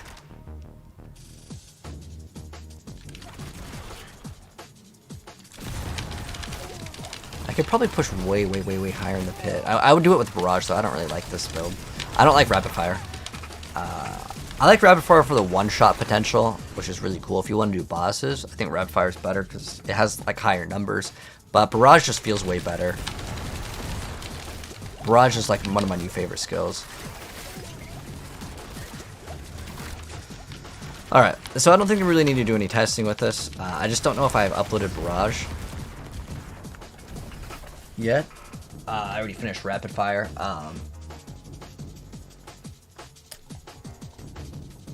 But like I said, I sometimes I forget if I uploaded a build. So, let me make sure. I mean, I've covered pretty much every single Diablo build. That's like relatively decent. Heartseeker. All right. Yeah, we're good. Okay, so I have that. That build's done. So if I want to upload a build guide, I can do that for that one.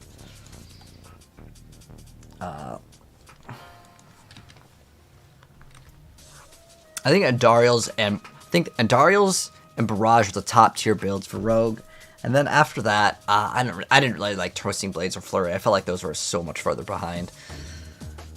The reason why is because all those benefit specifically off of like some sort of condition, but there's actually one thing I didn't test with Flurry that I actually wouldn't mind testing real quick.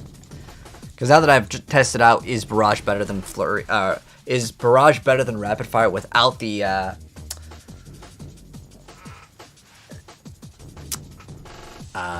ring? Because I actually don't really like that ring. I don't know if any of you guys play with ring. I have the new dagger. How to get drop? I got hooked up, man. I had some of that team play. But Infamous, thank you so much for gifting out community sub arena. Let me give you a katana flip arena. Arigato, my friend. Thank you so much. I really appreciate it. Thank you so much for the gifted sub.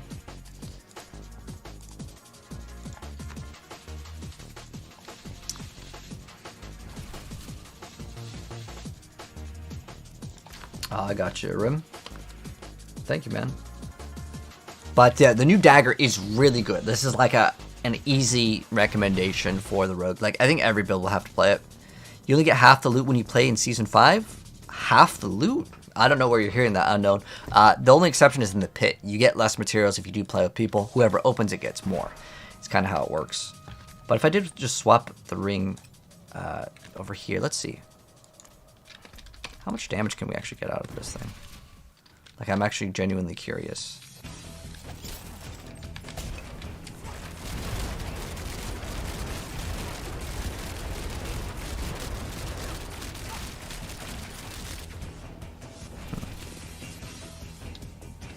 Let me try this again.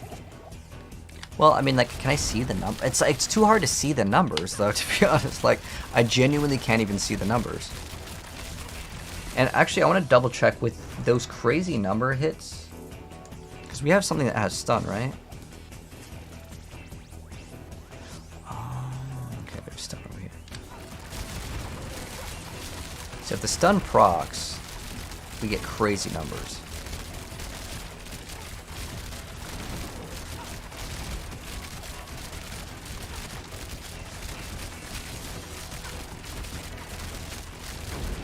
So that's how we get the crazy numbers. Okay, so I think we have like 600 mil over here.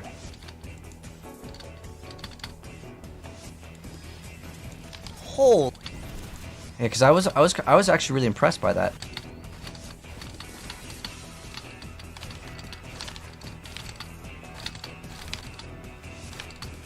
Kind of hard to see because there's so many numbers. Look at it, it's so crazy. 154 million. Dude, that is crazy. You know, we had a 600 mil clip. It was either in this one or holy, like remember. All right, no, that wasn't even that good. There's much better from the. I remember it was at like 10. Wait. Oh wait. How easy this. What was the time for? It was somewhere over here. Those damage reduction guys, man.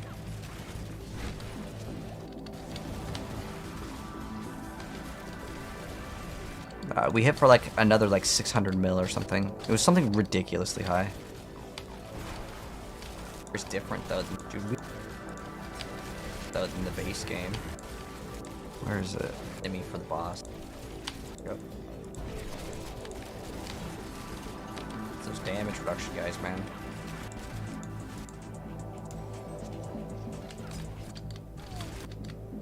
And look at all those numbers. It's like so hard to see.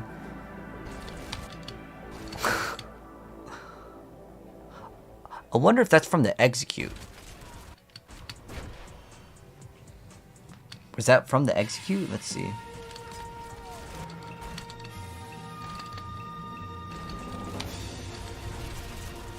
No, that's not even from the execute. Okay, I just had to make 100% sure.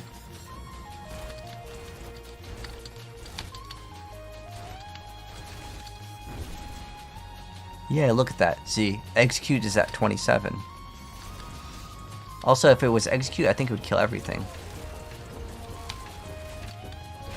I don't know why it does those crazy bursts per arrow, and I think you shoot, what, 5?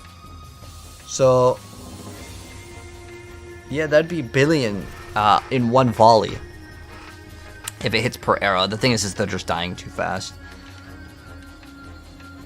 So I think, I don't know, it's really hard to see the numbers on this, but watch how much damage we can do. So we're going to go ahead and pop this. We need to actually spend some resource first because we need to proc some of the stuff, but I mean, the damage goes crazy.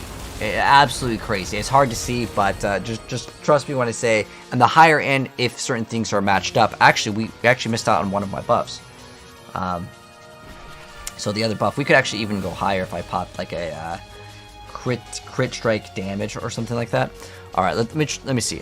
Let's test out the damage. All right, so testing out some damage with a brand new rogue in Season 5 with the new Umbercrux unique item. Watch how much damage we can do. So what we're going to have to do is we're going to have to let that kind of cook up. We're going to have to actually activate some bonuses here.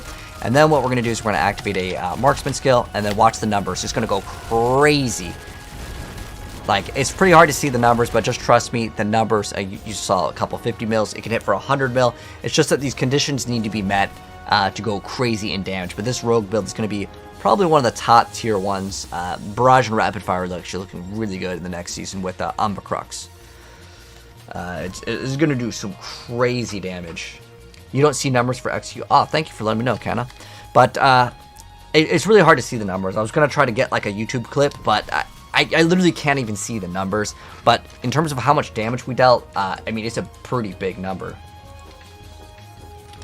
I mean, how hard... How big are the numbers?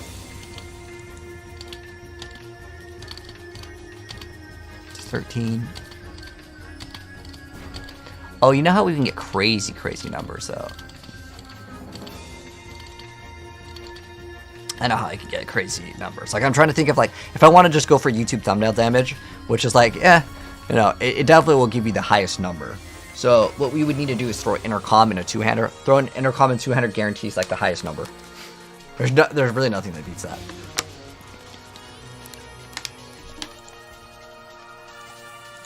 Also, we forgot to do the little dodge roll. So I'm actually missing a lot of damage.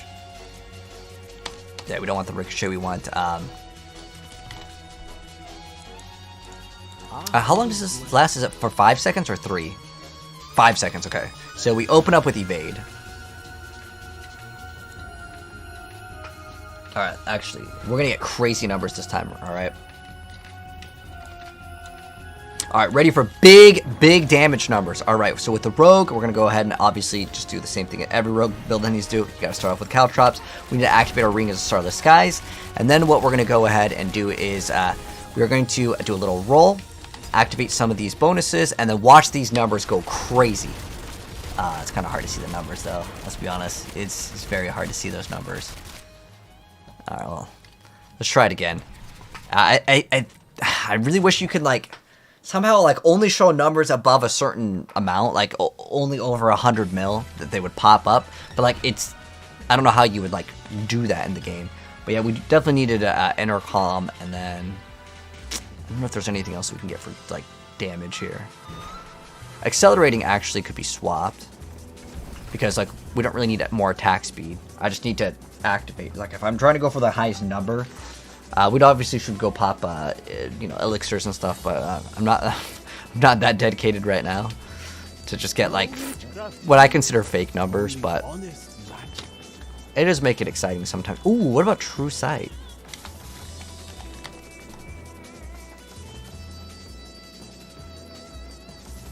Oh, it's marked by inner sight. This is actually terrible. Don't get that. That thing is absolutely garbage, because within like half a second, you're gonna go to max. What else could we throw in? Edgemaster?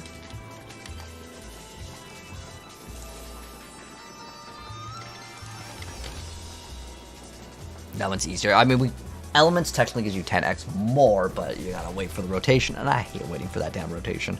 Alright, so, ready for big damage numbers in Season 5 with the Umbracrux. Alright, get ready. So, first step is going to be, obviously, to start off with that. We also need to proc our Intercom, as well as our other, like, damage bonuses, and then we also have that. So, watch, as soon as we get Intercom, big damage numbers coming up. I mean, yeah, it's not too bad. I see a bunch of, like, 50-ish mils, right? Also, Umbracrux can give us, like, way more damage as well. Dang, it's really hard to see. We could also run...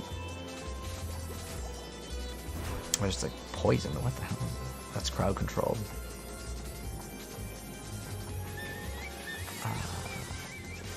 Do I have that another crit one? Is there another rapid fire one? Oh, do I have a curse? Oh, I already have a curse touch, so having two of these doesn't really help me. We could do elements too. I could do elements, and then we can get even more damage. Because the thing is that even though that thing does partial damage, it's not really necessary. So what we could do, instead of a curse touch, we run what's that? I think That's like the only other one with damage, right?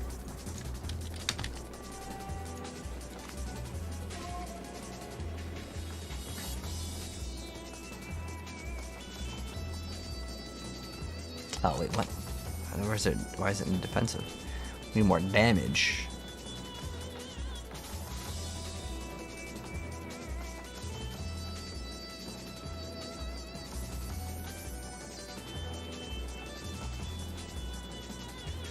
Oh, you could actually run the thing where it does more damage when you have a barrier, but the problem is that inner sight also kind of messes with that because it doesn't count as you spending it, although it does count in some instances.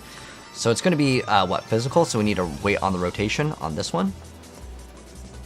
So right now it's physical and whatever increase. Okay, so ready for big damage numbers coming up here, so we're going to start off by going ahead and activating caltrops, proccing some of our things, and then we're going to go ahead and activate some big damage numbers here. Big damage. 100 mil per hit. Oh, okay, that's not looking bad. I think I'm kind of overlapping certain things.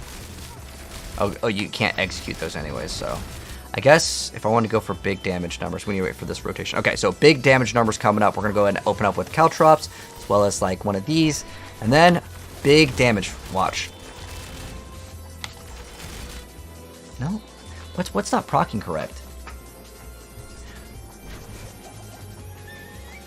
Oh, I guess we could activate smoke grenades. Smoke grenade is what we need to like watch out for. Alright, so big damage numbers. Let's go ahead and get started, obviously, with caltrops. And then we're going to go and activate that. So we're going to daze the big damage numbers. 18, that's like nothing. Okay, there we go. There was, hold on, I think there was like 19, or 190 mil right there.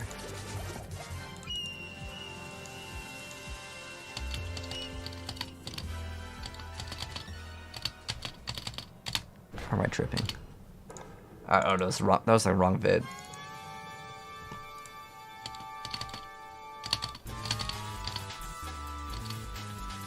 Oh, did I record it too late? I'm pretty sure it hits for, like... It's kind of lame that you can't have a DPS meter. That hit for 500k? That's crazy.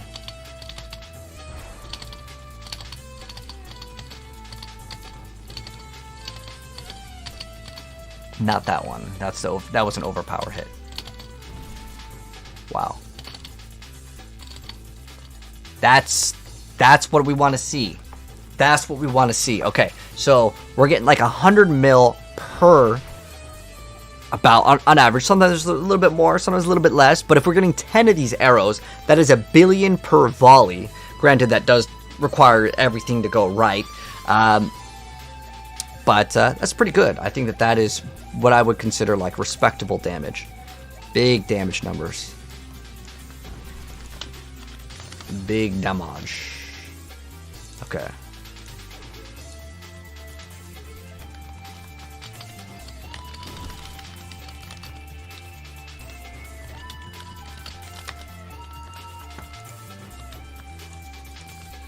But yeah, you need to run intercom, so you need to get on the gloves. Actually, is what you want. Lucky hit chance to, instead of max life, we could actually roll it on this one. So what we'd want is lucky hit chance for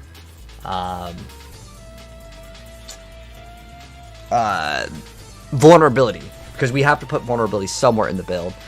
You can actually get even more damage with Umbocrux. However, that number won't show up. And the reason why it won't show up is because that number is dealing damage to the enemy, like, again, but it's at like it's at 30%, but it's times 2. They get too many numbers. So I feel like this build is really hard to show off how good it is without putting it in the actual game, because even though like you are hitting for more damage, the damage that you deal isn't going to add to the other number. It's just going to be a separate number. So it looks worse for YouTube thumbnail, but it like actually is good damage. Okay, so we got that. I don't really care about Twisting Blades or Flurry. I feel like both of them are kind of mid. You haven't seen the practice dummies? Yeah, the practice dummies are located in Kyovashad. According to Rob's last video, the end game along with the pit changes. Oh yeah, I don't know why they added like the mechanic of what is it? The torment like stacks. I don't really like that decision at all. So I'm trying to think of what other like builds can we play. Oh, I didn't try anything with the Necromancer, but is there really anything to test in the Necromancer for Season 5? There was like a basic attack build that I wanted to try that uses one of the brand new uniques. Oh, there's another thing where like these zombies can come out, but like it's terrible. I don't even need to play that. It's like a lucky, it's on consuming corpse, lucky hit to spawn something that takes 7 seconds to explode for 1/4 of Tal Rasha's damage. That's gonna be skipped for me. I'm not even interested in attempting to go for it. There is also the Unbroken Chain Barbarian, which allows you to spam Steel Grasp, and Steel Grasp reduces Maelstrom. So you have to go Steel Grasp, Steel Grasp, and then you go to use Maelstrom. It's probably not very good, though, because I was watching Rob play it, and it didn't seem like it was very good, unless it's supposed to be for the ZDPS Barbarian, which is totally fine. That opens up the doors for new things. As far as Andariels go, I mean, it's already good. We don't really need to like test this out again. It's fantastic. It's super good already. Let's go to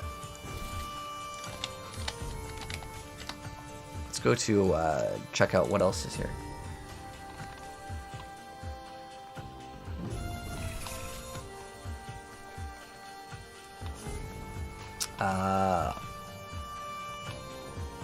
Wait, what is this? Oh, this is the Season 5 PTR. Okay, so let's kick it off with all of the classes. See if I forgot something. If any of you guys have any suggestions for other things that we haven't played, let me know. That are like brand new, because I just want to play brand new stuff. Alright, so starting right off.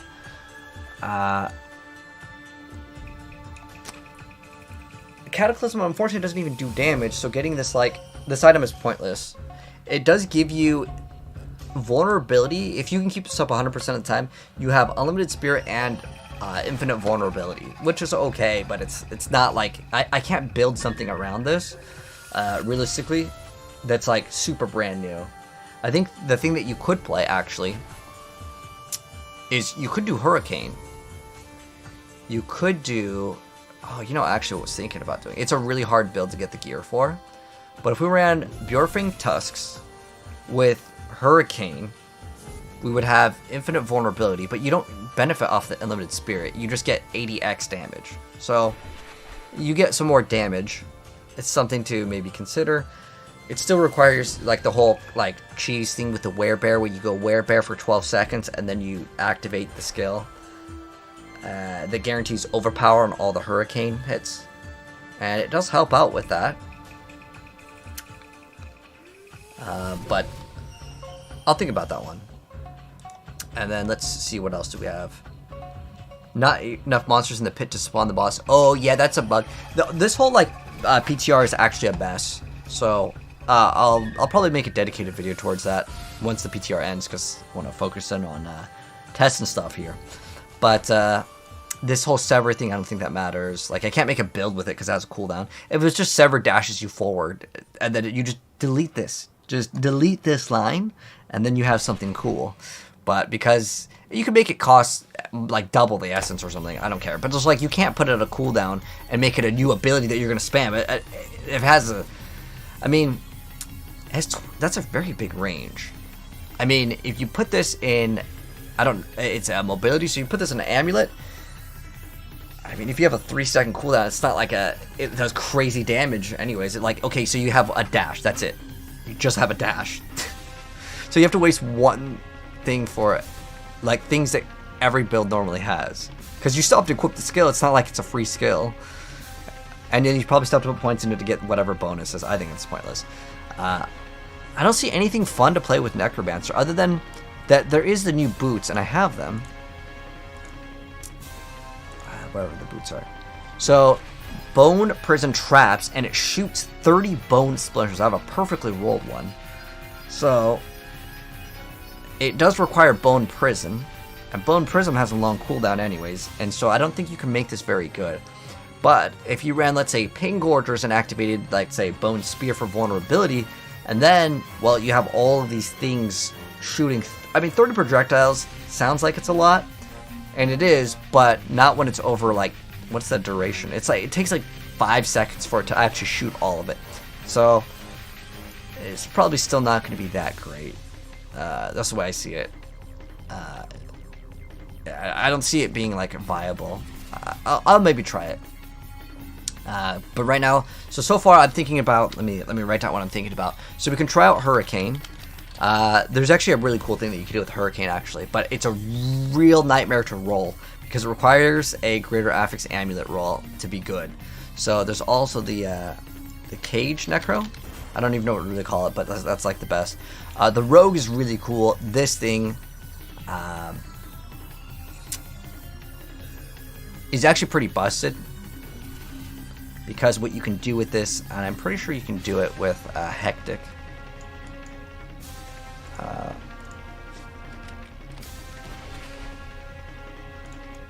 So it makes it so, where is it? Where's the item? Oh, where is it? Shroud of Conjurers. Okay. So casting Dark Shroud makes you immune for 3 seconds. But our evade cooldown is increased. But what is the cooldown on this? It's 18? Okay, so this thing was actually kind of cool. I think we tried that and it was hitting for like a mil. I mean, it's like pretty decent damage. But the fact that like evade's cooldown is significantly increased definitely makes it not as fun. So this could be something to consider, but the damage isn't super high. If it was poison damage, it actually would be really good. But I don't think we can make a damage build off of it. When's the PTR done? Tomorrow's the last day. It is, here, I'll show you. Just so you have it for reference. So it's June 25th to July 2nd. Today's the 30th. So tomorrow will be the final day. And then we have, okay, this thing's whatever. There's just a lot of different rogue changes. And some of them stuff, it's actually pretty cool.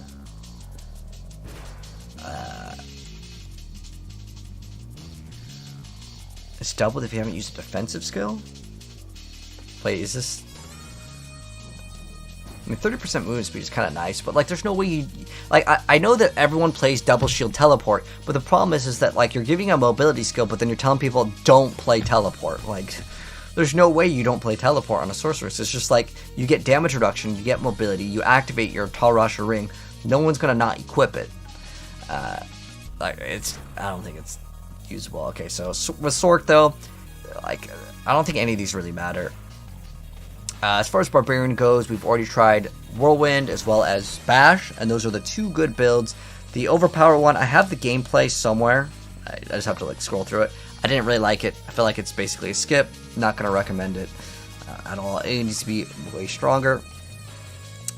Gore's Devastating Grips. The explosion size. Yeah, but the problem is that it does 0 damage anyway, so this is probably another skip.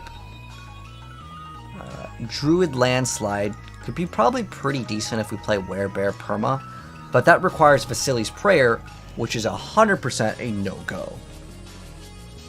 We didn't try Landslide though with the new helmet, and therefore we couldn't use Vasili's Prayer. Because you need your Earth skills to be Werebear or something like that, so...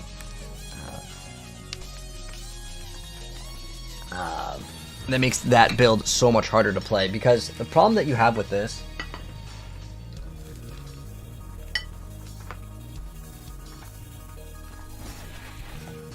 just Druid in general, you don't have really good key passives. We could try this though. I already have all the gear. Shred does double damage. Pulverize got a buff. I mean, everything just got straight up a buff.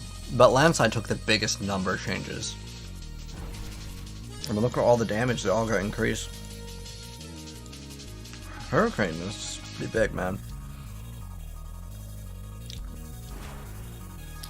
Well, how much do you get with the brand new gloves? Like, can we perma that thing? For the Hurricane? It's okay, you play Lockrens, you play, obviously, you play this. Oh wait, this is the wrong character. We need a Druid.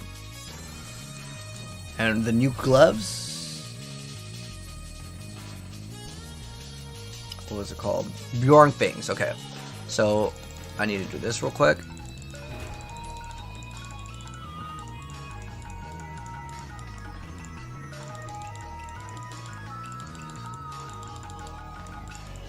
Alright.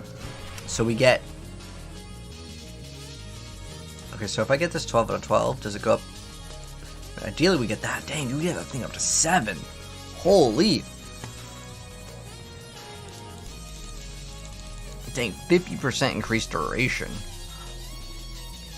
So... This doesn't change this though, right? Oh, it does. Oh, it already changed the number. Okay. So its cooldown is 20 seconds. Is there like increased duration? Is there hurricane duration? Or like, what else can we do with hurricane here? Hurricane size. Okay. What about duration?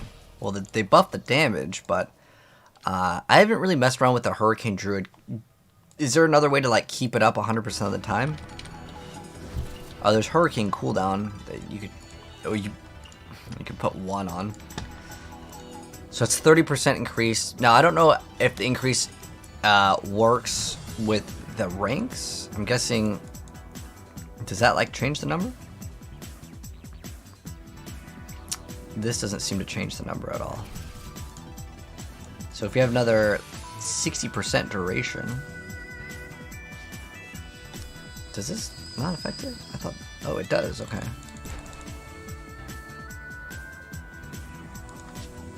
That's like the only other option for Hurricane, right? There's no other things. In the Paragon, is there anything for Hurricane? No, nothing for Hurricane.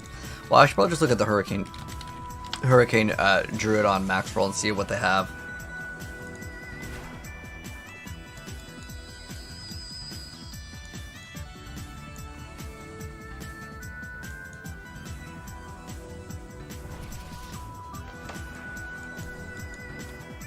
Can you move these boards? I thought they removed that like feature. Oh, there's only rotate. Because I think at one point, I don't know if it was max roll or not, but you can like move the boards.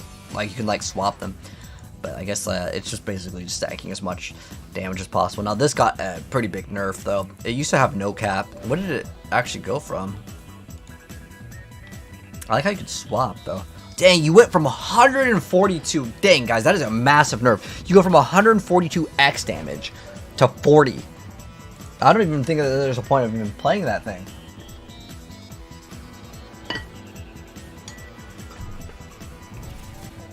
Like, I don't even want to test it. It's just going to be objectively so much worse.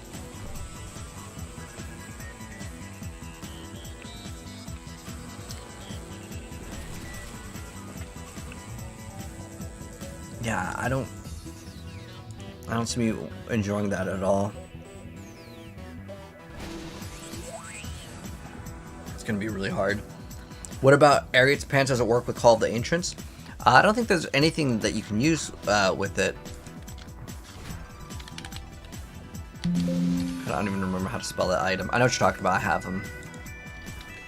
It's called like Ariet's Blessing or something like that.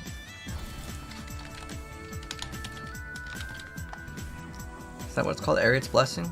Oh. Is it not called Ariet's Blessing?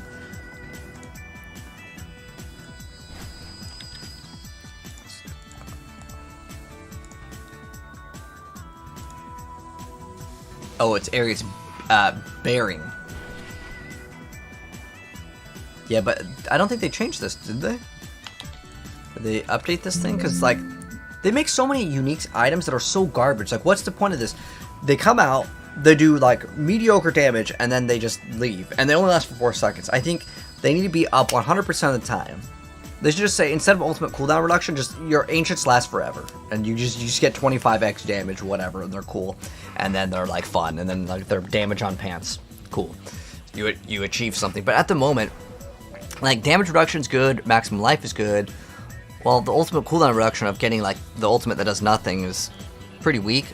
Well, I mean, technically it does give you some good stats, but if you want to make a summon barbarian, it's just not viable. I think we pretty much played everything. But that's actually worth trying out, because there's probably that Necromancer build to shoot out all the things. It just takes too long to activate.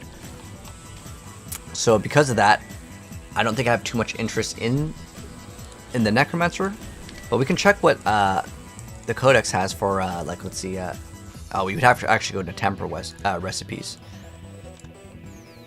But I think I'm missing a bunch of the Necromancer ones. think it's for was it bone shards?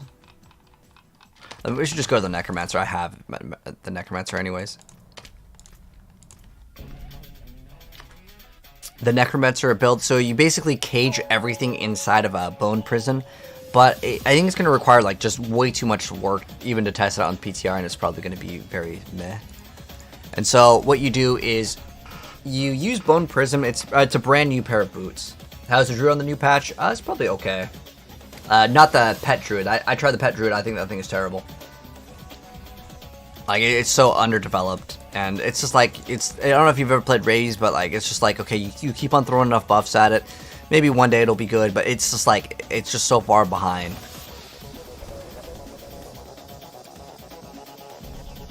As good ST?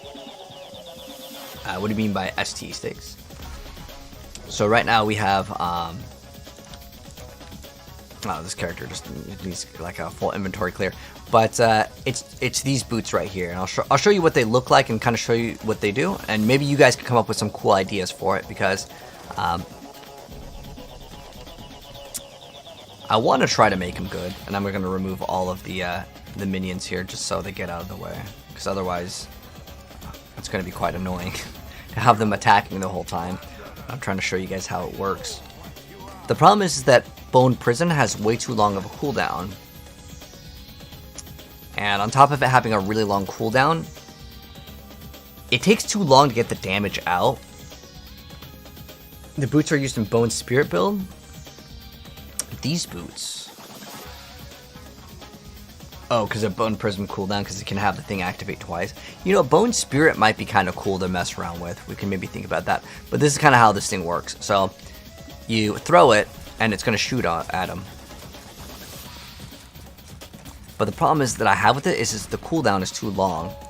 But maybe we can go Temper to have really, really fast cooldown reduction on the item. But the problem is that like if I throw that out once, right, and then I go to another pack, even though the cooldown starts as soon as you use the skill, it won't be ready for the next pack, if that makes any sense.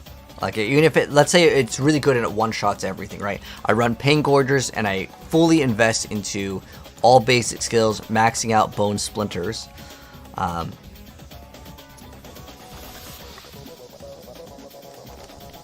It doesn't even spend resource. Well, we could make this skill spend resource. We maybe should actually make a new Necromancer. And the reason why I need to make a new Necromancer is because I don't think I have all of like the glyphs on this character that I would want. We could make a new Necromancer. Let's try it out. I mean, it only takes 2 seconds to make 100, so. In my opinion, what other build besides Bone Spirit will be good in Season 5? Minions will definitely be good. But as far as the blood, I haven't seen any like really good blood builds.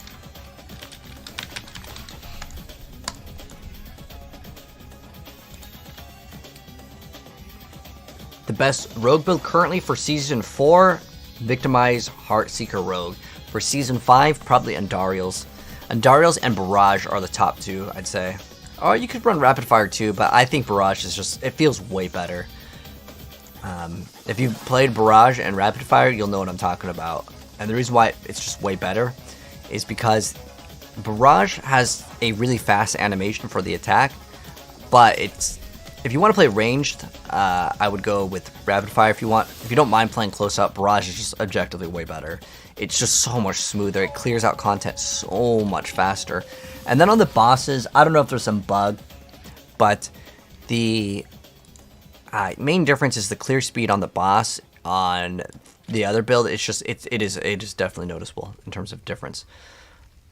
Let's see what else we got. We have plus armor. Is that usable? Plus 1 resistance. I don't know. Wait, we have the correct one on, right? The 30. Okay. So as far as like the build goes, I want to make it a basic attack build. So I'm gonna have to run like Pain Gorgers. So we're gonna run. Oh, it's only a 140, but it's fine. So I'm gonna run Pain Gorgers. I like how also you can run double resistances. You know what, guys? This actually might be from Season 3. This PTR I think is from Season 3. If you guys want to know why, try rolling 2 resistances on pants. It doesn't work. and you used to be able to do it, but I think that this is just like an outdated PTR. That's why everything's all buggy and things are like behaving weirdly, especially on the pit bosses. I think it's like a really early version of the game, but I know you can't get 2 resistances on the live server. It's impossible. You can't, like, you can temper on another one, but you can't roll double resistances. In fact, I'm kind of curious. Can I actually get 3 resistances? Wow, you can? What? What?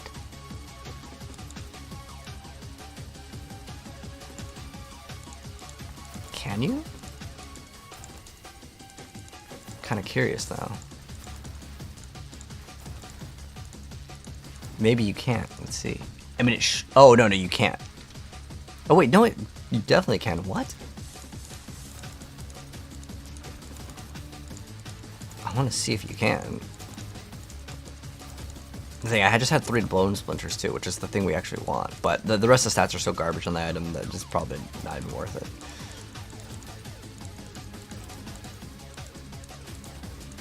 Can we actually get it, or is it just lying to me? Because you're not even supposed to get 2 resistances on... Oh, wow, what the hell? I don't know. So, this is actually pretty big for Season 5 in Diablo, and I don't know if this is going to be possible, but you can actually get 3 resistances on 1 item, which could be good maybe in your chest piece or your pants. If you really need to push those resistances, this could be pretty big, considering I can also then take this, right, and I can go to tempering, and I can go to a defensive stat, and then craft another resistance. And with just this one thing alone, now obviously I don't have to have lightning, I can just keep on re-rolling it here, but this could be so big for some characters in the next upcoming season. I mean, look at this. Ideally we'd get like 4 different ones, right? But if you could have 4 of the resistances and then you start masterworking the gear, not even hitting any like greater affixes or anything, you could basically solve resistances with like 1 piece of gear almost. Because after this, you do some masterworking, you go up, and then you could throw in like, you know, whatever is the last resistance that you need, you throw it in like 1 piece of your gear, throw in skulls, and you're basically like ready to go. This is going to be a very big, nice quality of life change if this actually makes through PTR. I don't know, this could be a bug. I really don't know though, but this is pretty nice. That is crazy that you can get that, but that just makes things even worse for rerolling. But that's interesting. Anyways, like I said, basic attack build. But we also want to, we need some basic skill pants. Let me see if I have some. If not, we can gamba for some pants. I thought I had some plus to basic skill pants. Oh, there's Arc Lash. Oh, that could be good for our Arc Lash build. Did we even try Arc Lash? I think we did. And I think did I give up on that build? What happened to our Arc Lash sorcerers actually? Hold on. I know we had one at one point. Did we, whoops, this is the wrong one.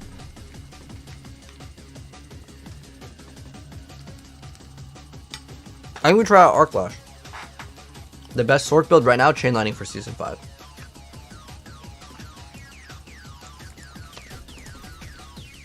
Let's go do that. Let's see if we have Arc Lash ready.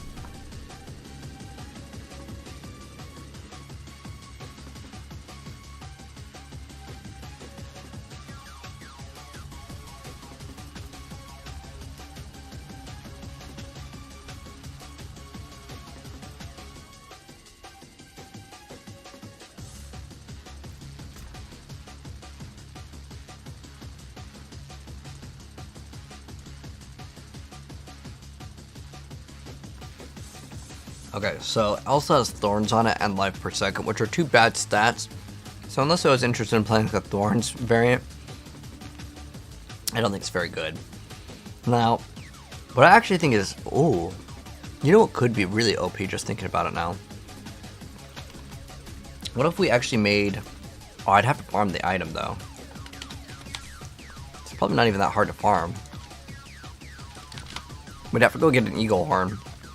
So I actually think that we could maybe make something cool with Rogue.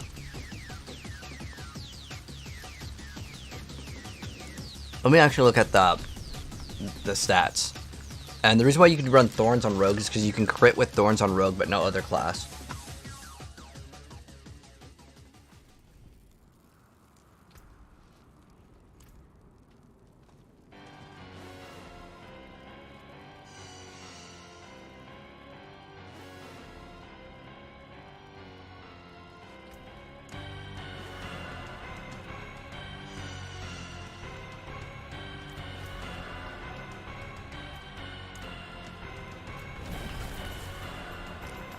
So the reason why I was going to run it in the next season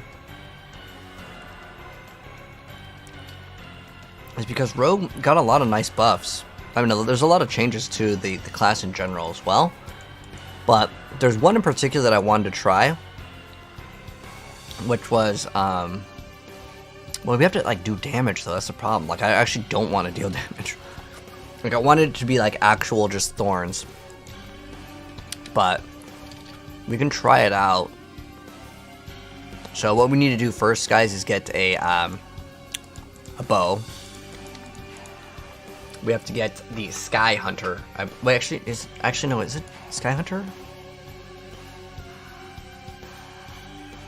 Yeah, it is Sky Hunter. Okay. I'll show you guys something cool. A lot of people don't know about this, but there's actually a legit Thorns Rogue build. I have it on my channel. It's just no one really knows about it. It's very, very secret.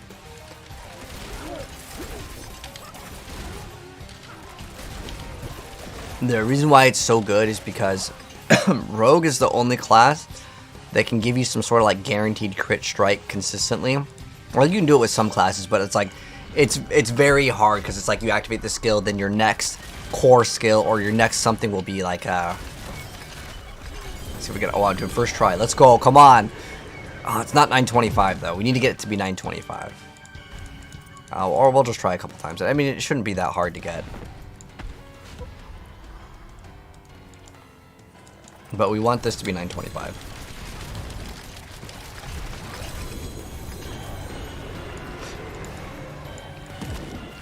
But this is a great way if you guys need those timbering recipes. By the way, this is the way to do it, 100%.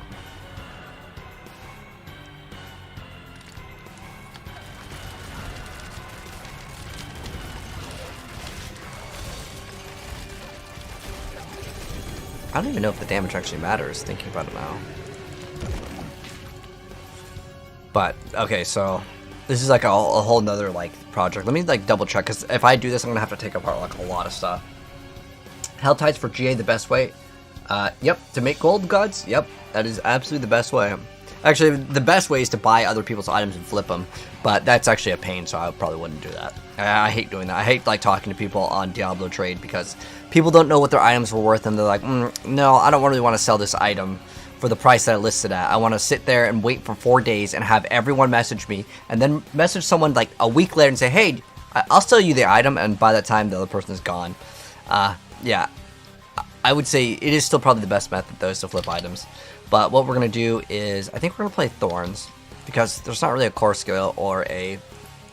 The other build that we can try is maybe like a Shadow Step build. That's one thing that has some potential, right? Is there a codex for a Shadow Step? It's like a...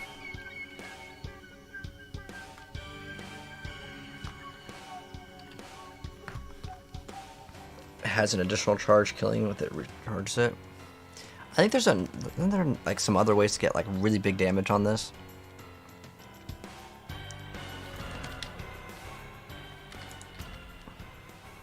But either way, yeah, we could run Thorns. I want to just mess around with it. Razor Plate. Sweet, I have my one greater affix one. So the reason why it works really well is Sky Hunter guarantees the crit. I don't think you get... Do you still get Thorns in gems? You used to run like gems for Thorns, but I think they like changed that.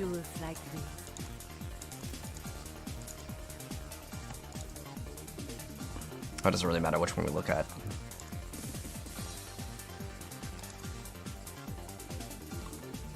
Did they remove Thorns?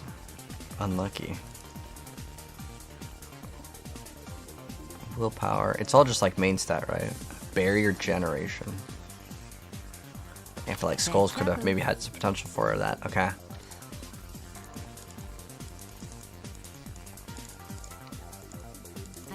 But what we need is a lot of generic multipliers, so we would have to like stop running precision.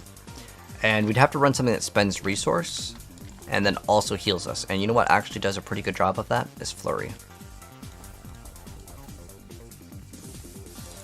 Oh, we don't need to put like tons of points into it. In fact, like everything should be as defensive as possible. I mean, if this heals us for 10%, I mean, that basically makes us like almost unkillable, right? Actually, we have to remove all dodge. We actually want to get hit. We just want as much damage reduction as possible. That's fine. Getting a barrier is good. And then we just have an ultimate on the action bar. And then we run what, like Needle Flare? We can like group them all up. I don't think this is ever gonna kill an enemy though. That's one thing that we'll have to like swap. Oh wait, does Umbercrux? Oh, holy guys! I just thought of something crazy. So Umbercrux would work, right?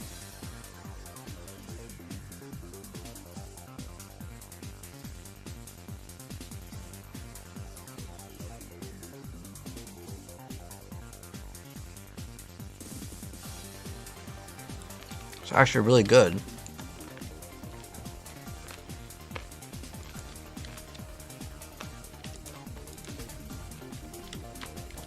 Okay, so this is good too. Now, we'd actually want to run this like other. I don't even know if I have the tempering on it, but it's an offensive one. For damage on Dark Shroud.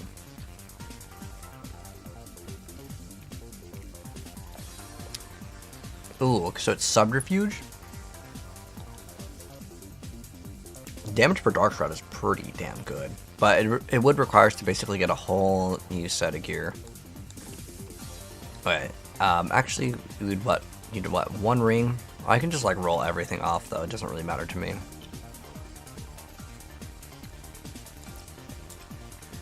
Let's see, what do we have here? Oh, this is a pretty good amulet. Oh, we don't even need an amulet. So we need what? Oh, it's really not that hard to make because we have a bunch of uniques in it, so like it's kind of tight on room anyways. Okay, you know what? We can make this pretty fast. It's just 3 items.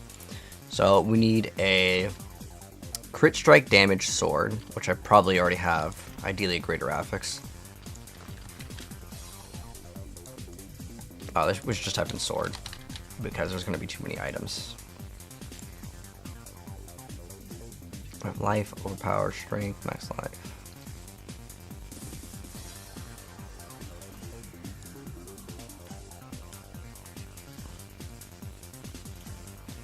We have no 10% on that one thing. Unfortunate. Alright, what else do we have? Okay, we'll take in this one. Then we roll that damage over time to another stat, then we'll be good. And then now we need a ring. And the ring, what does it need to have? I really don't care what the ring has, to be honest. I mean, there's not very many things that will help us other than like crit. I guess attack speed kind of keeps us up. But what we have to temper specifically... Oh, we need gloves too, and that's the last thing.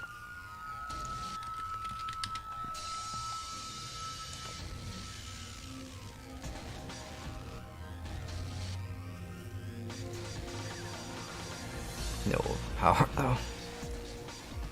We don't benefit at all from that. It's int. Damage over time is a pretty bad stat for us. Let's see if we have another like good one. I don't know how good attack speed is going to be in this build.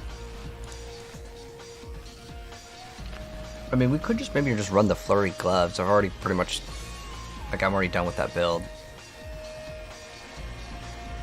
Just plus twisting blades. Let me see if I have flurry.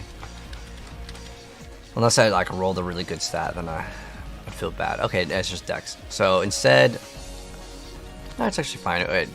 Attack speed would be ideally good for both variants, but it also has 5 out of 5 tempers still. Damn, like contemplating on this one.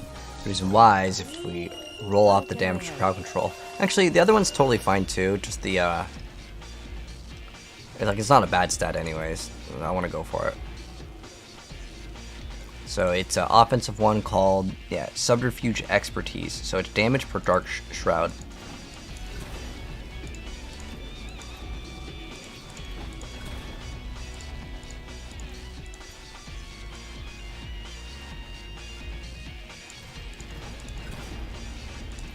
No. It's gonna brick. No.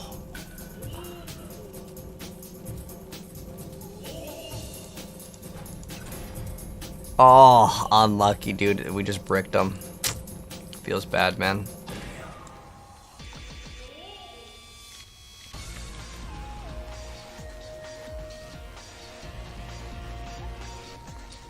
The other ones, okay. Good fortune. I wish for the PTR at least you could just keep on resetting. You could keep on going through. But technically Flurry isn't gonna like really deal the damage. Let's roll off that other one. The forge is ready. The reason why is getting like most of the damage could have actually came from, well, it's still gonna come from Razor Plate. But this one it has it's like a 1 out of 4, but then the other one's pretty easy to get. There we go, that's the one that we would want. And then for utility, there's one where it's like trick attacks. That one's actually kind of good. I'm not gonna care too much about that one. So now that we got this, we just need, I think, Needle Flare. Inner Calm could be okay. Oh, we need to actually temper this ring.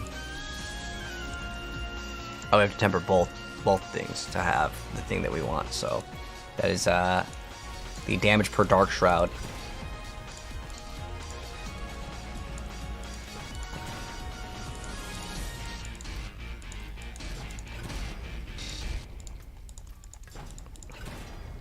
Oh my gosh, come on, game. Smoke grenade size 4 times in a row. Oh my gosh, it's another smoke grenade one. Unlucky, okay. Well, that's a rip.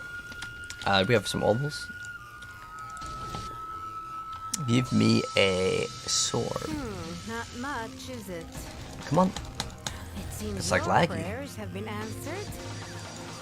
I want crit damage. Very nice. I don't even need a greater affix one. Bad luck. Dude, it's so laggy. Why is the obol vendor like There, it seems your prayers dial have up? been Alright, this one's answered. good. Life on hit, woo! Alright, we have 2. We actually can't mess this up. Right?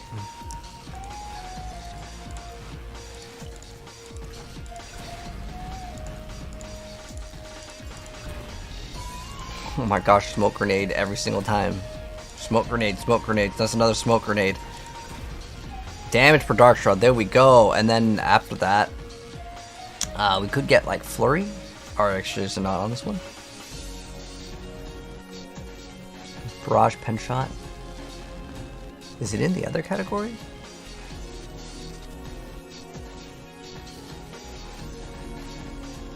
Is it under Cutthroat?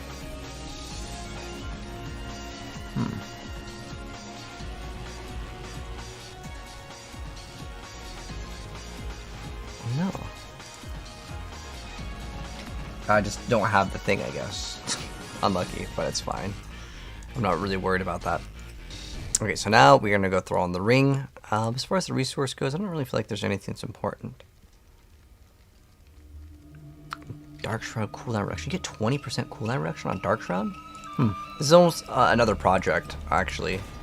If I can get... Wait, how much cooldown reduction can you get on Dark Shroud? Because if you run a Heartseeker build, actually, I think you can actually become permanently, like, invincible. Because the Shroud of Condorus gives you 3 seconds of immortality, right? So you combine that 3 seconds of immortality with insane amount of cooldown reduction. We have another cool thing to do, guys. We're going to become immortal, the immortal rogue build. Alright, that'll be kind of fun, although I don't know if they're going to nerf it. But what I do know is we need to throw on the damage per Dark Shroud.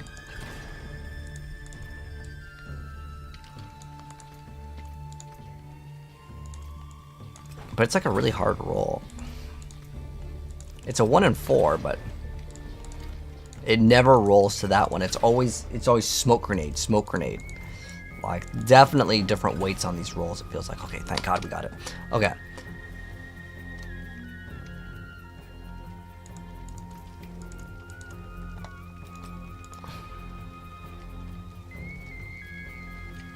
The forge is always hot. The reason why this one is so good, by the way, is per Dark Shroud Shadow, which means we get 5. That is times 5 of all the other stats. There's nothing else that even comes close to that. This thing is actually really strong. Oh, did we not roll? Okay, we have the chilling weight. Okay, so we need to do a couple rolls because overpower is not doable in our build. So overpower is worthless stat. Int's obviously worthless stat. So we're gonna get like dex. We're not gonna be super picky on this. I just want something that's like usable, you know. Oh, I don't think we need resistances on this character. Sure, life. We'll take life, and then that one's perfectly fine. Don't be a stranger. We're just gonna go ahead and add more sockets in these, and then we're gonna show you guys how Thorns works on Rogue. It's actually quite interesting.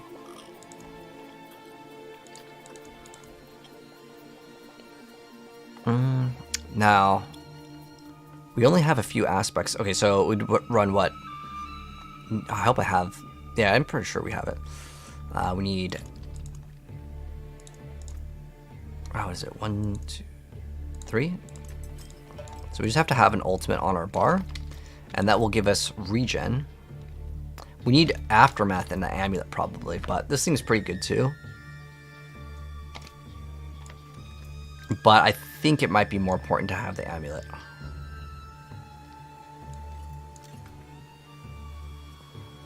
So the things that we would want is stun. We would want flurry stuns.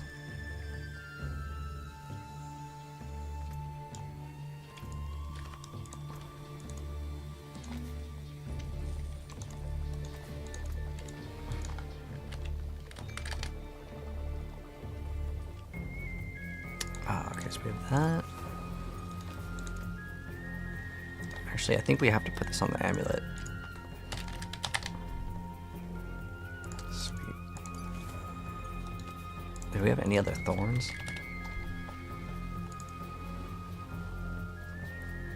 While channeling? Damn, that's really like... That's a good amount of thorns too, isn't it? Damn, that is a really good amount. But there's no channeling skill for the rogue at all, right? Is there?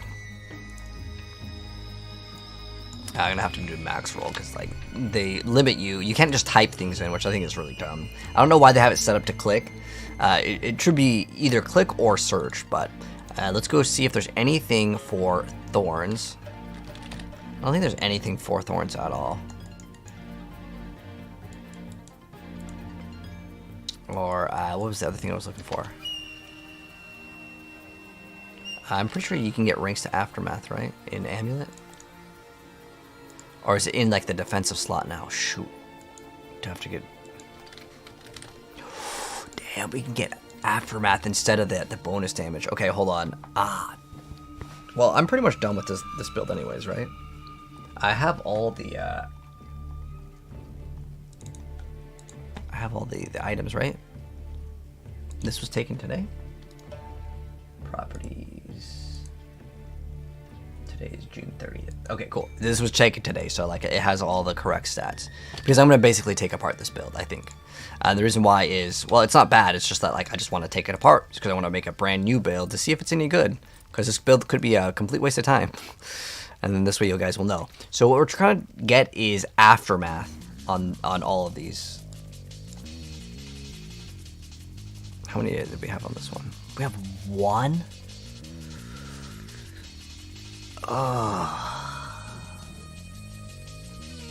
Dude, we have to hit like armor twice. Alright, that's gonna be a no-go. Oh, we don't even need energy per second, so we can actually make new ones of those. And then in the amulet, we could also try to maybe get that as well. Yeah, I don't really care too much about making another. Yeah, we can try on the amulet. Oh, wait, can we do trick attacks? Oh, flurry size is considered. Interesting. But yeah, what we want... Oh, it's a defensive one, so we have to get a new amulet too. Damn. Alright, so I guess we're doing a new amulet. We need... What is it called again? Aftermath. Okay, that's what it's called. I think it's under defensive.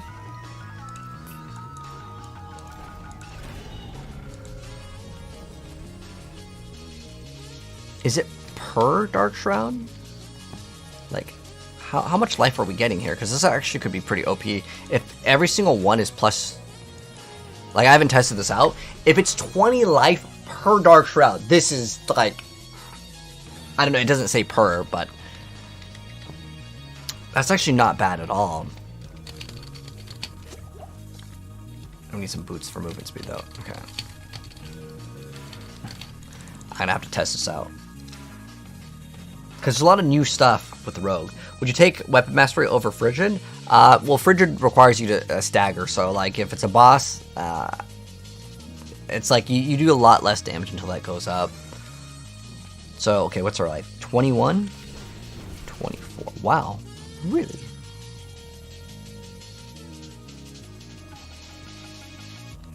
That's not too bad.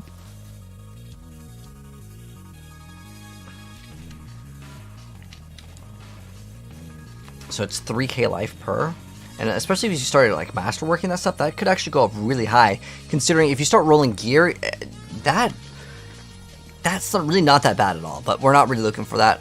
Oh, actually, it regens a % of your life. So actually, either one on that, as long as it rolls a +2 on the pants, we could take it. Or I guess, yeah, that's fine. We need pants now, but the pants have to roll armor and 1 resistance. And then the other resistances we can fix with gems. Okay, so it just needs to roll any resistance and we're fine. Okay, so I need to go for a pair of pants. I don't know why these NPCs are so slow. But could be better. Oh, bad luck. Oh, it seems to work perfectly fine if I do this. Like, sometimes it just doesn't register. Alright, so we can use Shadow Res, right? I think there's like 1 resistance we already have. Okay, that's fine. We can use Shadow Res. So, and then we also needed what? Armor? And then life. Okay, so as long as it has life. Oh, dang, it has Dex. Doesn't work. It seems your prayers have Armor, been Shadow answered. Res, life. Okay, cool. Alright, we're gonna re-roll one of them to... Oh, let's do this first, because if this bricks the item, then I don't even have to bother with this. And then, can we also temper on? Is that on here too? Oh, it's just Shadow Clash. What is it? Trick Attack, Chilling Weight, Shadow Clash?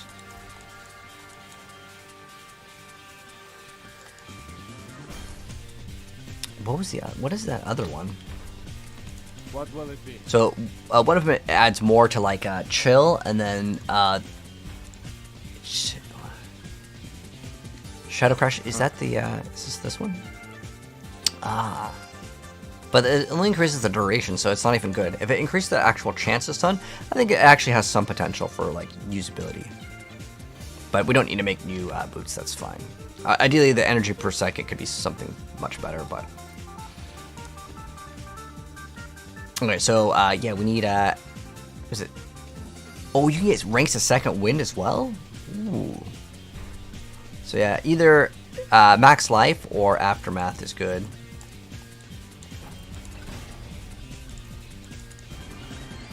I mean, there's actually 3 that are good. I actually think the other one's really great.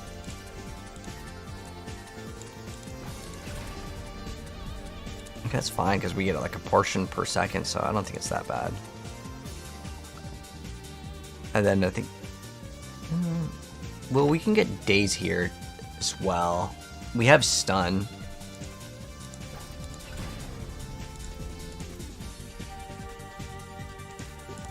It's a 1 and 3. Come on, game. Do not troll me. Oh my gosh. Okay, I'm just gonna get like one of the other ones. Well, there's another stun right there. I want the days.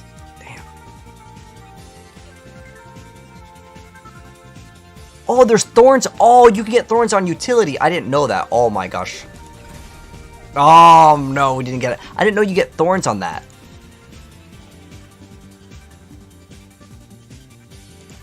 So you can get more thorns. Damn. I might have to do a reroll of Roni.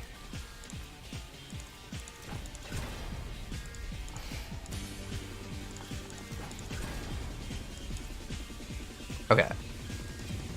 Okay, so you can only get a utility. So we're missing thorns in one roll. It's fine. I'm not going to be too picky. Can you get thorns in here too? Oh, you can.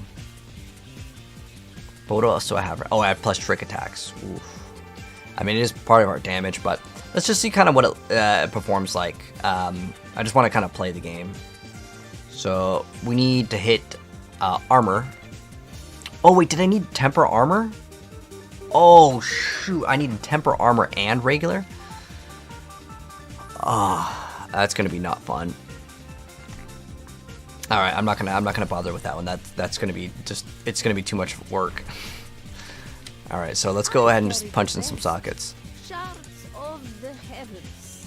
And so, what's our resistance looking like now? Ooh, we have 2 resistances that are like really low. It's not a quick fix with this. I think it's because before we were running Starless Skies, and it gives us like the resistances on the other one. And then we just threw in like a... What we'll do is we'll throw in Poison and Shadow on this, and then we'll just call it like close enough. So... We'll craft...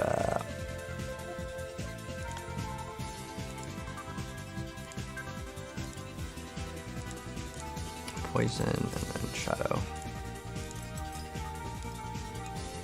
Okay, so it could be better on Cold Res, but that's really about it. In fact, we can actually fix that by removing like the life right here and then putting 5 more. And then it's actually really close. The difference is at 4.5. Okay, that's good enough for me for now. Just to see if it kind of works good. We're gonna test out 2 things first. One, open world. You're not on the PTS, but for Season 4, do I have extra Scoundrel's Kiss? I only have like a really godly one. Do you have like a... What's your goal, that Cool Breeze? Because I have a triple Greater Affix one. So like, if it was a regular one, I would just give it to you for free. But if it's like a triple G, I probably kind of need to sell it, Kappa.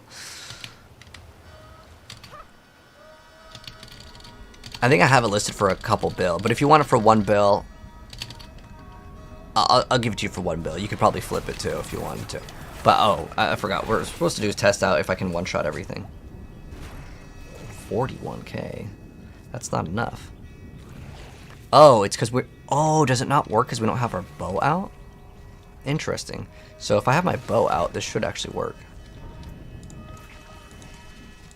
Damn. We'd actually... it's like... We'd have to activate both. But we need a bow skill. The reason why we need a bow skill is because I need my bow equipped. Oh, did they patch it? Oh, no. No. No, they patched it. It doesn't work anymore. Oh no, it just crit. Wait, what? I saw the yellow. Hold on. How does it, did they change the way it works?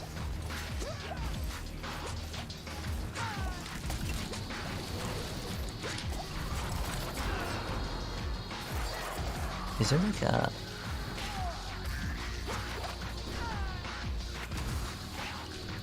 Let's see. Oh, we have the teleport one right now. I want to go to the consecutive one and see if there's like a buff.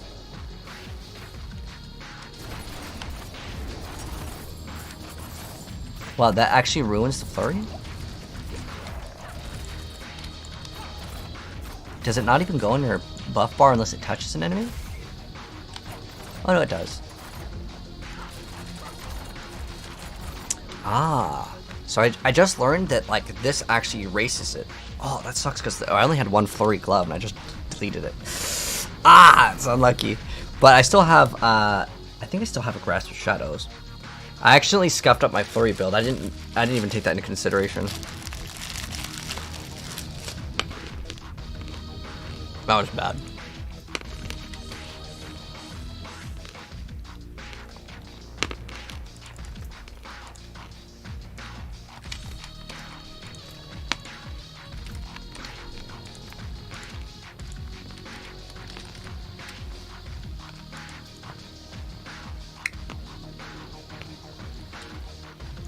we can actually make a much better flurry build. I didn't know that if you swap to another skill, it does say consecutive. I thought it wouldn't fall off. So that's unlucky. Alright, so that was definitely a mistake. But we still have another item that we can run, I think.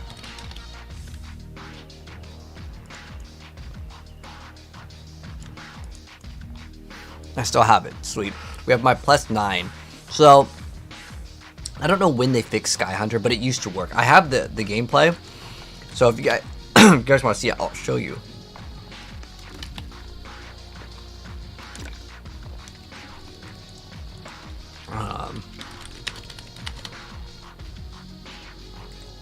So yeah, this was a really weird build. This was in, I don't remember what this is. It's another season, but like, check this one out, guys. This is pretty cool. So if you run Sky Hunter, what happens is everything that hits you always crits themselves. But I guess they patched it in some point. But you can still like play the game, but you can see everything just. Oh, look, I mean, look how good this was. This was a long time ago. So like the damage, you know, of like, I don't know what it was, but look at this. Boom! You could literally AFK and everything would just one-shot itself. I can't believe Blizzard actually nerfed it. I mean, they had to see it. That's so unlucky. But yeah, it's nerfed. Then they never even said that they nerfed the Thorns Rogue, right? Like, nothing was ever mentioned. That's very unlucky. I'm kind of disappointed that it's nerfed because it was kind of like a fun build that, like, if I got bored, I'm like, I could just go back and mess around with something troll.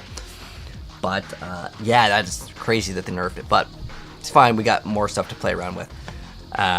Let's go mess around with some more stuff. So the other things that we can play around with that have some potential for, like, I kind of want to run broken things right now. And so we can run 2 rings with Dark Shroud cooldown. The thing is that I really want to run Ring of Starless Skies because it really helps out. Because every single build has to play this, right? And I don't know if we're going to get that much resource cost reduction or any other way to get resource realistically. But I bet you can become immortal with this. So what we would need is, so it's 3 seconds. So we can run Hectic plus. Hold on, let me build out max roll first. Because maybe it's gonna be like 1 second off, and if you're 1 second off an immortality build, well, it's not immortality, right? So I can save myself some time. If I have to hit masterworking, okay, let me see like what we can get. Well, that pretty much finishes your cooldown reduction right there. I mean, you can get amulet cooldown reduction. Oh, you can get dark.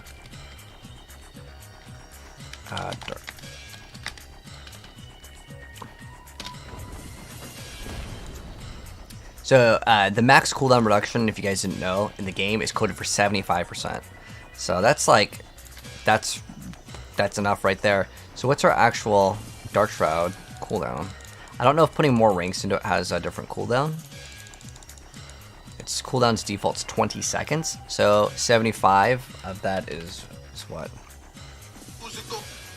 All right. 20 times or 0.25. So it's a 5-second cooldown. So that means if in that duration we can hit enough times. Oh wait, I did. It's 0.25. Yeah, it's 75%. So the other option that you could do is like something with like your ultimate resetting your abilities, and then you could just do it through that, and you could become immortal. But it's a really pain in the ass. I don't think it's worth it. That's requiring lots of triple masterworking, and that's not fun to do. That's a lot of grind. And if it was non-PTR, I'd be interested in maybe trying. But if it's not, then hell no. So it's not worth it, I would say, for time investment. Unfortunately, this thing's really bad because it doesn't have crit strike chance. If I had crit strike chance, it'd be actually like totally fine. But right now, let's go ahead and actually try out Flurry. I just have to find the stuff that is for Flurry. I may have like a Flurry sword. Oh, is this all my Flurry stuff?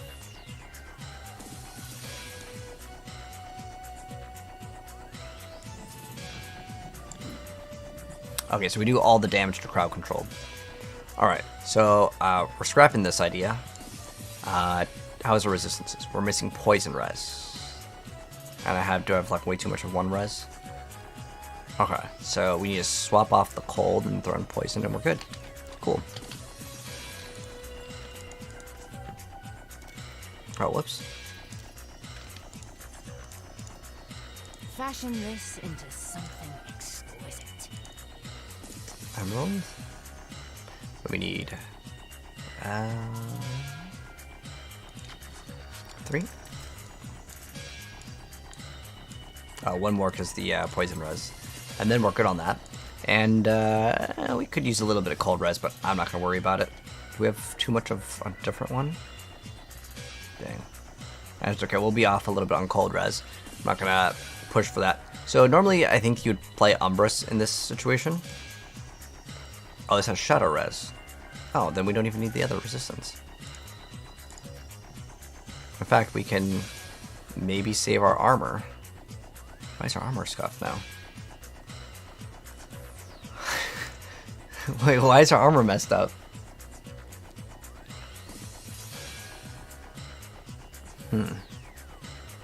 Trying to figure that one out. But, was it using a skull before?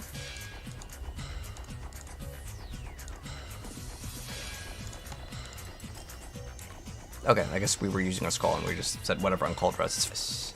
Okay, so, let's see, do we need this one? Oh, damage per Dark Shroud. Dark Shroud cooldown reduction is not really needed though.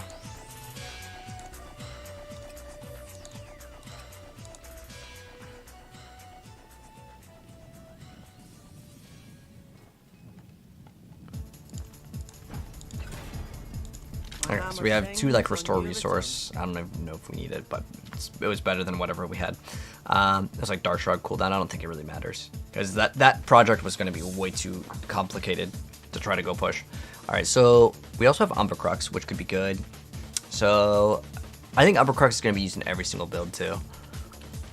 It's just too good. It does way too much damage. So we have for defenses we have I guess Umbrus and that one. So we're going to do Flurry now. And we have all the Flurry multipliers. We have Intercom. Oh, we don't need 2 of those. I don't even know if I really want to do Intercom. I know that there's 2 Flurry ones.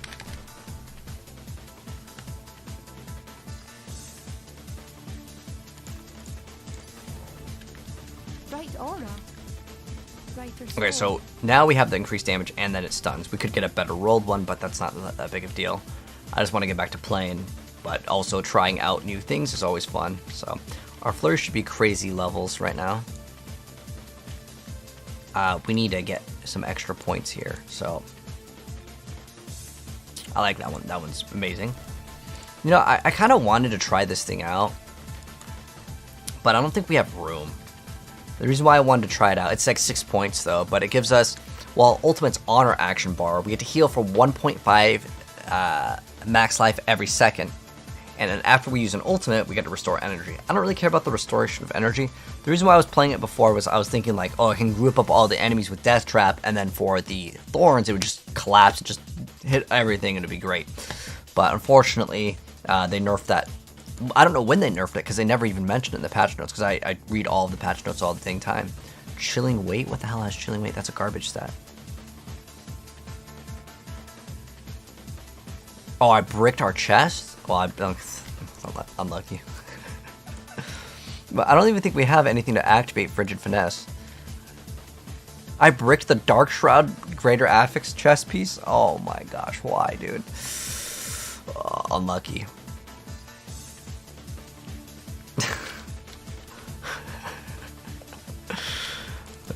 Okay, well, that's unfortunate. And it was already Trick Attacks too, which is unfortunate because that was another good little multiplier. But it's because I wanted to try out something else. And at first I was like, okay, I'm done with Flurry, but I guess we're not. We're going to be trying something else out.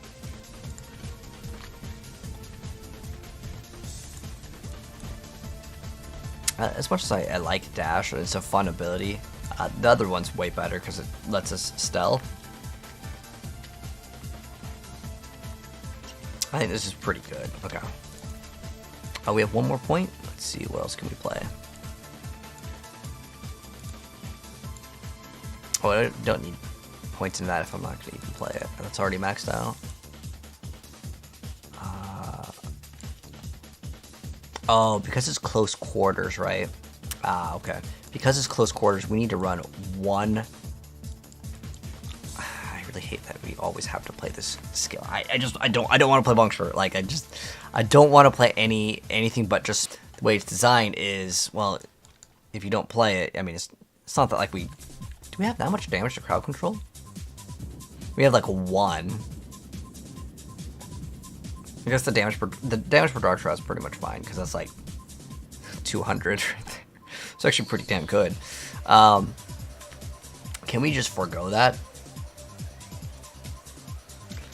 How many tempers do we have? We only have 1 temper left. Because I was gonna say we could just like rotate things to the other thing and it'd be okay. But it's like it's only 24x. The thing that we would lose out that would hurt the most is the attack speed. But I actually kind of want to try this thing out because it gives us a pretty decent amount of stats.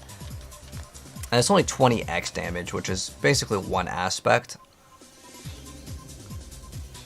What else could we run? Let's just go try it out at like a pit 60 to see if it's worth investing time into. Because maybe the build's like so bad right now that it's not even worth investing into. I don't think there's anything else I'd put it into other than agile. Let's see what the performance looks like. Oh, but you know what I don't know. It says when you use a non-cutthroat skill, it resets the stack or something. I'm gonna have to test it out, but I'm pretty sure how it works is it counts. What would it count?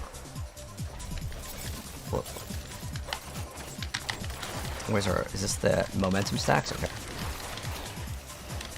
That's not really that bad if it falls off for like 1. Oh, I'm not gonna kill that. Oh, it's like 7 mil. It's actually like okay damage. Where's my HP going? What? HP. What's going on? What? Why is my HP like disappearing?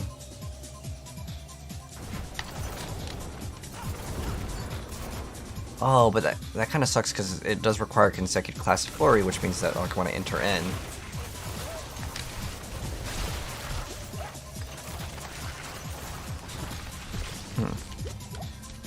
Oh, come on. That's like way too much damage. Why am I just melting like instantly? It feels weird.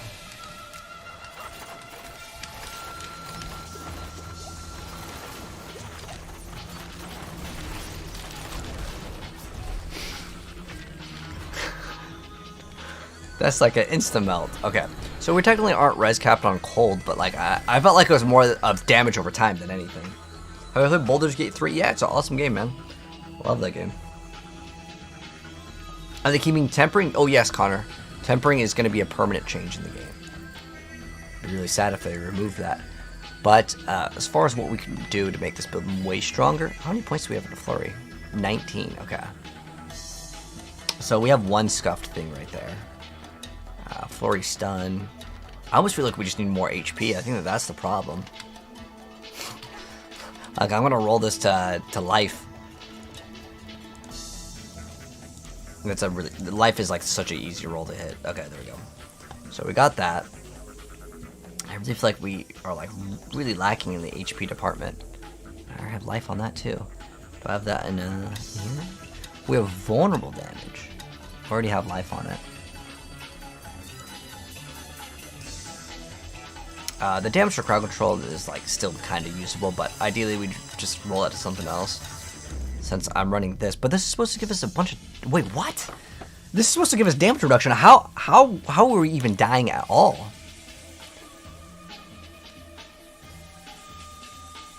We get energy regen, which is nice. Yeah, it's just using it for damage reduction. What ideally we'd want is probably Dex instead of like the primary resource, which this one we could reroll. We have 3 out of 5. Well, this is a pretty easy thing to get because what is it? We get the Dark Shroud one. Isn't that like one of the offensive ones?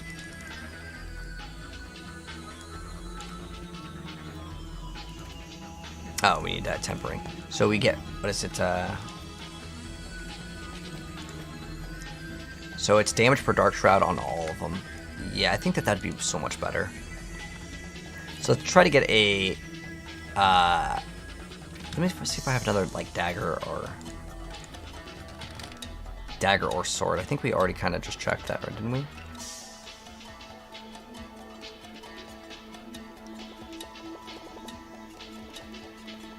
Dex is cool. Okay, that's fine. At least it's a GA too.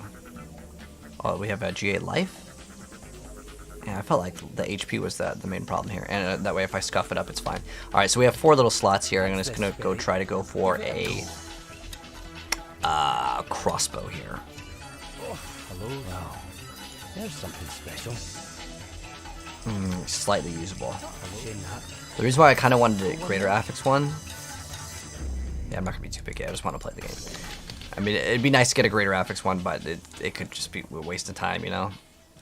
Alright, so let's go for offensive, and then we're going to get the damage per Dark Shroud.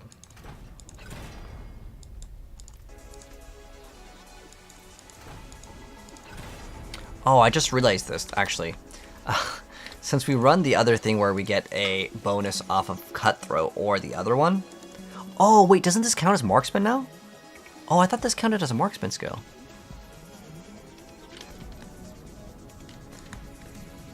Damn.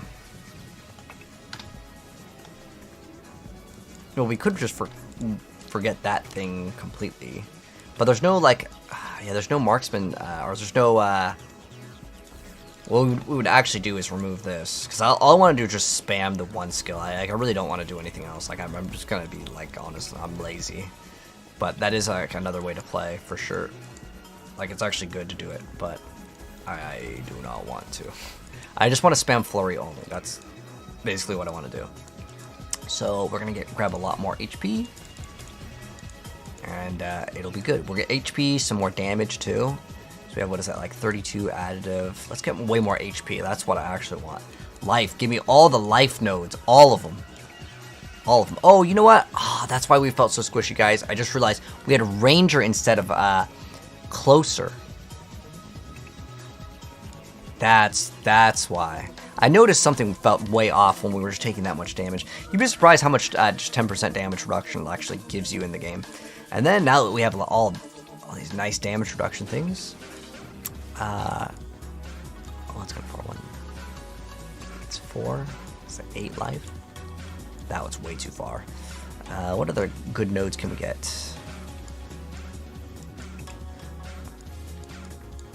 So all I want to do is spam Flurry. I don't want to do anything else. We have damage to healthy. Not too bad. 2, 3, 4, 5. Ooh, this is new. They put all this ultimate damage here. That's because on one of the things, it's like you, whenever you use your ultimate or something, it's because before you could actually roll on stats, and they basically made that useless because, well, you couldn't get any of it. I don't know where we're getting this core skill damage. Oh, wait, I know where we can get core skill damage. Isn't there like a couple things that you can get core damage? That's like free, right? Wow, actually, can we like reach that? That's actually way too far. We'd have to like forego a Paragon board, which chip isn't really that great. Like, I just remove this and we just grab that.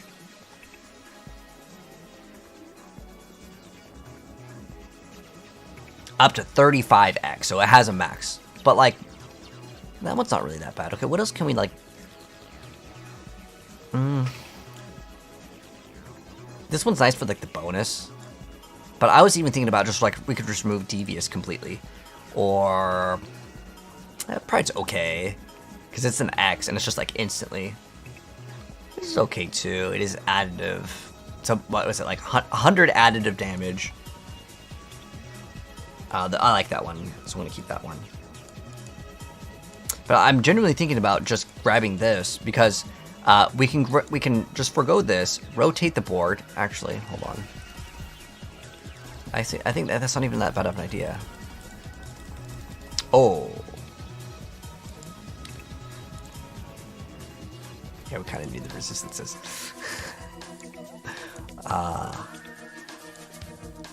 Damn, I definitely want to grab this. Like, what I wanted to do is actually grab. Let's see, 1, 2, 3, 4, 5, 6, 7, 2, 3, 4, 5. Okay. Because grabbing all of these would be great, and I believe it's going to be 12 to get to that other one. But what I'm going to do is, I don't really want to give up that board. I like actually can't give up this one. Like the other one where it's like your inner sight, yeah, because you could actually be in inner sight mode for quite a long time. Oh, we have resistance right here. Oh, we need 460 int, which I think we can actually reach. Reachable.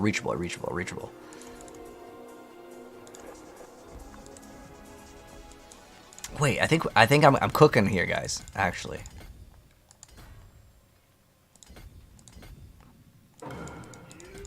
what's our resistance like right now? Is it like pretty much right there? Oh, it's like the exact same. We're good. If we just had a little bit more int, it'd be even better. But I'm not gonna worry too much about it. Now with devious, I think we can give up devious. Okay, let's see what else we can put in. I think trip is kind of the better one to put in here.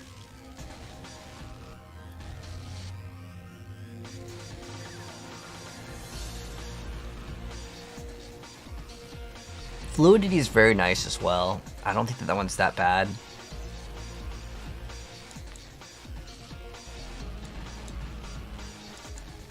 Do we have any int ones? Combat? The reason why I was looking at int ones, like I like that this gives it bonus to all the rare nodes, and that's it's another 9% life, which is pretty hard to beat. Oh, we have core damage right here. Oh, hell yeah.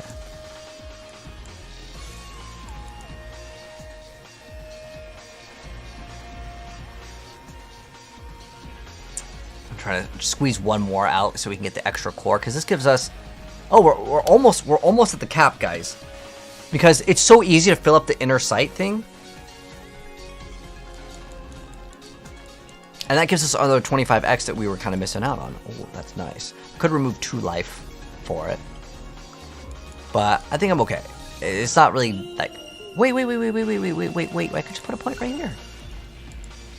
Hold on. We just put a point right here. And just remove the dex right there. Oh my gosh, I'm too smart. Because we don't need strength, right? Oh, we're too good. Oh, we're good. We got it. Where's the other core damage?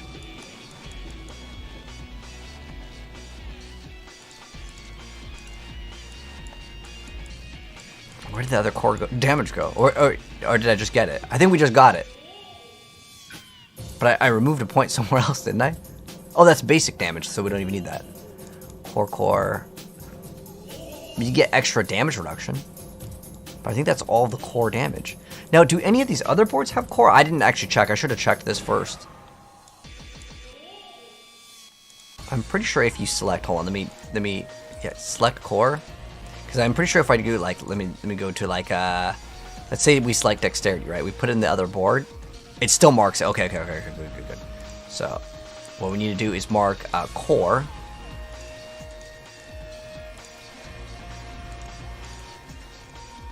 Oh, okay. So we're good. Actually, we can make this build really good now.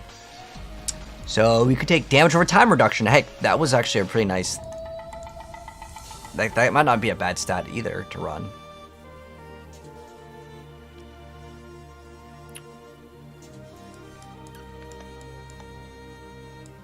We have one more.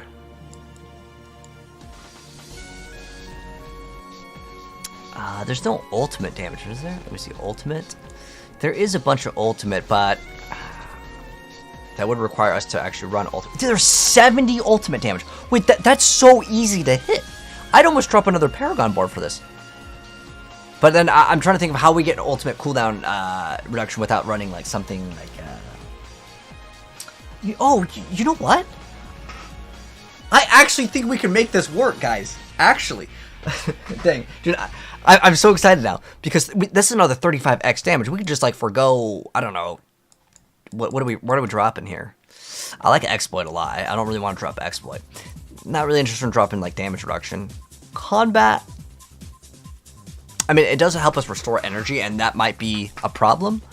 But because this is additive damage anyways, I almost want to just, well, we wouldn't drop this board, we would probably drop Pride actually. Oh wait, we can just rotate. Oh wait, hold on, how does it the ultimate stuff is kind of far. Let me see. 2, 3, 4, 5, 6, 7, 18. Well, it's 12 to get here. 13, 14, 15, 16, 17, 18. Ooh, that might be kind of hard to push to grab that. The reason why is like I'm thinking like we can actually grab this as well. I think right. Let me count again. 5, 6, 7, 8, 9, 10, 20. So we went.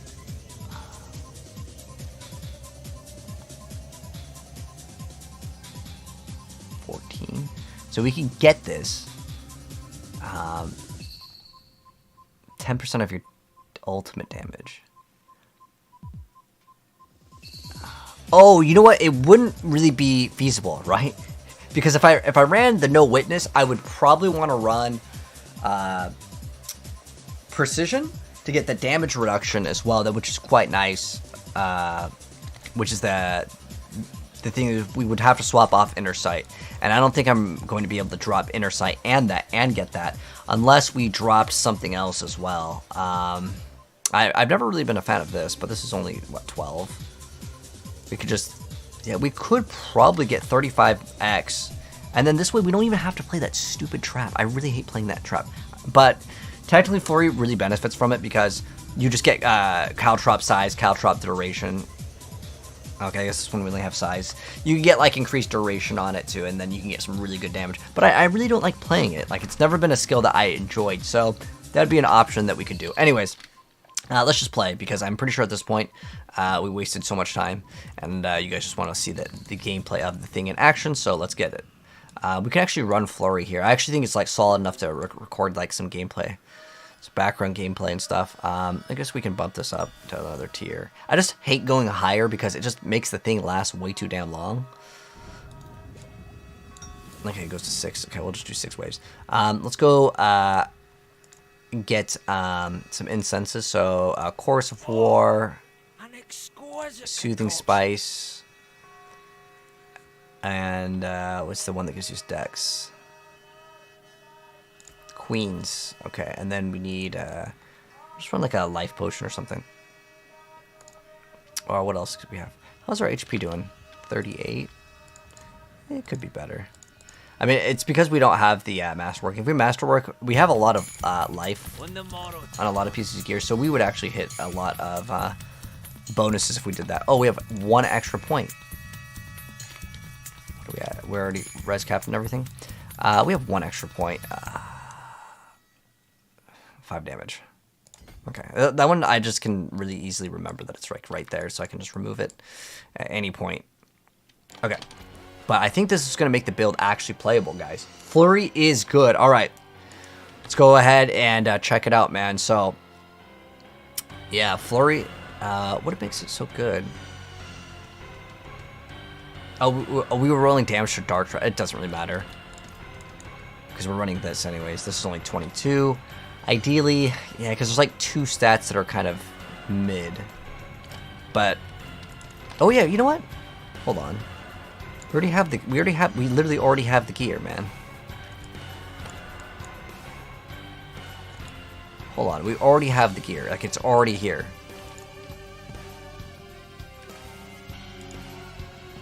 And we just need damage per Dark Shroud. There we go. We don't need it to be perfect. Punisher, caltrops, duration, and size. Yeah, there we go.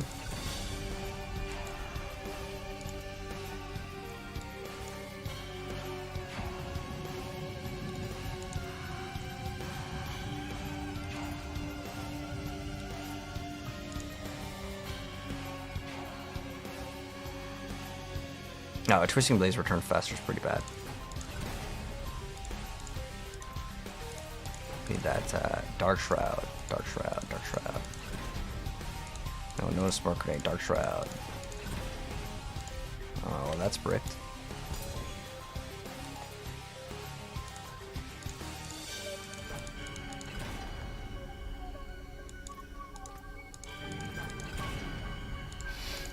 Smoke grenade again. Damage for dark shroud. Okay, cool.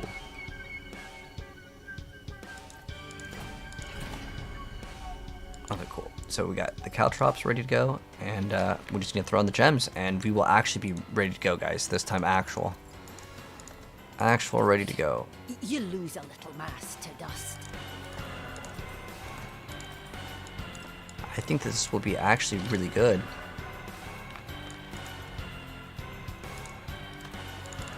Solid bits here. Potent potables. What needs of you? Excellent.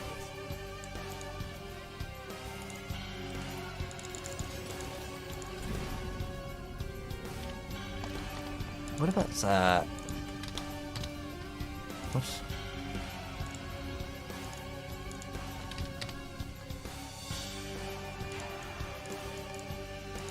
Do I have saboteurs? Is it in my inventory? Oh, it might be on my mule. I'm kind of lazy to go get it.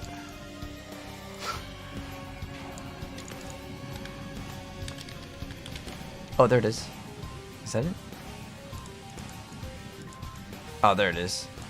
So we have 13 crit and crit strike damage on life.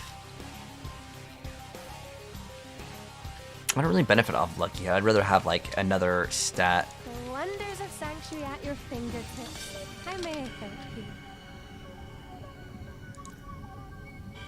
I think I'd rather take that. Like, I'd rather attack faster. Oh, what were we running before? Oh, flurry, right? Impeccable. And then, oh, wait, I think we're running flurry on this one. It's circle, right?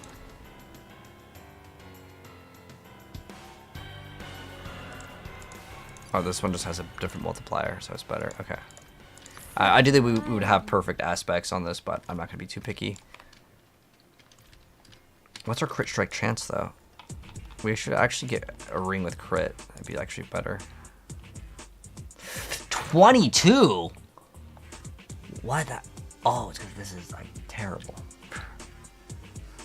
Okay, we need a ring with crit. Oh, like, that's like unacceptable. Absolutely unacceptable.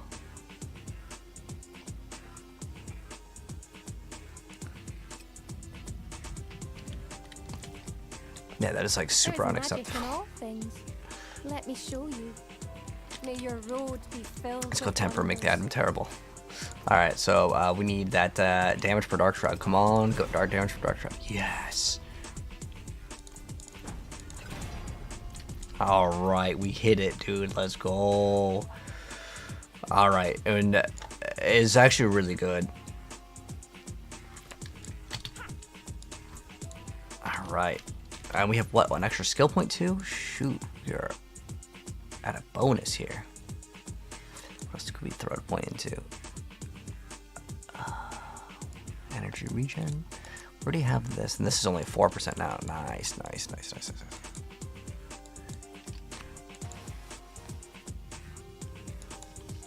There's nothing else I really want to put a point into other than agile. Yeah, that's probably a good thing to throw in.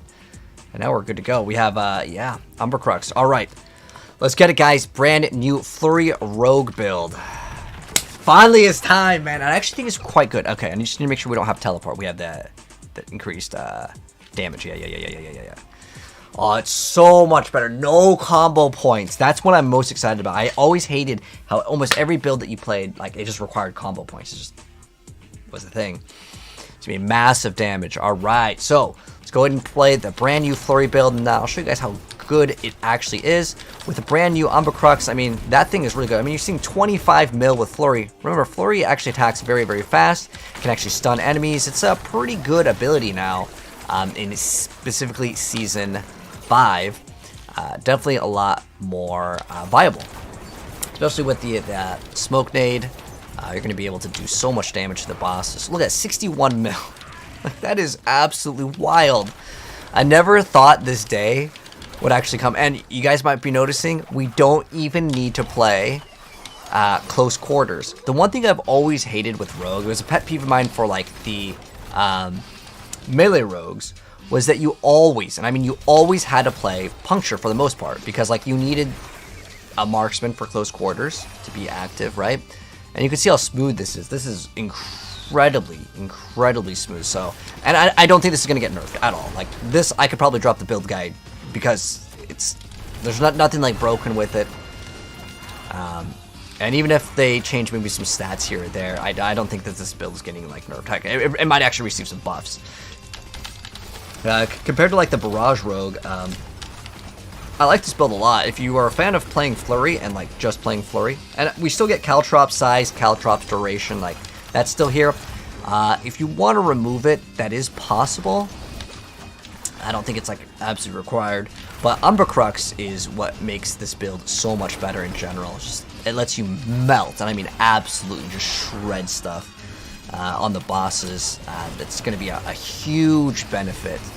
Now, I'm actually kind of more curious to see what Umbracrux does with like party members, because I mean you can attack it. I'm assuming your teammates can too. So we'll do a quick little run around over here, and we'll talk a little bit more about the Flurry Rogue. But as far as it goes, I would say it is tanky enough. What it comes down to is, well, now they made it so your Cutthroat and Marksman skills can proc the Umbrus. And that was like a huge thing, because if that didn't happen, then Melee Rogue would have been in the gutter. Like, it's really bad. In fact, I actually think this might be better than Twisting Blades. And that's fine, because Twisting Blades had its time to shine. And Twisting Blades, you probably want to be playing Poison with it. And I've always hated how Twisting Blades had a delay on like the spin around. But Rogue is in a really good spot now. And I just really like how we don't have to use any sort of combo points with this. Go find a nice little pack over here, activate some stuff. And I think when we hit for that 64 mil, we'd go way higher than that. But like, when we're hitting for those high numbers, we could go even further if we happen to put them in Caltrops. I'm not even using Caltrops. This is a 100. And it's like super smooth gameplay. I think Rogue is in a really good spot. Like, now that I've tested out most of the stuff. I'm just hoping that Shadow Step build will be actually viable, but we'll have to test it out later. So we're just doing this because there's still that bug on the PTR.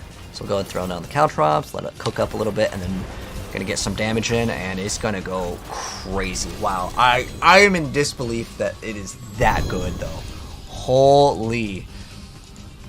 I mean, we're reaching levels of basically like past, like it's like near towards the top tier. Honestly, and the thing is that you can stun enemies very fast with this build for sure. So let's go over really quickly what has kind of changed with this. So I don't even have perfect pieces of gear. Heck, I'm still rocking a Grasp of Shadow here. So this could obviously be way more improved as you can get crit. It's looking much better. But some of the things that got added in was in the Codex, and you can see, I was looking at the Shadow Step stuff, but Flurry got some nicer changes. So we have this thing that's really good, which is called Breakneck. So Flurry deals damage, and it has a 20% chance to stun. Now, this isn't Lucky Hit. That is what makes it so good, because if it said Lucky Hit, I'm like, no. Yeah, I've never really been a fan of the Lucky Hit mechanic. But this is not Lucky Hit, so that's awesome. Great. Now, if you're wondering if you can play the Saboteur Signet, I don't know if I grabbed it. Saboteur Signet, probably unnecessary here. But on top of that, we're running, of course, Crown of Lucian as well as Lockhorn's Talisman. And basically, you have a lot more crit, you have a lot more damage here. And then what gives us crazy, like, insane damage, Umbracrux. And look, my item isn't even Greater Affix. We can get way better stats. Heck, I have damage over time roll. Obviously, we can get way better gear. And the thing that is going to surprise you, again, is going to be here. We don't even play Precision.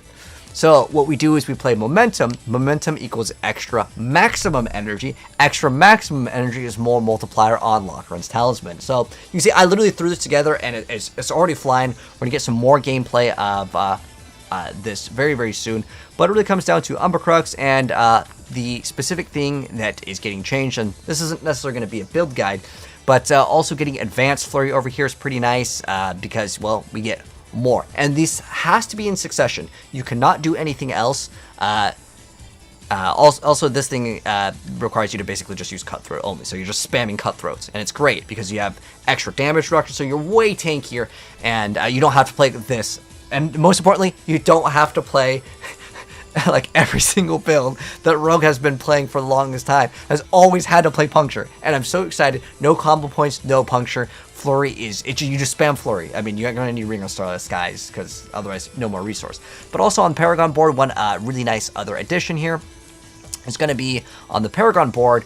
We're actually running Leyrana's Instinct. You can actually get core skills to actually scale this and get up to 32x when Inner Sight is active. And that's so easy to do because they buffed Inner Sight as well.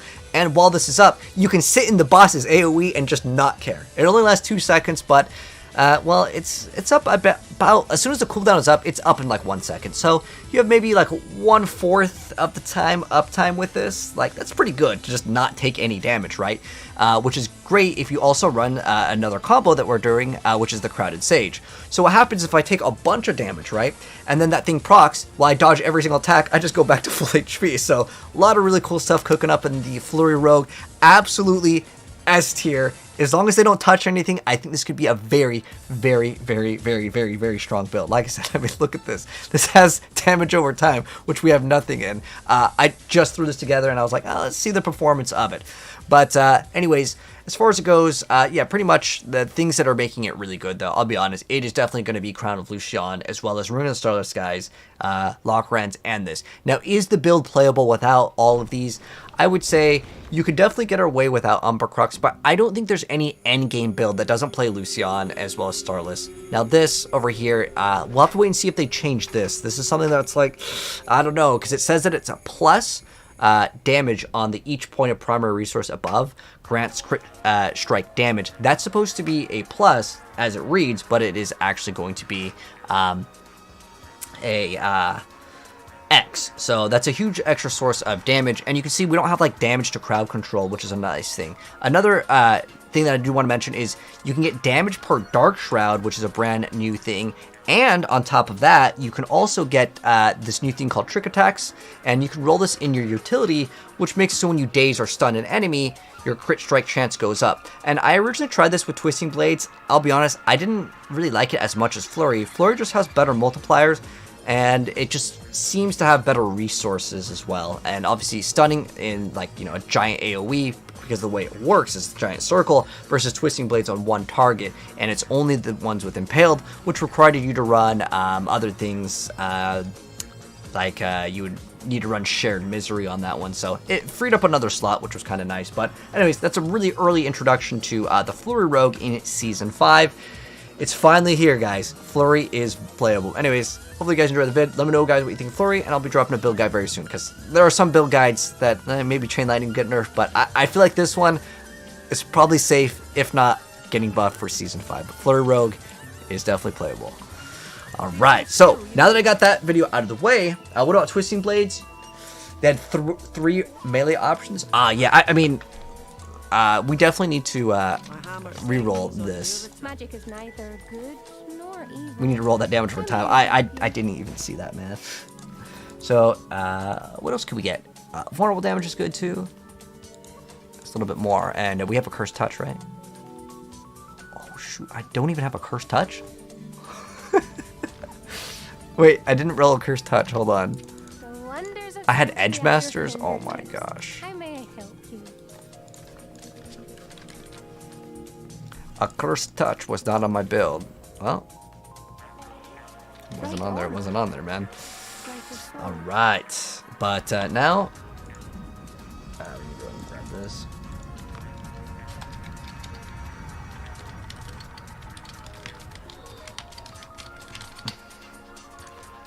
I'm super surprised that is playable.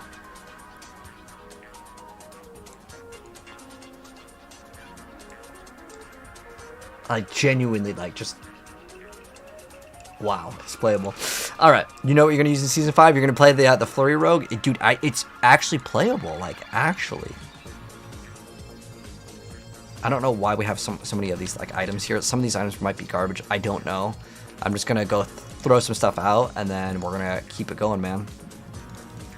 Flurry is absolutely playable. I want to play Rogue next season for sure, because Barrage is really sexy. I really like the Barrage build.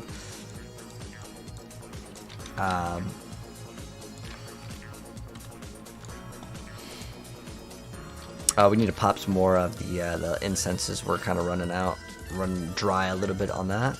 Course of War, Soothing Spices, and Queens. Is Buzz the same as Queen?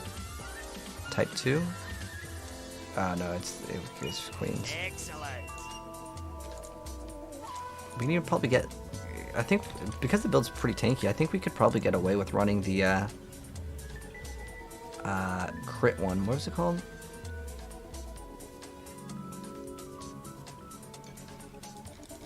I bet you we can get away with it. Let's find out, man.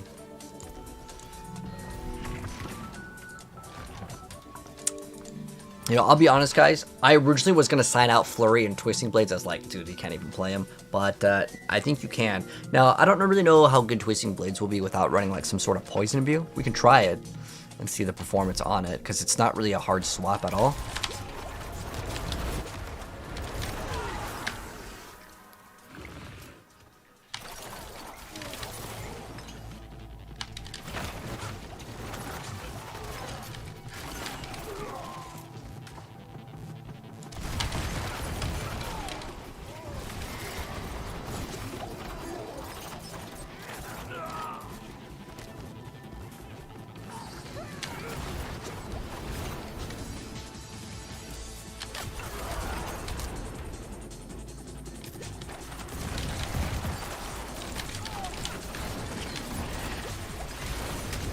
Holy.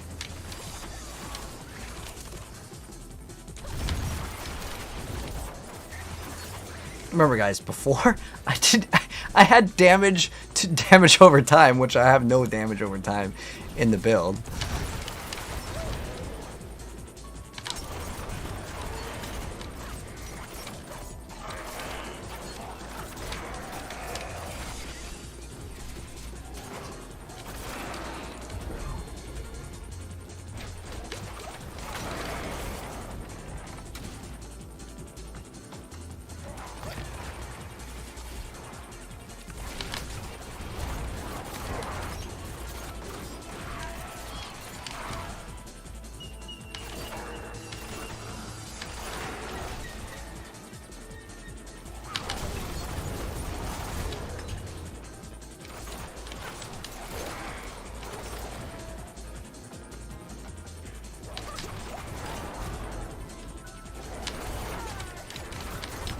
This build is really good. Like, I'm genuinely impressed. Like, the more I'm playing this, I'm just like, dude, this is, like, actually really good. Now, if I was to compare this to Barrage, though, I think Barrage is better, because, like, I can sit further back and then just pop everything. But it's not bad at all. It's actually quite nice.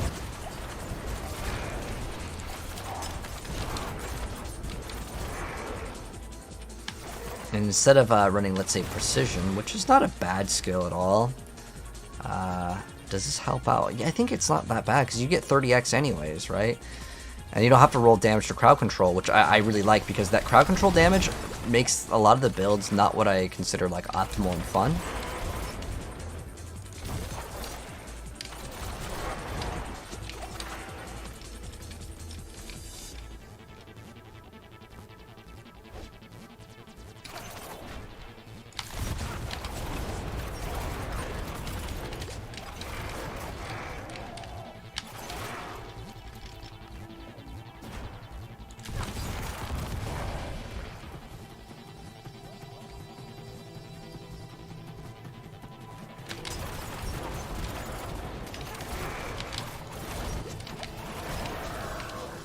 I mean, look at this, like, speed. It is absolutely phenomenal.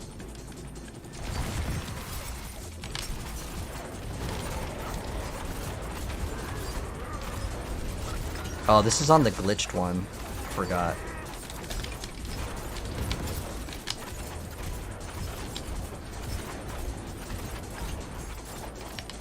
You guys didn't know, the boss basically is glitched with its HP. Okay, let me, like, actually fix this. So, the reason why I'm mentioning that it's glitched, because it's a huge difference. The difference between fighting the boss that's glitched and not glitched is literally, like, killing a glitched boss is actually quite difficult. which we just did. Like, that thing is incredibly tanky.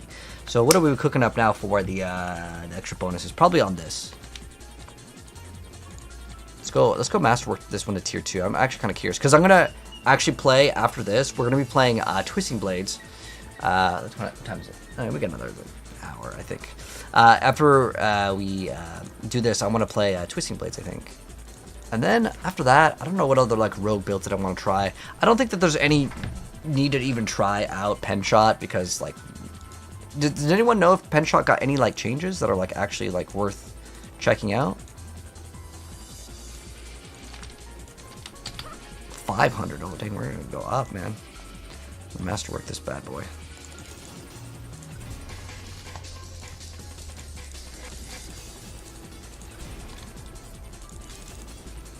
No, we're so close. I lost my voice.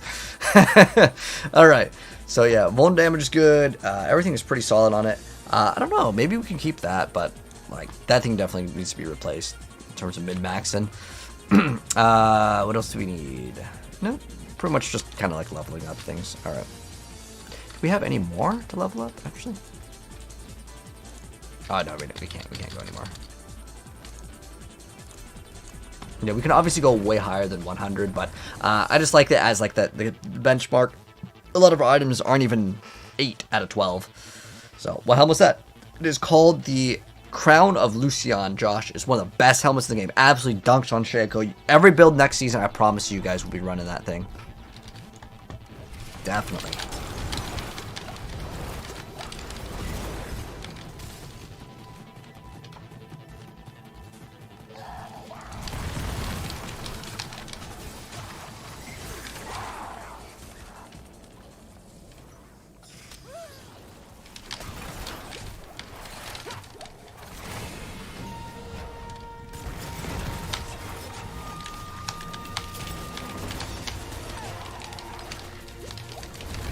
Frozen.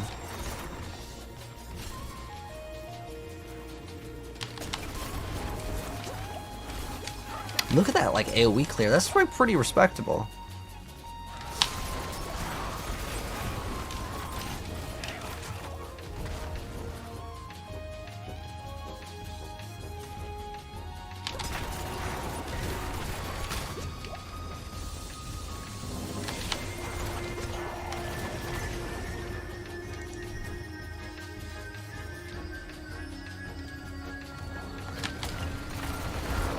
It's like you just throw one thing and then it just like dies instantly. It's great. It's like you just go invisible, boom! Dude, this is really cool. It's almost like a ninja playstyle, like you're hunting the elites. I like it.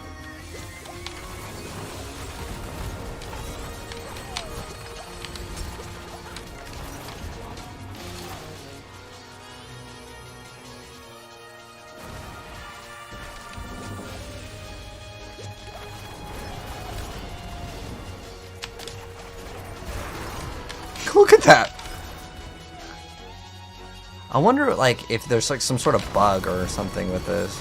So, you know, maybe it's just bugged, and then like we get excited and it comes out. Sorry, guys, it was a bug. It wasn't meant to do that, and then it becomes really bad somehow, right?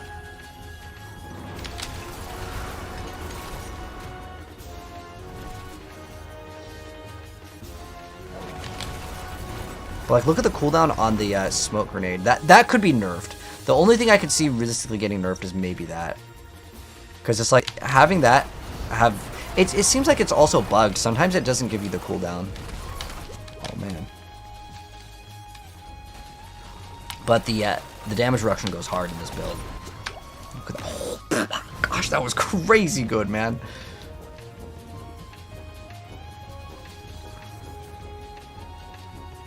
Like, watch the difference between the bugged and the non-bugged. So we just killed the bugged one, right? Watch the non-bugged one.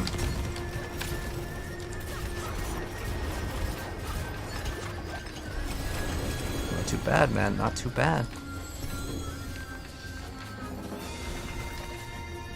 Looking pretty solid. Pretty solid. Season 5 Flurry. Yep. It's really good, man. And, like, what I think is even crazier is what we can potentially do in the Helltides. I'm going to go do some Helltide content. And the reason why I want to show off Helltide content is because in Helltides, you can run another thing in this build and actually make this build even more fun because you can throw in a teleport into your build.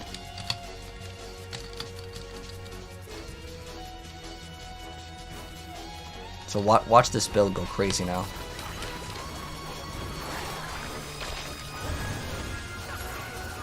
I don't know if you guys can tell it's teleporting. It's not as smooth as Shred feels. It does need a target. It's not like it can teleport towards nothing. But I feel like sometimes you can't just hold it down. Sometimes it works, but then other times you get stuck on things. But I wonder if we just get way more flurry size, if that's like another option, because I don't really care too much about the caltrops. In fact, I actually want to try to remove it out of the build. But for the build guide, I think that respectably, like it does give you the most DPS.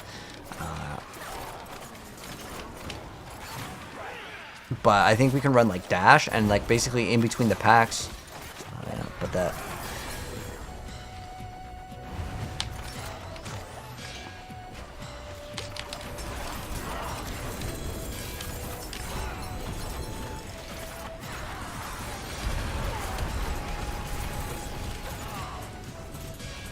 That's supposed to make us invisible, by the way.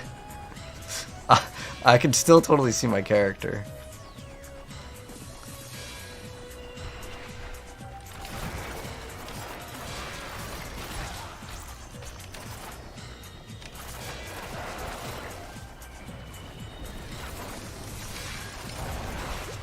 But like, I'm pretty sure that does way less damage than Barrage. Barrage, it goes. Yeah, I think Barrage goes crazier.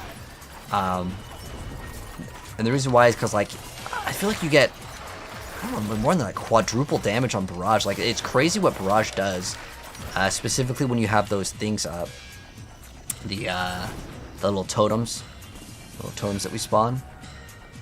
First Ascendant soon. Oh yeah, you know what? That game's coming out. You know what's crazy? Black Sparrow. The day First Ascendant comes out is the day that the Diablo's like thing gets shut down. The PTR. It's like such perfect timing. Like, like. It's so good because, like, honestly, I would have played the First Ascendant for like at least an hour to check it out, and I'm actually pretty excited about that game. And like, you know what's weird is I was seeing a lot of people tweet out about it, and they're like, "Man, I'm really disappointed with their monetization." You know what their monetization was? You have to pay money to change the color of your skin, but it's like each individual part, and you have to pay each time. It's like, dude, I don't care. You can go charge $1,000 for some really cool skin. If it doesn't affect gameplay, I don't care. Like, that's good. Like, if you want to sell skins in your game because it's a free game, I don't know why people would complain. Sure, it's kind of dumb. And like, I used to play a lot of Call of Duty, and when you would unlock one camo for a gun because you bought it in like BO2, you had it, right? For like all the guns. But then they started changing it where it's like, oh, you want the same camo for a different gun, you have to buy it again. And I think that that's like, it is dumb, but it doesn't affect gameplay, so I'm not going to really complain about it. But if they're like, oh, you want to buy this gun in Call of Duty, where, I don't know if any of you guys played like Black Ops 3? Yeah, it was Black Ops 3 where you had to get a loot box, and you had to just get the gun. And it could take hundreds or thousands, and it was just like, it was actually like pay to win in a sense. Like, you could never guarantee the weapon that you wanted.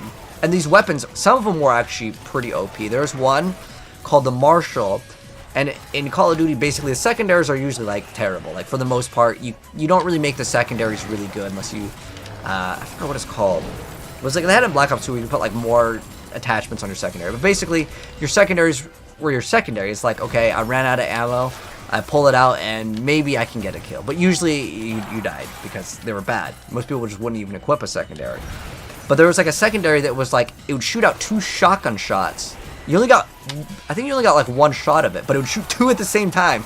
And it would just like insta people. And it was really frustrating to die to, because you go to a sniper, you maybe get close to him, and then he's like distracted, he 180s you and just shoots. Link with this build, I just made this build today. No build guide for this one yet. I'll drop it soon though, man. I'll drop it very soon. I'll drop the gameplay. I think we have this upgrade on this one. Let's go pop this one.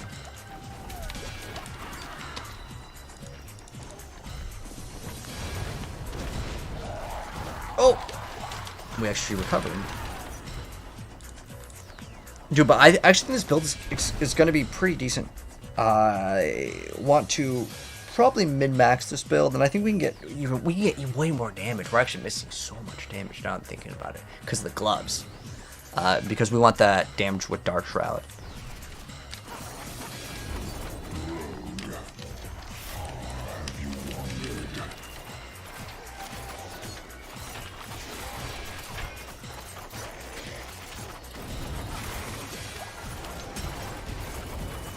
Look at that, 34 mil.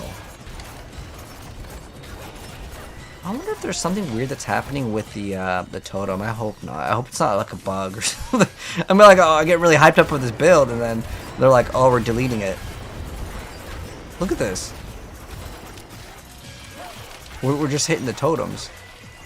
I can just hit the totem and it kills everything. I don't even need to move. I mean, they just walk into the totem. I mean, with Flurry, like, everything kind of like takes damage, which is great, but it's a pretty solid build, though. Say it's pretty beginner friendly. You just need to hit the roll on damage when you have a Dark Shroud. I hope they don't nerf that. If they do, then rip a lot of ideas that I had. Kind of want to try Twisting Blades next, man. Flurry Dash is fun. I think Shred's more enjoyable. It seems like that it's a little bit more delayed. Like it has like a little bit of a stutter to it, and I don't really like it. It's not super smooth. But they did buff Shred, but I've already uploaded the Shred build.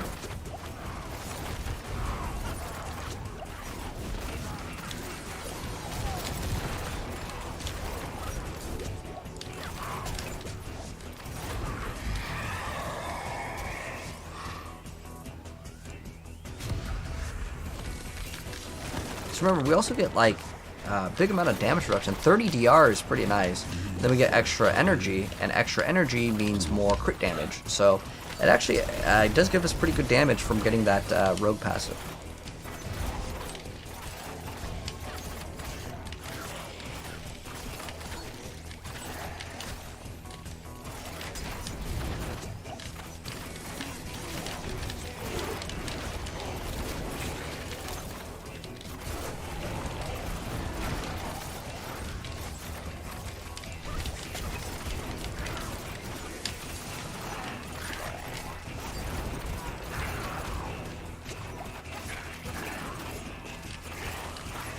I don't know why Flurry just dropped.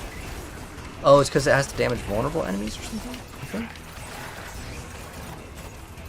Oh, I think we're actually killing the enemies too fast. Oh, I know what's happening.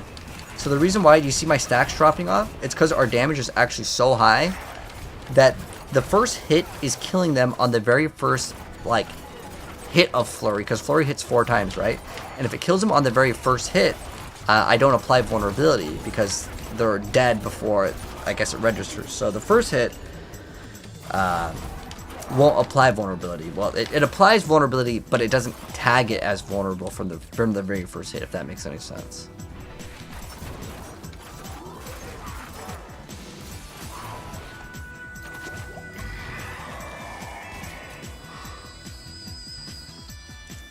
I like this one because maybe it makes it a little bit harder too. Let's try this one out.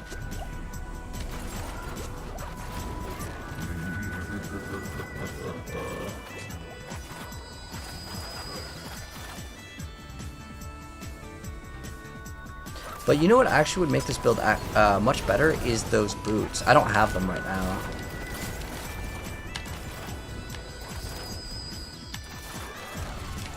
But Rakonoth's Wake, I think, would be like the ideal build. Do I have a build for Barrage Road soon, man? I'm gonna have all the good builds. Basically everything, I think, except for Penetrating Shot is good. And the reason why I don't think Penetrating Shot is good, it doesn't have a bounce. You could position both the totems and shoot into it, and then have them kind of shoot out. Yeah, maybe we can make it, man. I mean, it's not that difficult.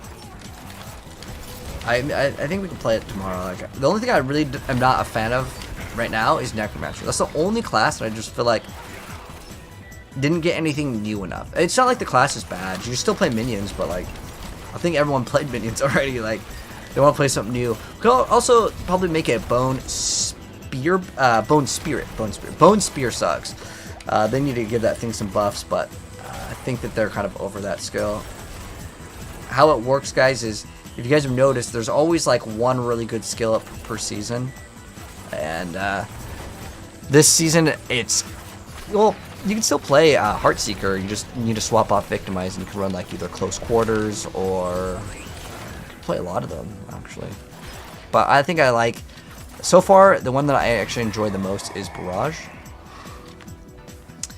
Let's see. Massive Spawn and Aether Lord. Okay, cool. I used some really cool headpiece on your sword. It looked like a devil face. Do I know what that is? So that's the Crown of Lucian, Alpha. What boots are we looking for? We're looking for Rakanoth's Wake. They're like these new boots, and they have cooldown reduction on them. But they also give a bunch of resistances. The reason why I want them is specifically because resistance. Because it just solves all your resistances. And it's ideally we get greater affixed movement speed and then resistances. Like, I want both greater affix, but to be honest, I think if you just get, like, I don't even think you need greater affixes on it. I think if you just get the boots, like, you've solved all your resistances, like, instantly. It's actually really good.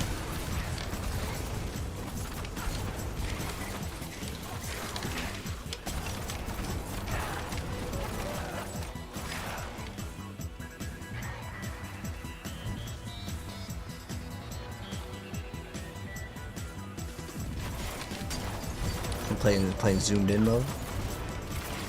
But that new helmet alpha is not even an uber unique. It actually is so good it deserves to be uber unique, but I'm glad that they're not making it uber unique. So I've gotten every single uber unique in the game multiple times. Like, at this point, we've actually farmed every single one multiple times. But you don't even need to like craft it or anything. And the reason why I actually think it's better that it's not an uber unique is not only because more people can have it, but I want to get a greater affix one, man. I want the greater affix one on I don't really think it matters.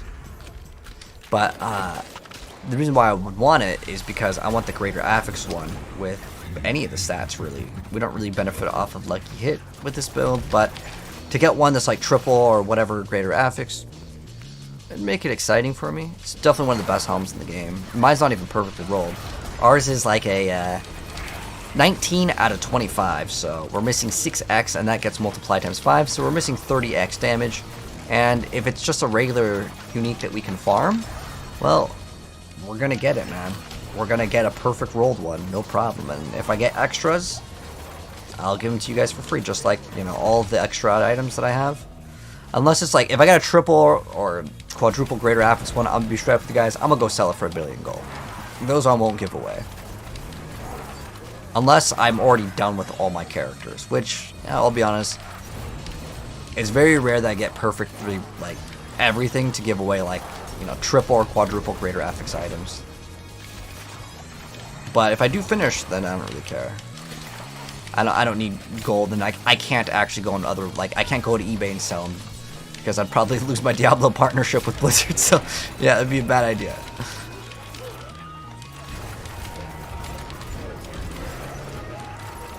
Gotta stack that gold, I know, man. But I really hate the trade system in the game. I hope they announce something for the expansion for trade, like an auction house. Oh my gosh, dude. I'm so hyped for the expansion because, for a while, guys, I'll be honest with you, I was thinking about just playing Overwatch and just, like, quitting Diablo.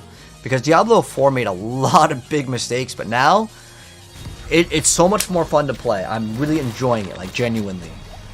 Like, there's just so much more to do in the game, for a content creator. Like, for some people that are more casual, that's like, okay, I make one character, I make it really powerful, okay, I'm done. But for me, I like to try out all the characters, I like to try out all the builds, and, like, I'm always looking for, like, newer things to play, because I was about to, like, be done with Flurry, because, like, when they buffed it up by 25%, I was like, okay, let's go try it out. It was terrible. I don't even know why they gave it that buff. That was in the mid-season update. I was like, what 25% is, in what world is it going to be good? But now in Season 4, oh man, it's great.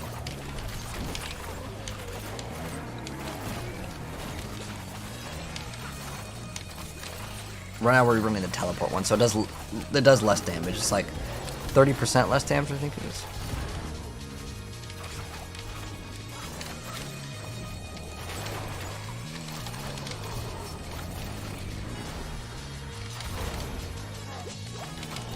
I thought they were making Caltrops a marksman skill though, but it's not.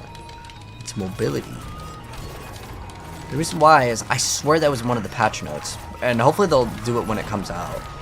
And the reason why that actually helps out is because there's another like node that you can get for 25x damage. But I don't have to activate it every 8 seconds. I can just smoothly play the game, which is awesome.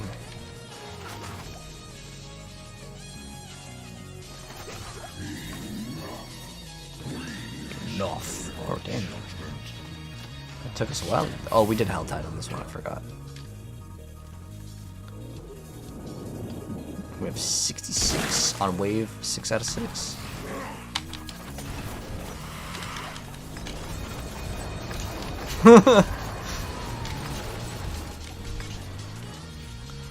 Alright, what can we open? We can't open up that one. I'd rather get this. This is actually more usable than the one random item that we get. Because the reason why is this gives us, specifically the thing that I like is the Dug Site, but it's like, it gives you 5. It's really bad. At least you can also get gold, but I think the game is looking way better, for sure. But yeah, that was the Flurry build, man. So much better though, so much better. And we'll be dropping the build guide, but if you guys are fast enough, you guys can copy the build right now. I'll give it to you guys early on the stream, but just real quick, because I'm going to swap to Twisting Blades, I think.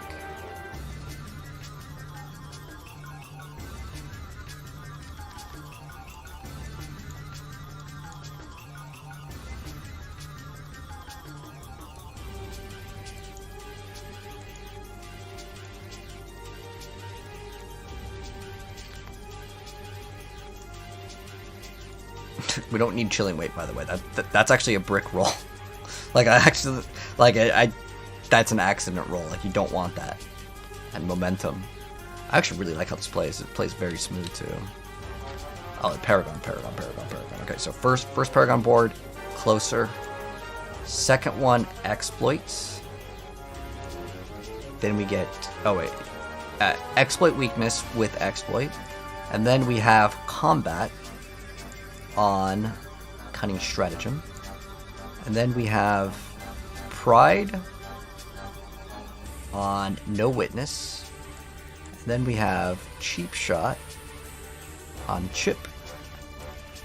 Then we just have Lebrana's Instinct as well as Deadly Ambush. But you can also drop the Deadly Ambush if you wanted to. That is an option. But yeah, that's the build, man. But now that we've tried this, I want to try out running Twisting Blades. And that's not a really hard swap. Swap to Twisting Blades. Well, what do we swap? The two. We have what, Twisting Blades to swap right here. Not enchant. We need this. Twisting Blades. So let's try Blade Dancers. And then we're running Accelerating. We have Curse Touch here. The problem that I see with Twisting Blades, I'm gonna be honest, is resource. Yeah, there's only that, and there's like Accelerating. I don't know if I need Accelerating. That's a good omen. We can go pop some stuff and kind of test it out, see what it looks like. But the build is basically the same. It's all we need to do is, well, we remove this one, we put it in this one.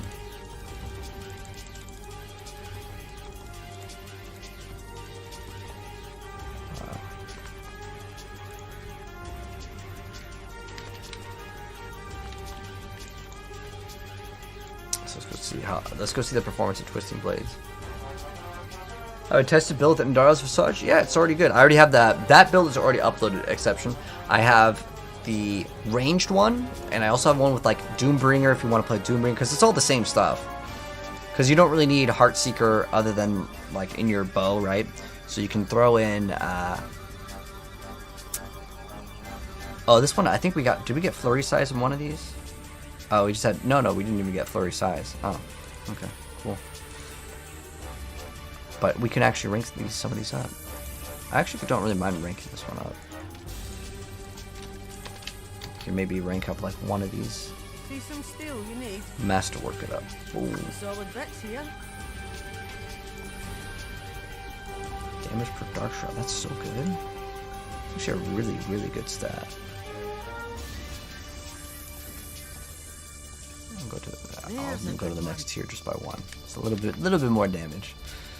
All right, so now I really want to say that this one will have resource problems though. Let's find out.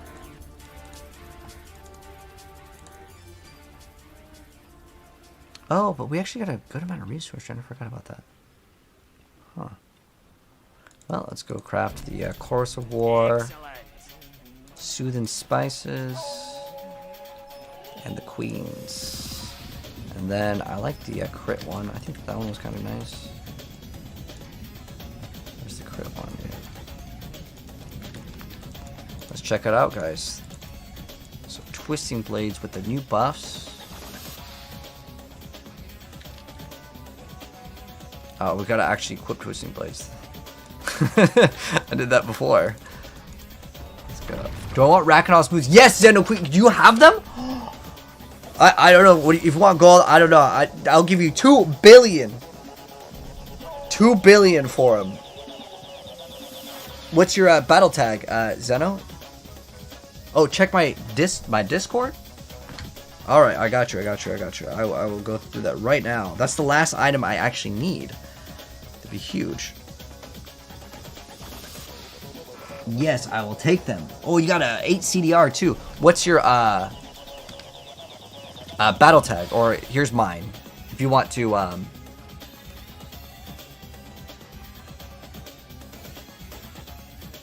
that'd be huge, Zeno. Oh, I'll just text you back.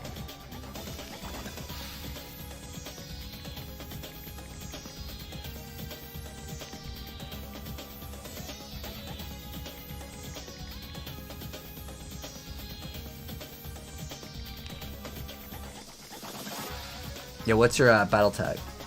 What's rapid fire? It's good, Eskio. I just recorded the gameplay. I'm gonna be dropping the gameplay of the rapid fire, barrage, flurry. They're all all the gameplay is already finished. I just have to. Okay, let me add you. All right, let me add you. Wind Force. You know, Wind Force actually might get Omega buffed. I've been begging them to update all of the uniques, and they're supposed to update all of the uniques before season 5, and I hope what they do with Wind Force is just give it knockback, straight up give it knockback, because that's what it does in D2. Now it doesn't work obviously against the bosses, but what would be really cool is how Wind Force works is, you know how no one plays Impetuous, right? For the most part. Oh, actually, you might be able to play it in Season 5 if you make a build with it. Actually, this is our next project for tomorrow. I'm actually way more excited about Rogue than any other class. Rogue has so many cool things that you can try out. Like the damage per Dark Shroud, it's probably kind of overpowered, to be honest. I mean, look at this. I get over 100 damage per Dark Shroud. You already have 5 Dark Shrouds. This thing alone, if we get this Masterwork, alright? Let me show you guys how crazy this is. So, if we were to play Rogue and we go on our two-handed, get the Dark Shroud, right? We get that. Let's say we get super lucky, right? We hit the lottery. 242 per Dark Shroud. You know how crazy that is? Hold on. That is 242 times 5. That's 1,000 damage. 1,000 damage off of 1. It's just, that's stupid, man. Maybe guys, they're gonna nerf it, but hey, I can hope, right? All right, go back to Discord. What is it? Wind Force. Oh, you're offline. Are you appearing offline? What mode is this? This is, we're gonna do the pit. Oh, you just logged on. Perfect timing, man. Oh, you know what? I think, let me see if I can I invite you? I think I can join yours, but I can't invite you to mine. And do you want to know why? The pit actually causes an error when you open it if you try to play with someone. Yep, I have pit open. Yep. It's like it's because I don't think they want you joining in the middle of the pit. which it's like whatever. It's not that big of a deal. Dude, yeah, dude, I'm giving you some. I'm giving you some gold. The reason why it's extra content cap. It actually helps me. All right, guys, we're gonna be buying the best boots in the entire game. How much are we paying? 3 billion gold. 100% worth it. Lock it in, man.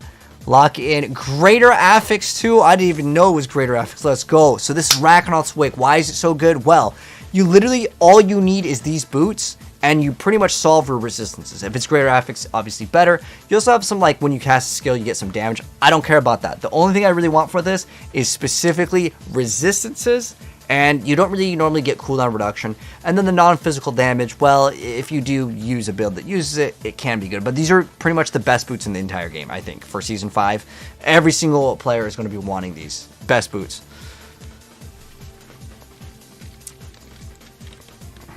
All right, thank you, mate. Thank you.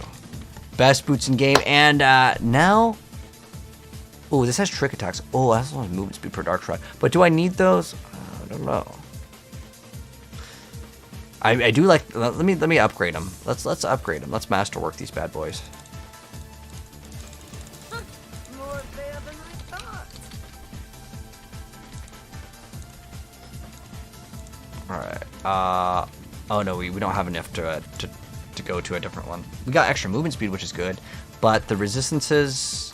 Oh wait, well I don't need resistances right now, so it doesn't really help this build. I would say. I mean, it would give us like 1 or 2 second cooldown. It's not like terrible. But what are you playing right now in your build? Oh, you're doing Barrage. Yeah, Barrage I think is the new thing. Okay, I'm just curious to see what other people are playing. By the way, I don't know if you know this, Woodforce, but if you want Barrage to feel way better, running a bow over a crossbow is definitely ideal. The reason why is you have 20% less attack speed. All you need to do is get the sword. Oh, okay, you know, okay. Because I know technically that one does more damage, but it does flyers slower. And the reason why it also sucks is because Caltrops, it uses your bow for some reason on the cast, so it makes your caltrops, even though it's not part of the skill, slower. You don't have a good bow. Let me see if I can hook you up with a bow. I might have one because I'm pretty much done with any ranged build, I think. I have a triple. Is this tradable? I have a triple GA. That's overpower. You probably don't want overpower. Oh, I got you too. Here, let me hook you up.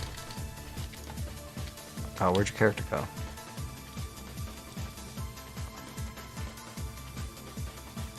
Oh. Alright, let's hook him up, man. Let's hook him up. So, oh, we have to unfavorite the item. So, a GA, dot, resource, dex, and just a vulnerable GA. Let's lock it in. Here you go, mate. Enjoy. There we go. Trade accepted. Definitely huge trade. Thanks. You're welcome, man. No problem. I appreciate the team play.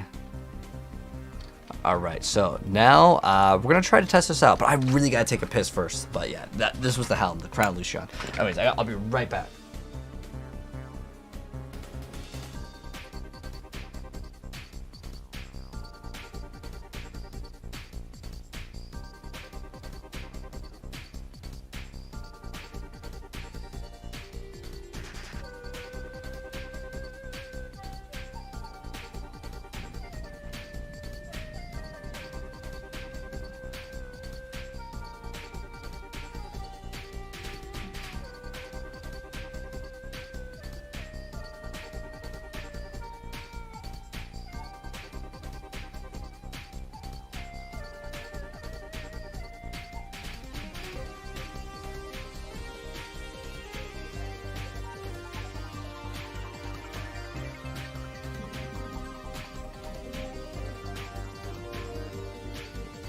All right, so yes, what are we looking at? Did we get anything good on that drop?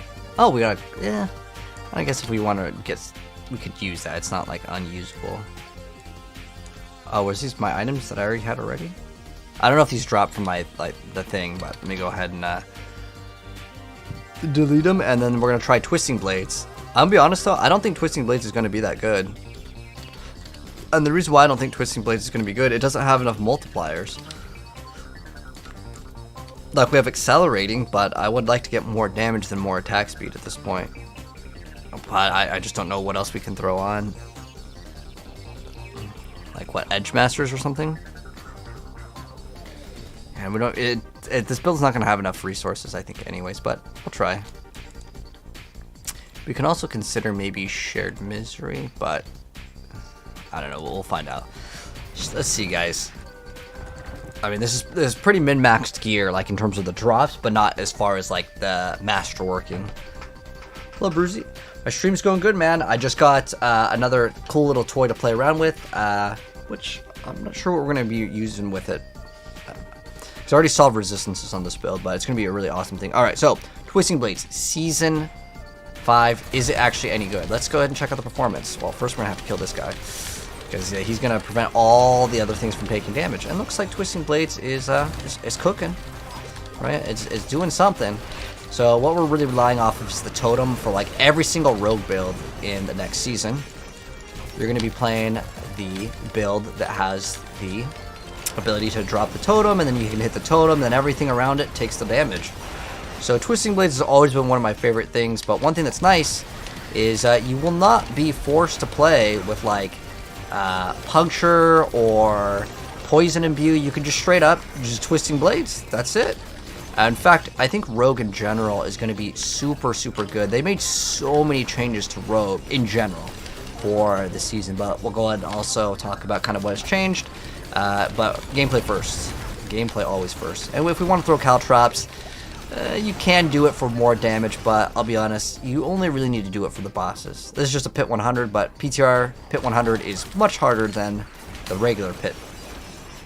But you can see it is doing pretty decent damage. I can make it do way, way, way, way more damage, but we'll obviously have to throw Caltrops, wait for Caltrops to cook up. But I actually think Flurry might be kind of like the better option, which is crazy, but that's just how it's looking right now.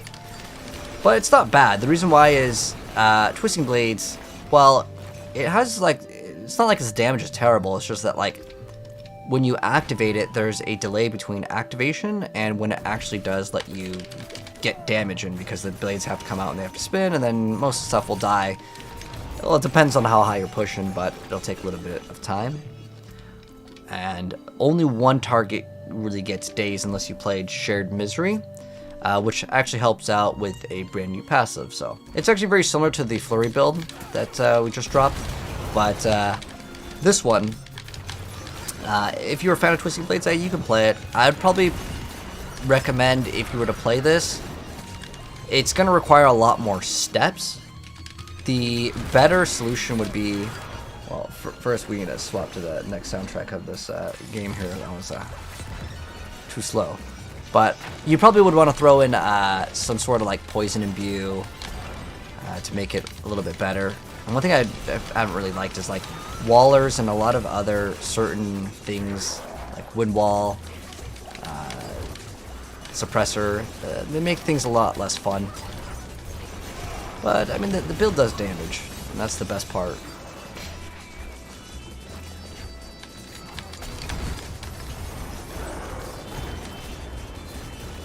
And momentum is really, really good for this build.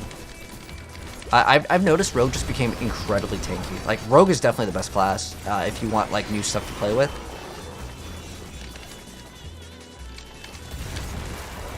But the first thing I want to play 100% is Barrage.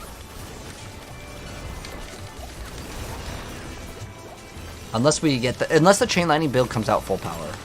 If the Chain Lightning comes out full power, then we play Chain Lightning 100%.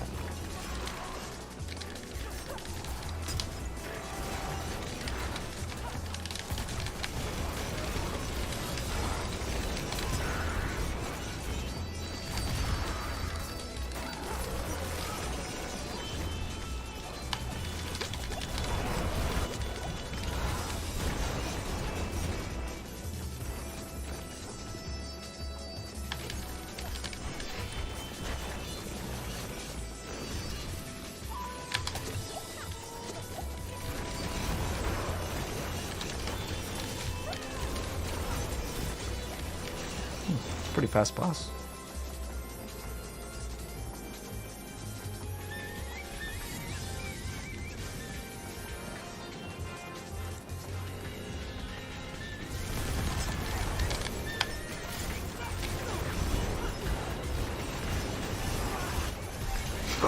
Wait, did that just chunk the thing for like half its HP? That was actually pretty big. Best way for you to get gear in the PTR? Ah. So you can keep on rerolling characters to get obols, and just make a new character, talk to the PTR boost, and then you just keep on doing that again and again. That is one way that you can do it.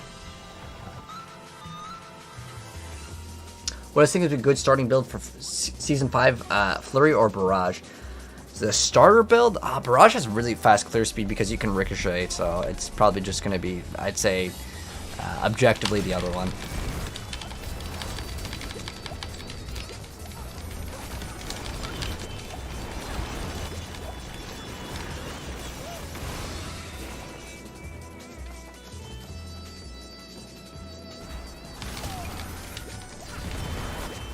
Well, I think Flurry's better than this, but if this is your favorite build, you know, you can play it.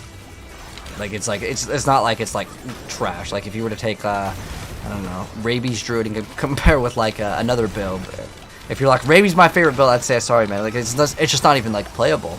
I haven't tested, by the way, Rabies. I'm just making fun of that skill because, well, it got buffed like I don't know how many times, but like I don't really get like the number buffs because if it's not tested to like actually clear content, then like what's the point? It's like when they buffed Flurry and gave it 25% more damage. What's the point, you know? If it's still bad. Now, with the more recent updates, Flurry is actually viable. Like it's playable now.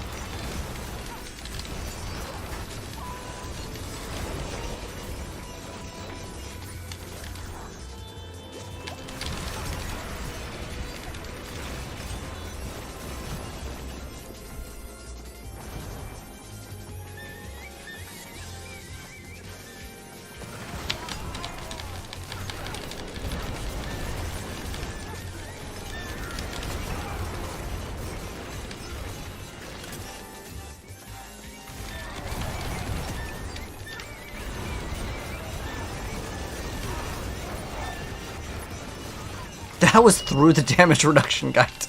Holy, that's actually very impressive. Oh, usually when there's those damage reduction guys, you're doing 0 damage, man.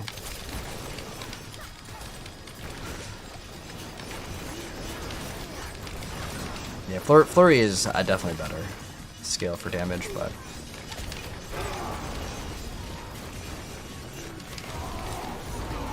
I don't see in any world where you'd want to try to get the extra, the blades return faster. Because if it was like returns faster and does more damage, sure. But what is the point of the blade returning faster? It's not like it takes super long.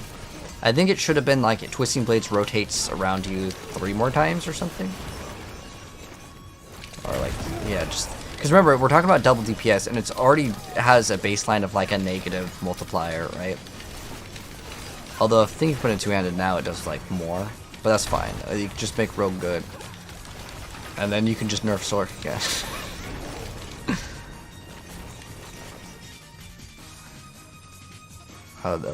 Yeah, you could definitely play Twisting Blades with Poison Imbue.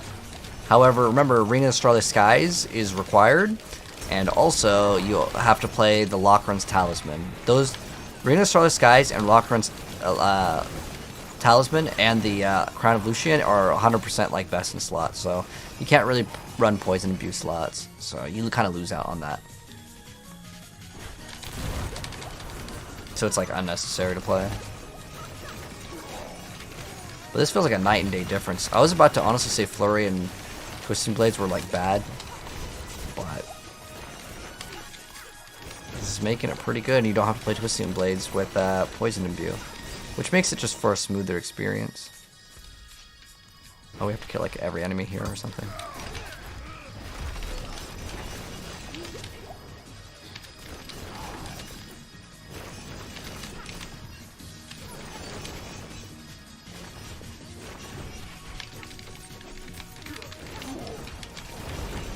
god, it just opened up.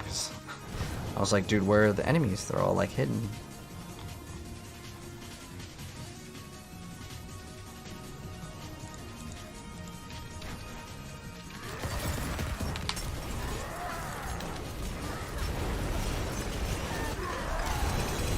Very good damage though. Holy. Insane, man. I'm not actually sure what causes its damage to go like just crazy bonkers. I know it like we're running the new sword, which actually gives it like good damage, but I think that there's like something more to it than just that. I think that it has extra something for it. But who knows? We'll see, man.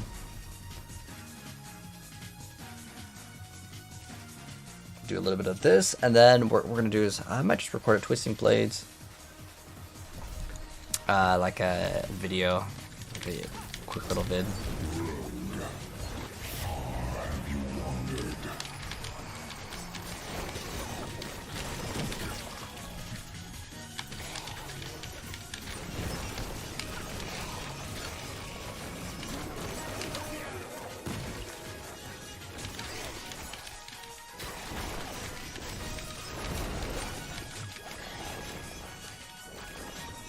The pen shot, it's insane? Really? How is the pen shot insane? Like, what makes it, like, actually good? Because I actually don't understand how it could be good. Are you playing on Season 4 or 5, by the way, Bruzy?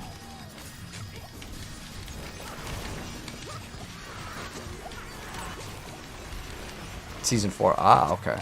So what makes it super good? Like, what new addition makes it powerful? Like, are you raiding close quarters, or are you playing... It's Brazizi. Okay, I gotcha. You like the flurry dash animation? Yeah, it's really fast. Definitely nice little, like, swap up. Like, all you need to do is swap one skill, and then you're doing, like, speed hell tides, you know?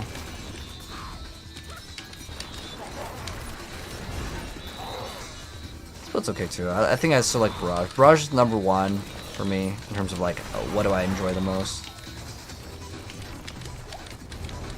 I'd say Barrage #1 for me.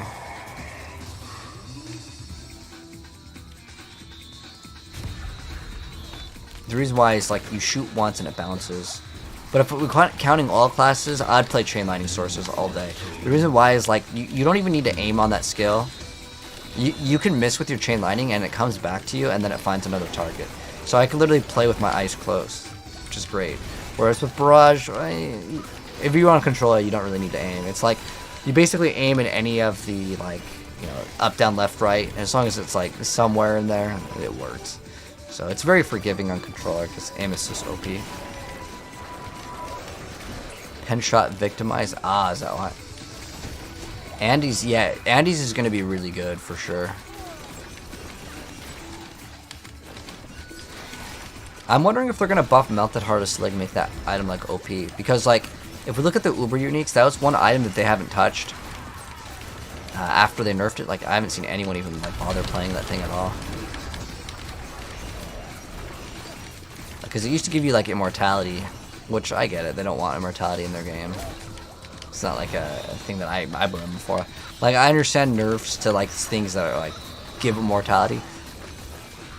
But they're at least allowing the sorcerers to have immortality throughout the season, which is cool. They're not nerfing anything that is in the middle of the season, which is very good. And if I was a game developer and someone, like, you know, found out how to make something broken, unless it crashes the game server, just let it be OP for the season. Unless it's a PvP game, then that matters. Because if you're doing something like... Remember in Overwatch you could put like the Torbjorn turret like inside the map? Like, okay, that needs to be fixed, right? I think that is acceptable, right? Is Season 5 out? Yes, Season 5 PTR is out right now, my friend. That's how we're playing. You see this new area? This is a brand new area. But this area sucks for loot. They're gonna probably change it. Hopefully with all the feedback.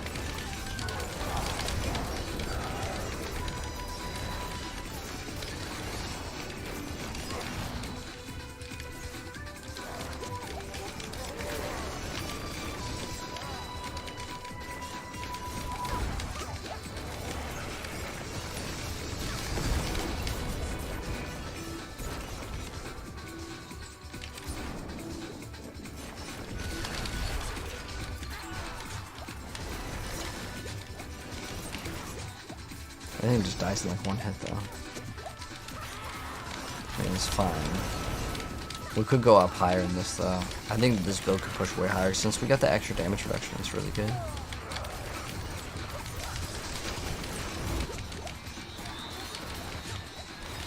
So we have the inner side up. We can actually stand in all the projectiles that shoot at us because we can dodge every single one. When this thing's up, that's 100% dodge.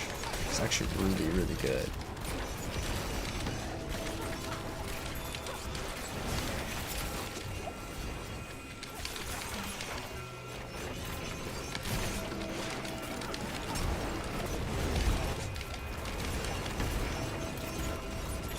I almost want to remove caltrops for something else. Like, if there's a better like ultimate, but like I don't want to get ultimate cooldown reduction. It just makes things a lot harder to get. But there's like damage reduction after you activate your ultimate, and there's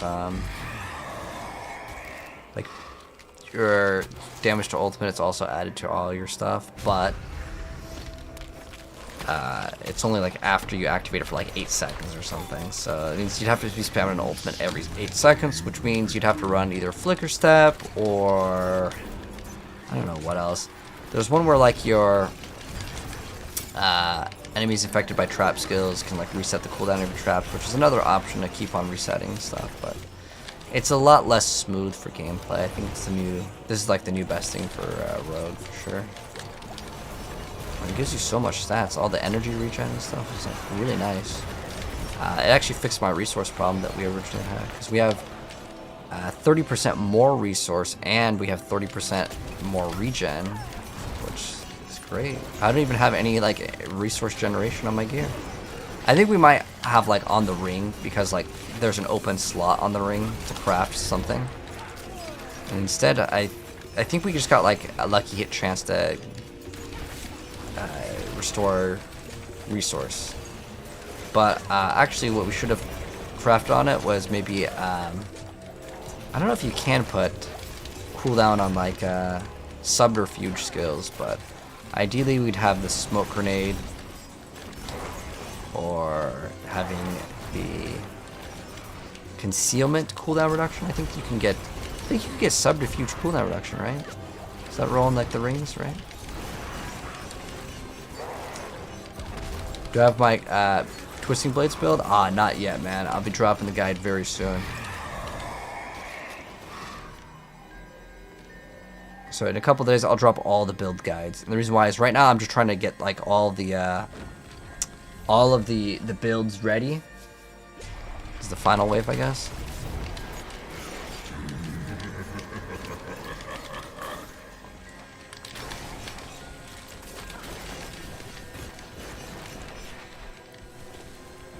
But yeah, I don't have this one uploaded because I just made this one like today. It's very good though. But honestly, I'm gonna tell you, Flurry is probably your better choice. Flurry is a lot smoother. They're both easy to play though. There's no combo points. I'm just so glad. No combo points, no poison imbue, and the reason why you don't have a room for poison imbue is, well, the poison imbue. Unfortunately, you need like the extra poison imbue ranks in your ring and your amulet, but there's no room for them, so you just can't play them.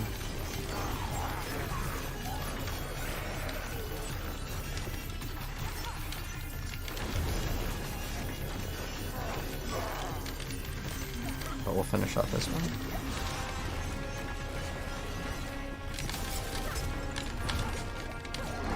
It's just like one-shots everything.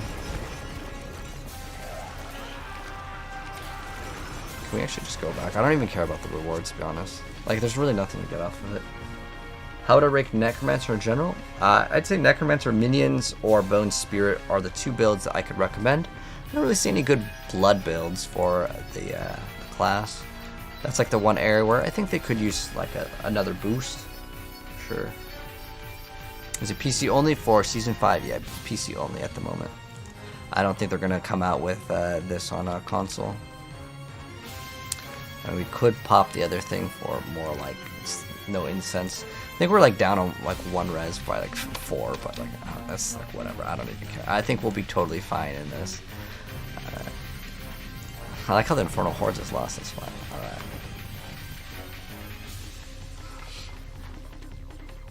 So we'll do a quick little gameplay showcase because I wanted to like give like a sneak peek at the build, as this is going to be one of the top tier builds I think for a lot of players. All right, so Twisting Blades Season 5. Let's get the gameplay first, then we'll talk about it. And what I love with this, no more combo points, no activating close quarters, just Twisting Blades. That's all you need to be spamming, with the exception of, obviously with the bosses, just like any build, Caltrops is still going to be one of the top tier things to run.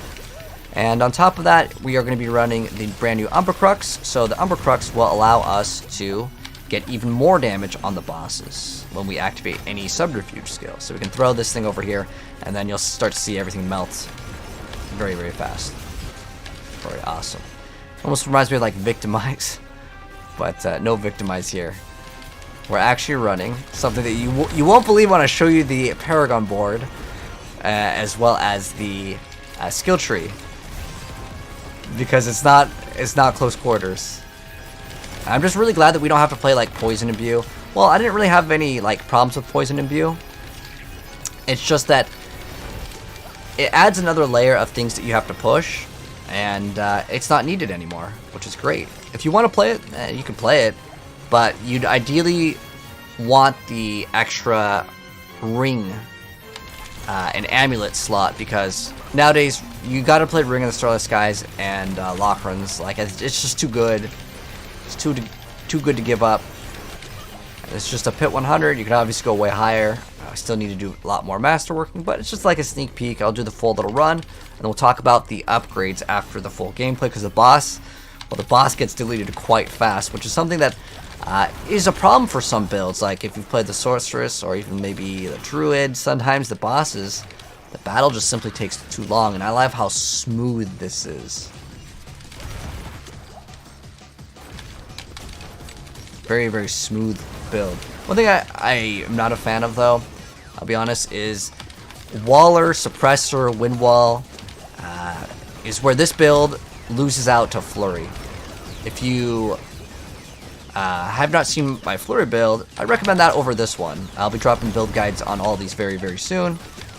But if you're wondering which melee rogue build is the best, I would have to 100% say Flurry right now. It has a higher like set of multipliers. It also does stun in an AoE versus this one is like, it dazes like 1. So unless you want to run Shared Misery, and you would lose out on like extra, basically an extra aspect, it will be a little bit rough on the survivability, but the build is tanky enough. It's more so that it's annoying for the monsters to not be perma-stunned, which is something that Flurry tends to do as long as you kill the target fast enough. You don't really have to worry about that at all, which is something I really like. But specifically getting Smoke Nade to have a very, very fast cooldown whenever you hit elites is great, because you just throw it once and look, it's already back up. I don't really have cooldown reduction at all in this build. I don't even have the Rakonauts equipped. Alright, we might have to go kill some other small enemies here. There's not enough room. Is this a reset? Alright, chat, I think I have to reset this one. I'm not going to go bother looking up. It's a take 2. It's just going to be faster this way.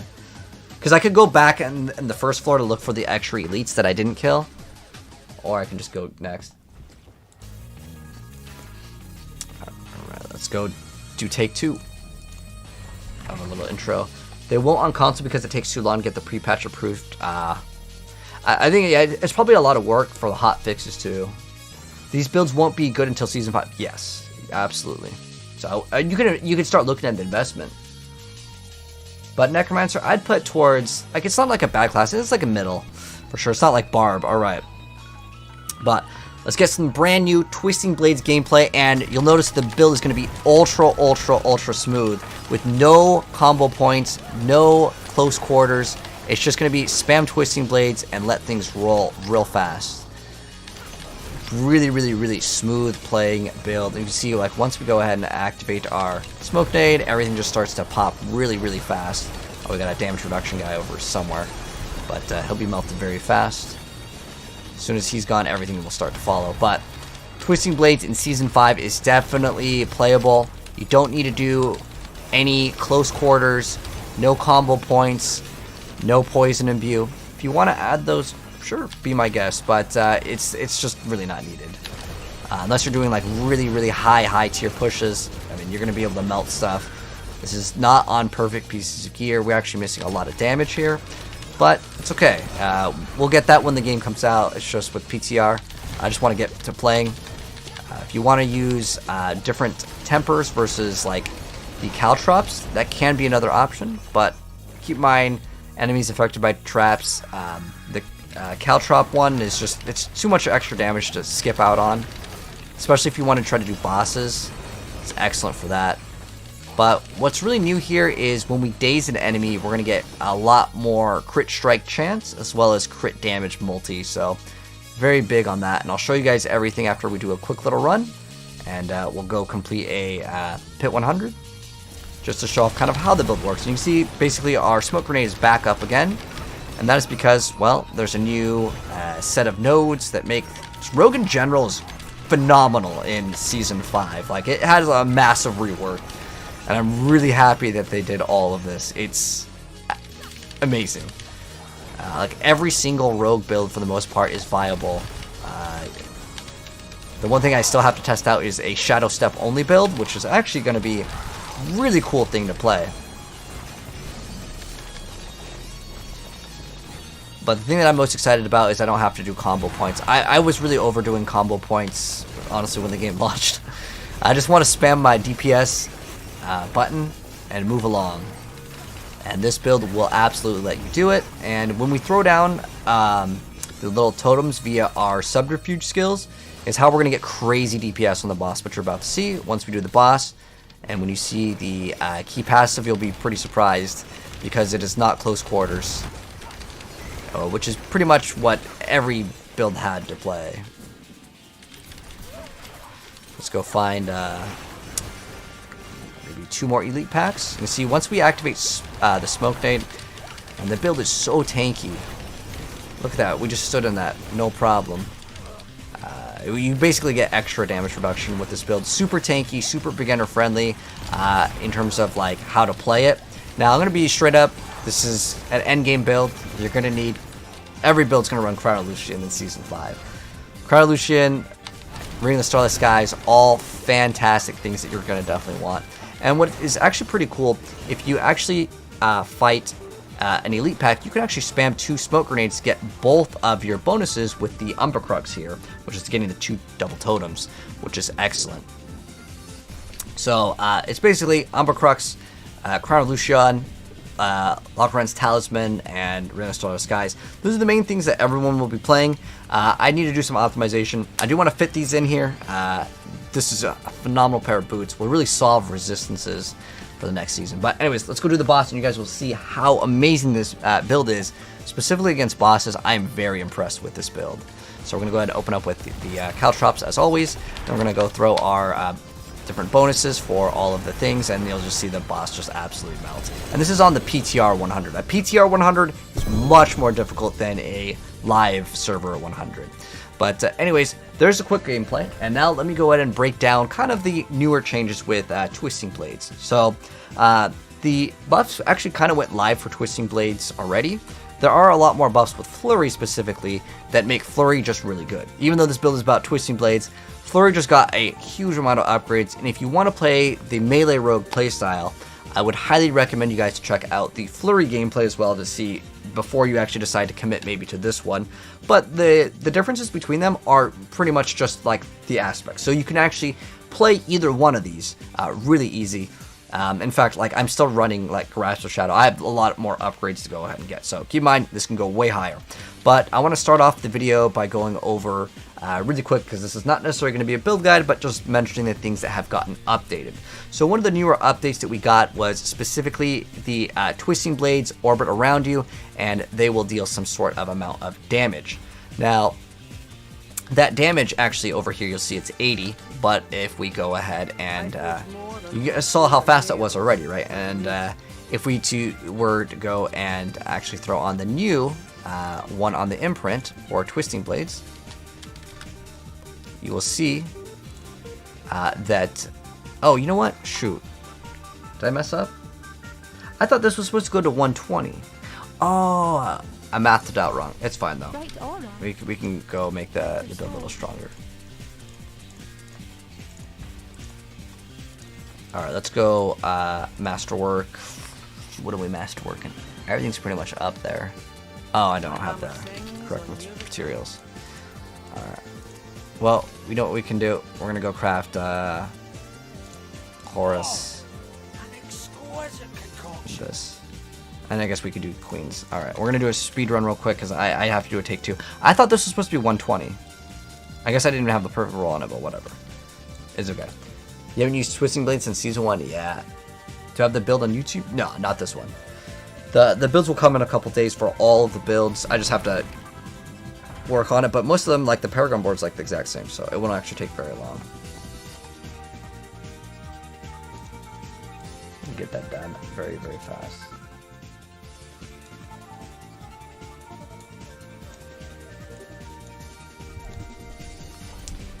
Alright. Brand new Twisting Blades Season 5. Is it good? The answer is absolutely. Like, it's so amazing how good this build is. Watch how fast we'll just, like, start melting content. This is subpar in terms of optimization, but it's PTR, so I kind of want to just make a lot of builds, test a lot of things, and I would say Twisting Blades, if you're a fan of it, now is a season where you can definitely play it, and it's super smooth. The one thing that is brand new with the build that is really nice, no combo points, no close quarters, so you don't have to sit there spamming puncture once in a while every 8 seconds. I hated that. So I made the build way, way, way, way more smooth. This is going to be like an early gameplay showcase. We'll go ahead and do a pit 100, and then we'll talk about like kind of what has changed. What I really like is, well, you can actually run a completely different passive over here. You can run Momentum, which gives you no damage. Which, it sounds crazy, but obviously we're just melting this. And keep in mind, the PTR Pit 100 is not the same as a live one. This is actually much harder than a regular 100. But these little totems that we get with one of the brand new items really helps out the build. And the tempering on this has always been pretty underwhelming. Like the tempering for Twisting Blades is like the Twisting Blades return faster. We don't actually run that. I don't know why they have it that way. I think we need maybe a rework on the tempers, but it's fine. We can run Caltrops. And we'll be A-okay for like Caltrops duration and stuff. But you can see the build with the smoke grenade goes crazy because you can activate it twice. And the reason why you can activate it like twice in succession is because if it hits an elite, its cooldown is changed. So if you just hit 2 elites, you're going to be good to go. So as you see this group of elites, double smoked, and then big damage coming up. Except for if it has suppressor and a damage reduction guy, then it might take another second. But you can see the build doesn't mess around. It's great. And it's super smooth because you don't have to watch for poison imbue or any of these things that just make your build a little bit less smooth. And it's great that we can have 2 different melee rogue builds. Flurry's good. Twisting Blades is good. Because Flurry has been bad since the launch of the game, to be honest. And now that it's actually buffed, it's very awesome. So you can see, we just have like maybe 10 CDR on this. It'd actually perform much better. But you can get that with the Rakanolis boots because your amulet slot as well as your helm slot is going to be used. Every single build will be playing Locks as well as Ring of Starless Skies and the Crown of Lucian. That one is just so good, man. It really is. Alright, so we're almost done with this. We just gotta fight like maybe one more elite pack, and then I'll show you guys all of the updated changes. And watch the boss battle. The boss battle is really good for Twisting Blades. Very nice. Because some builds are like pretty good, and then you get to the boss, especially on the PTR, which is like way scaled up. Alright, so we're already at the boss. And what it comes down to specifically is, well, the Umbra is amazing, getting double of these, like, totems to get crazy damage is fantastic. So all we're going to do is we're going to open up with, of course, just like every rogue build, we need to start off with the Caltrops, and then you can see it's already dead. And the crazy thing is when we have Inner Sight, guys, we actually aren't going to be taking damage for 2 seconds, and we actually dodge everything and can heal us back to full HP. So this build is actually going to be very similar to my Flurry build. If you've already seen that, well, I'm going to go ahead and explain all of the newer things for the build for Twisting Blades, and then most of the stuff is similar to the Flurry build as it's a melee rogue build. They're going to be very similar. So for starters, Flurry has to require 2 aspects, while Twisting Blades only technically requires 1, which is going to be called the Blade Dancers. Those are the spinning ones. This actually got a damage buff by, I believe, 20%, but remember, any amount of percent buffs is going to still allow it to spin again, so you get basically more value versus, let's say, just a Flurry damage buff. So this area here is one of the major changes that actually is already live in Season 4. But in addition to that, we have a few new things that make the build much better. So as far as items go, Umbra is going to be in every, and I mean every single rogue build. I don't see any rogue build not playing this. It's like required. It's really good for like the bosses and elites. But if you're just doing speed open world content, I could see it being dropped. But at this point, you're going to one-shot everything with almost any build. It doesn't really matter. But we also happen to have the Lockrun's Talisman, which really helps bump up our crit to have pretty much 100% crit and gives us a lot of resources. And then also Ring of the Starless Skies will combo really well with the Crown of Lucian. So this is an item that every single build will be playing. It gives you a lot more damage, but it messes up your resource quite a bit. So that's why you have to play Ring of the Starless Skies and Lockrun's. They all combo well, because the more resources we have, the more extra bonus in terms of damage that we get, which is a multiplier on the crit damage. We also will have way more energy. It doesn't show up now, but it's the way that momentum works. So one of the newer things that we can get is called Trick Attacks. It gives you way more damage. And then also there's another really nice thing over here called Momentum. Now, normally you would say, why would you ever run this? You lose out on DPS. If you really want more DPS, you can take Close Quarters Combat, but it is kind of unnecessary, and I didn't like the playstyle. I never liked doing, oh, okay, I have to do puncture, combo points. That was cool in season like 0 through 3. At this point, I just want to kind of spam my skill, so I like that we don't have to play this anymore. So instead, we run Momentum. So what does Momentum do? So it allows you to get a lot more offensive stats on your gear because you're going to get your defenses here. So what it allows you to do is get damage reduction, which is great. It gives you up to 30% damage reduction on all of it. It's 30% on all of them. So you get 30% damage reduction, 30% maximum energy, and then 30x energy regen, which is great. And then you also have the movement speed bonus. So it really frees up your defensive stats quite big with just this alone. In addition to that, there's a couple changes with the Paragon board. So one of the newer things that we are getting here is actually going to be Lyrana's Instinct. This thing is super strong right now, and it's so easy to cap out. I have 0 damage to core on my rolls. What I actually have, that is all my Paragon. And when I give you guys the build, and I'll optimize and get everything perfect, hopefully we can get this at 35, but it's good enough. 30x already is pretty strong, and Inner Sight got a buff to where if you hit the non-targeted ones, it's going to boost it up anyways, but by a smaller amount. So what this does is it makes so when Inner Sight's gauge becomes full, we gain 100% dodge chance for 2 seconds, and then our core skills deal increased damage up to 25% of our core skill damage bonus while Inner Sight gauge remains full, and then there's like a cap on it. A lot of these things have introduced caps, which is kind of unfortunate, but still it doesn't really matter because that 30x is already good enough. It's fine. It's a really good amount because again, yeah, we just basically get core skills over here, and then we're pretty much good to go. We don't have to try to roll it on gear, so it's super beginner friendly. Now there's another newer change that is really great because like where am I getting all my extra damage? They added some new tempers. So one of the newer tempers, which I already went over, was this. Because Twisting Blades can 100% daze, dazing or stunning, so we can run it in the Flurry and the Twisting Blades build, it's going to give us up to 84 crit strike chance and X crit damage, so this is great. you can actually get a lot more. I actually have some pretty bad gear, and I got chilling weight. You'll notice we don't play frigid finesse. I don't want to run cold imbue. It's just another step to the process where if you want to add it and get another multiplier and run control, hey, go for it. But if you want to run frigid finesse, it's not necessarily bad. It's just that you're going to have to roll freeze instead, and this just is 100%. Like, you'd normally run certain things where it'd be like chance to freeze, but I have 100% chance to daze. So this with, like, let's say concussion for even more damage, or you can get again shared misery. These are all great options because you can proc other things for more damages, but it's kind of up to you. I actually am missing another aspect because, well, I accidentally scuffed up my gloves, but it's fine. We're missing a lot of crit here, but if you want to run Grasp of Shadow, I mean, I have a double GA'd one, and I was like, okay, it's not that bad, but don't expect the Shadow Clone to do damage. It's kind of worthless. It's just that I'm making with what I have on the PTR because I don't really want to sit there and start masterworking things to try to hit on Twisting Blades, and I just had this lying around, so it's kind of good for that.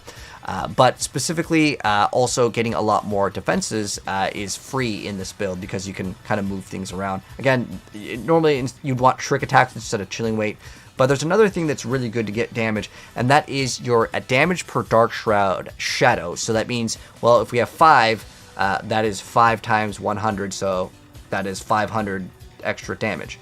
Now, I want to say that this has some potential to maybe get changed a little bit, but let me give you guys the quick maths on this. It is pretty insane. So to explain really quick the quick maths on this, if I was to take a crossbow and then I temper on the Dark Shroud, right, modifier, instead of like the damage to, you know, crowd control or the vulnerable damage or the crit damage for, let's say, precision, this new temper is absolutely godly. So if I was to take 242, like let's say we hit this masterwork, right? Let's say, you know, we get really lucky. Obviously, getting it to be all the way at maximum is pretty insane, but the maths over there, if you guys can see that, is 1,210 damage, which is pretty crazy. Now, that is additive damage, but it is a pretty big amount, and you can get this in multiple areas. We still have a lot more upgrades to get. We can get that on our gloves as well. Keep in mind, like these gloves are really bad because we're missing out on crit damage, we're missing out on the tempering and the aspect. But this number can go up way higher, and I think that is going to be pretty dang big for the build. Now, again, if you really want to push the damage and get more attack speed and then throw in something else, you can. It doesn't really work well on the Flurry build, but it can work on the Twisting Blades. The reason why is Flurry has a thing where you want to do successive casts, which means every single one of these, you cannot throw in something else. If you throw in a puncture every once in a while, this multiplier of 45, or what is it? Yeah, 45 like X damage is going to be lost. So it's not really worth it for the Flurry. But for Twisting Blades, if you really want to do combo points like you used to, hey, be my guest, you'll get way more damage. But I think the damage is enough, and you may run into resource problems if you swap that. And remember, this also gives you damage technically anyways. When you have more resource, you have more crit, and that's part of Lockrens, which is going to be in pretty much every single build in Season 5 going forward. But there's a little sneak peek. We'll drop a build guide. Let me know your guys' thoughts. But if you guys have any suggestions for the build, let me know down below, as Twisting Blades was one of my favorite things, and now I like that you don't have to play Poison Imbue, you don't have to do the combo points, close quarters, activate a skill that you really didn't want to equip, and this is a really good item, man. But if you want to drop it, yeah, you could. But really fun build overall, indeed, coming out in Season 5. But anyways, if you have any questions, let me know down below. But build guide coming very soon for all the stuff on the PTR, as I don't think that this one really will get like nerfed to the point where it's unplayable. But I'm really glad to see Twisting Blades and Flurry kind of make a comeback, as Melee Rogue really hasn't seen some play in a while. But anyways, subscribe if you're new, and we'll be dropping that very, very, very soon. Anyways, peace out. Alright, so I did my little one take done. Ring of Starless Skies. Oh, yes, this ring. Let me go over. Sorry, chat. I was recording a YouTube vid at the same time over there. But I think it is it's time to go hop off. But anyways, guys, thank you so much for stopping by. I really appreciate it. If you guys are new here, and if you're watching this over on Twitch, my YouTube channel is the exact same as my Twitch. If you guys want to follow me for the build of this, as well as the gameplay of any things we played today, we'll be dropping lots of build guides very soon. So on Twitch, it is the purple heart in the bottom right if you guys want to catch me again. But I'm going to go ahead and call it a night. But I'll go ahead and pass on the host to another gamer. If you guys want to stick around for even more games, let me see if I have another gamer on Diablos. Diablos are, let's see, the Diablo gamers at.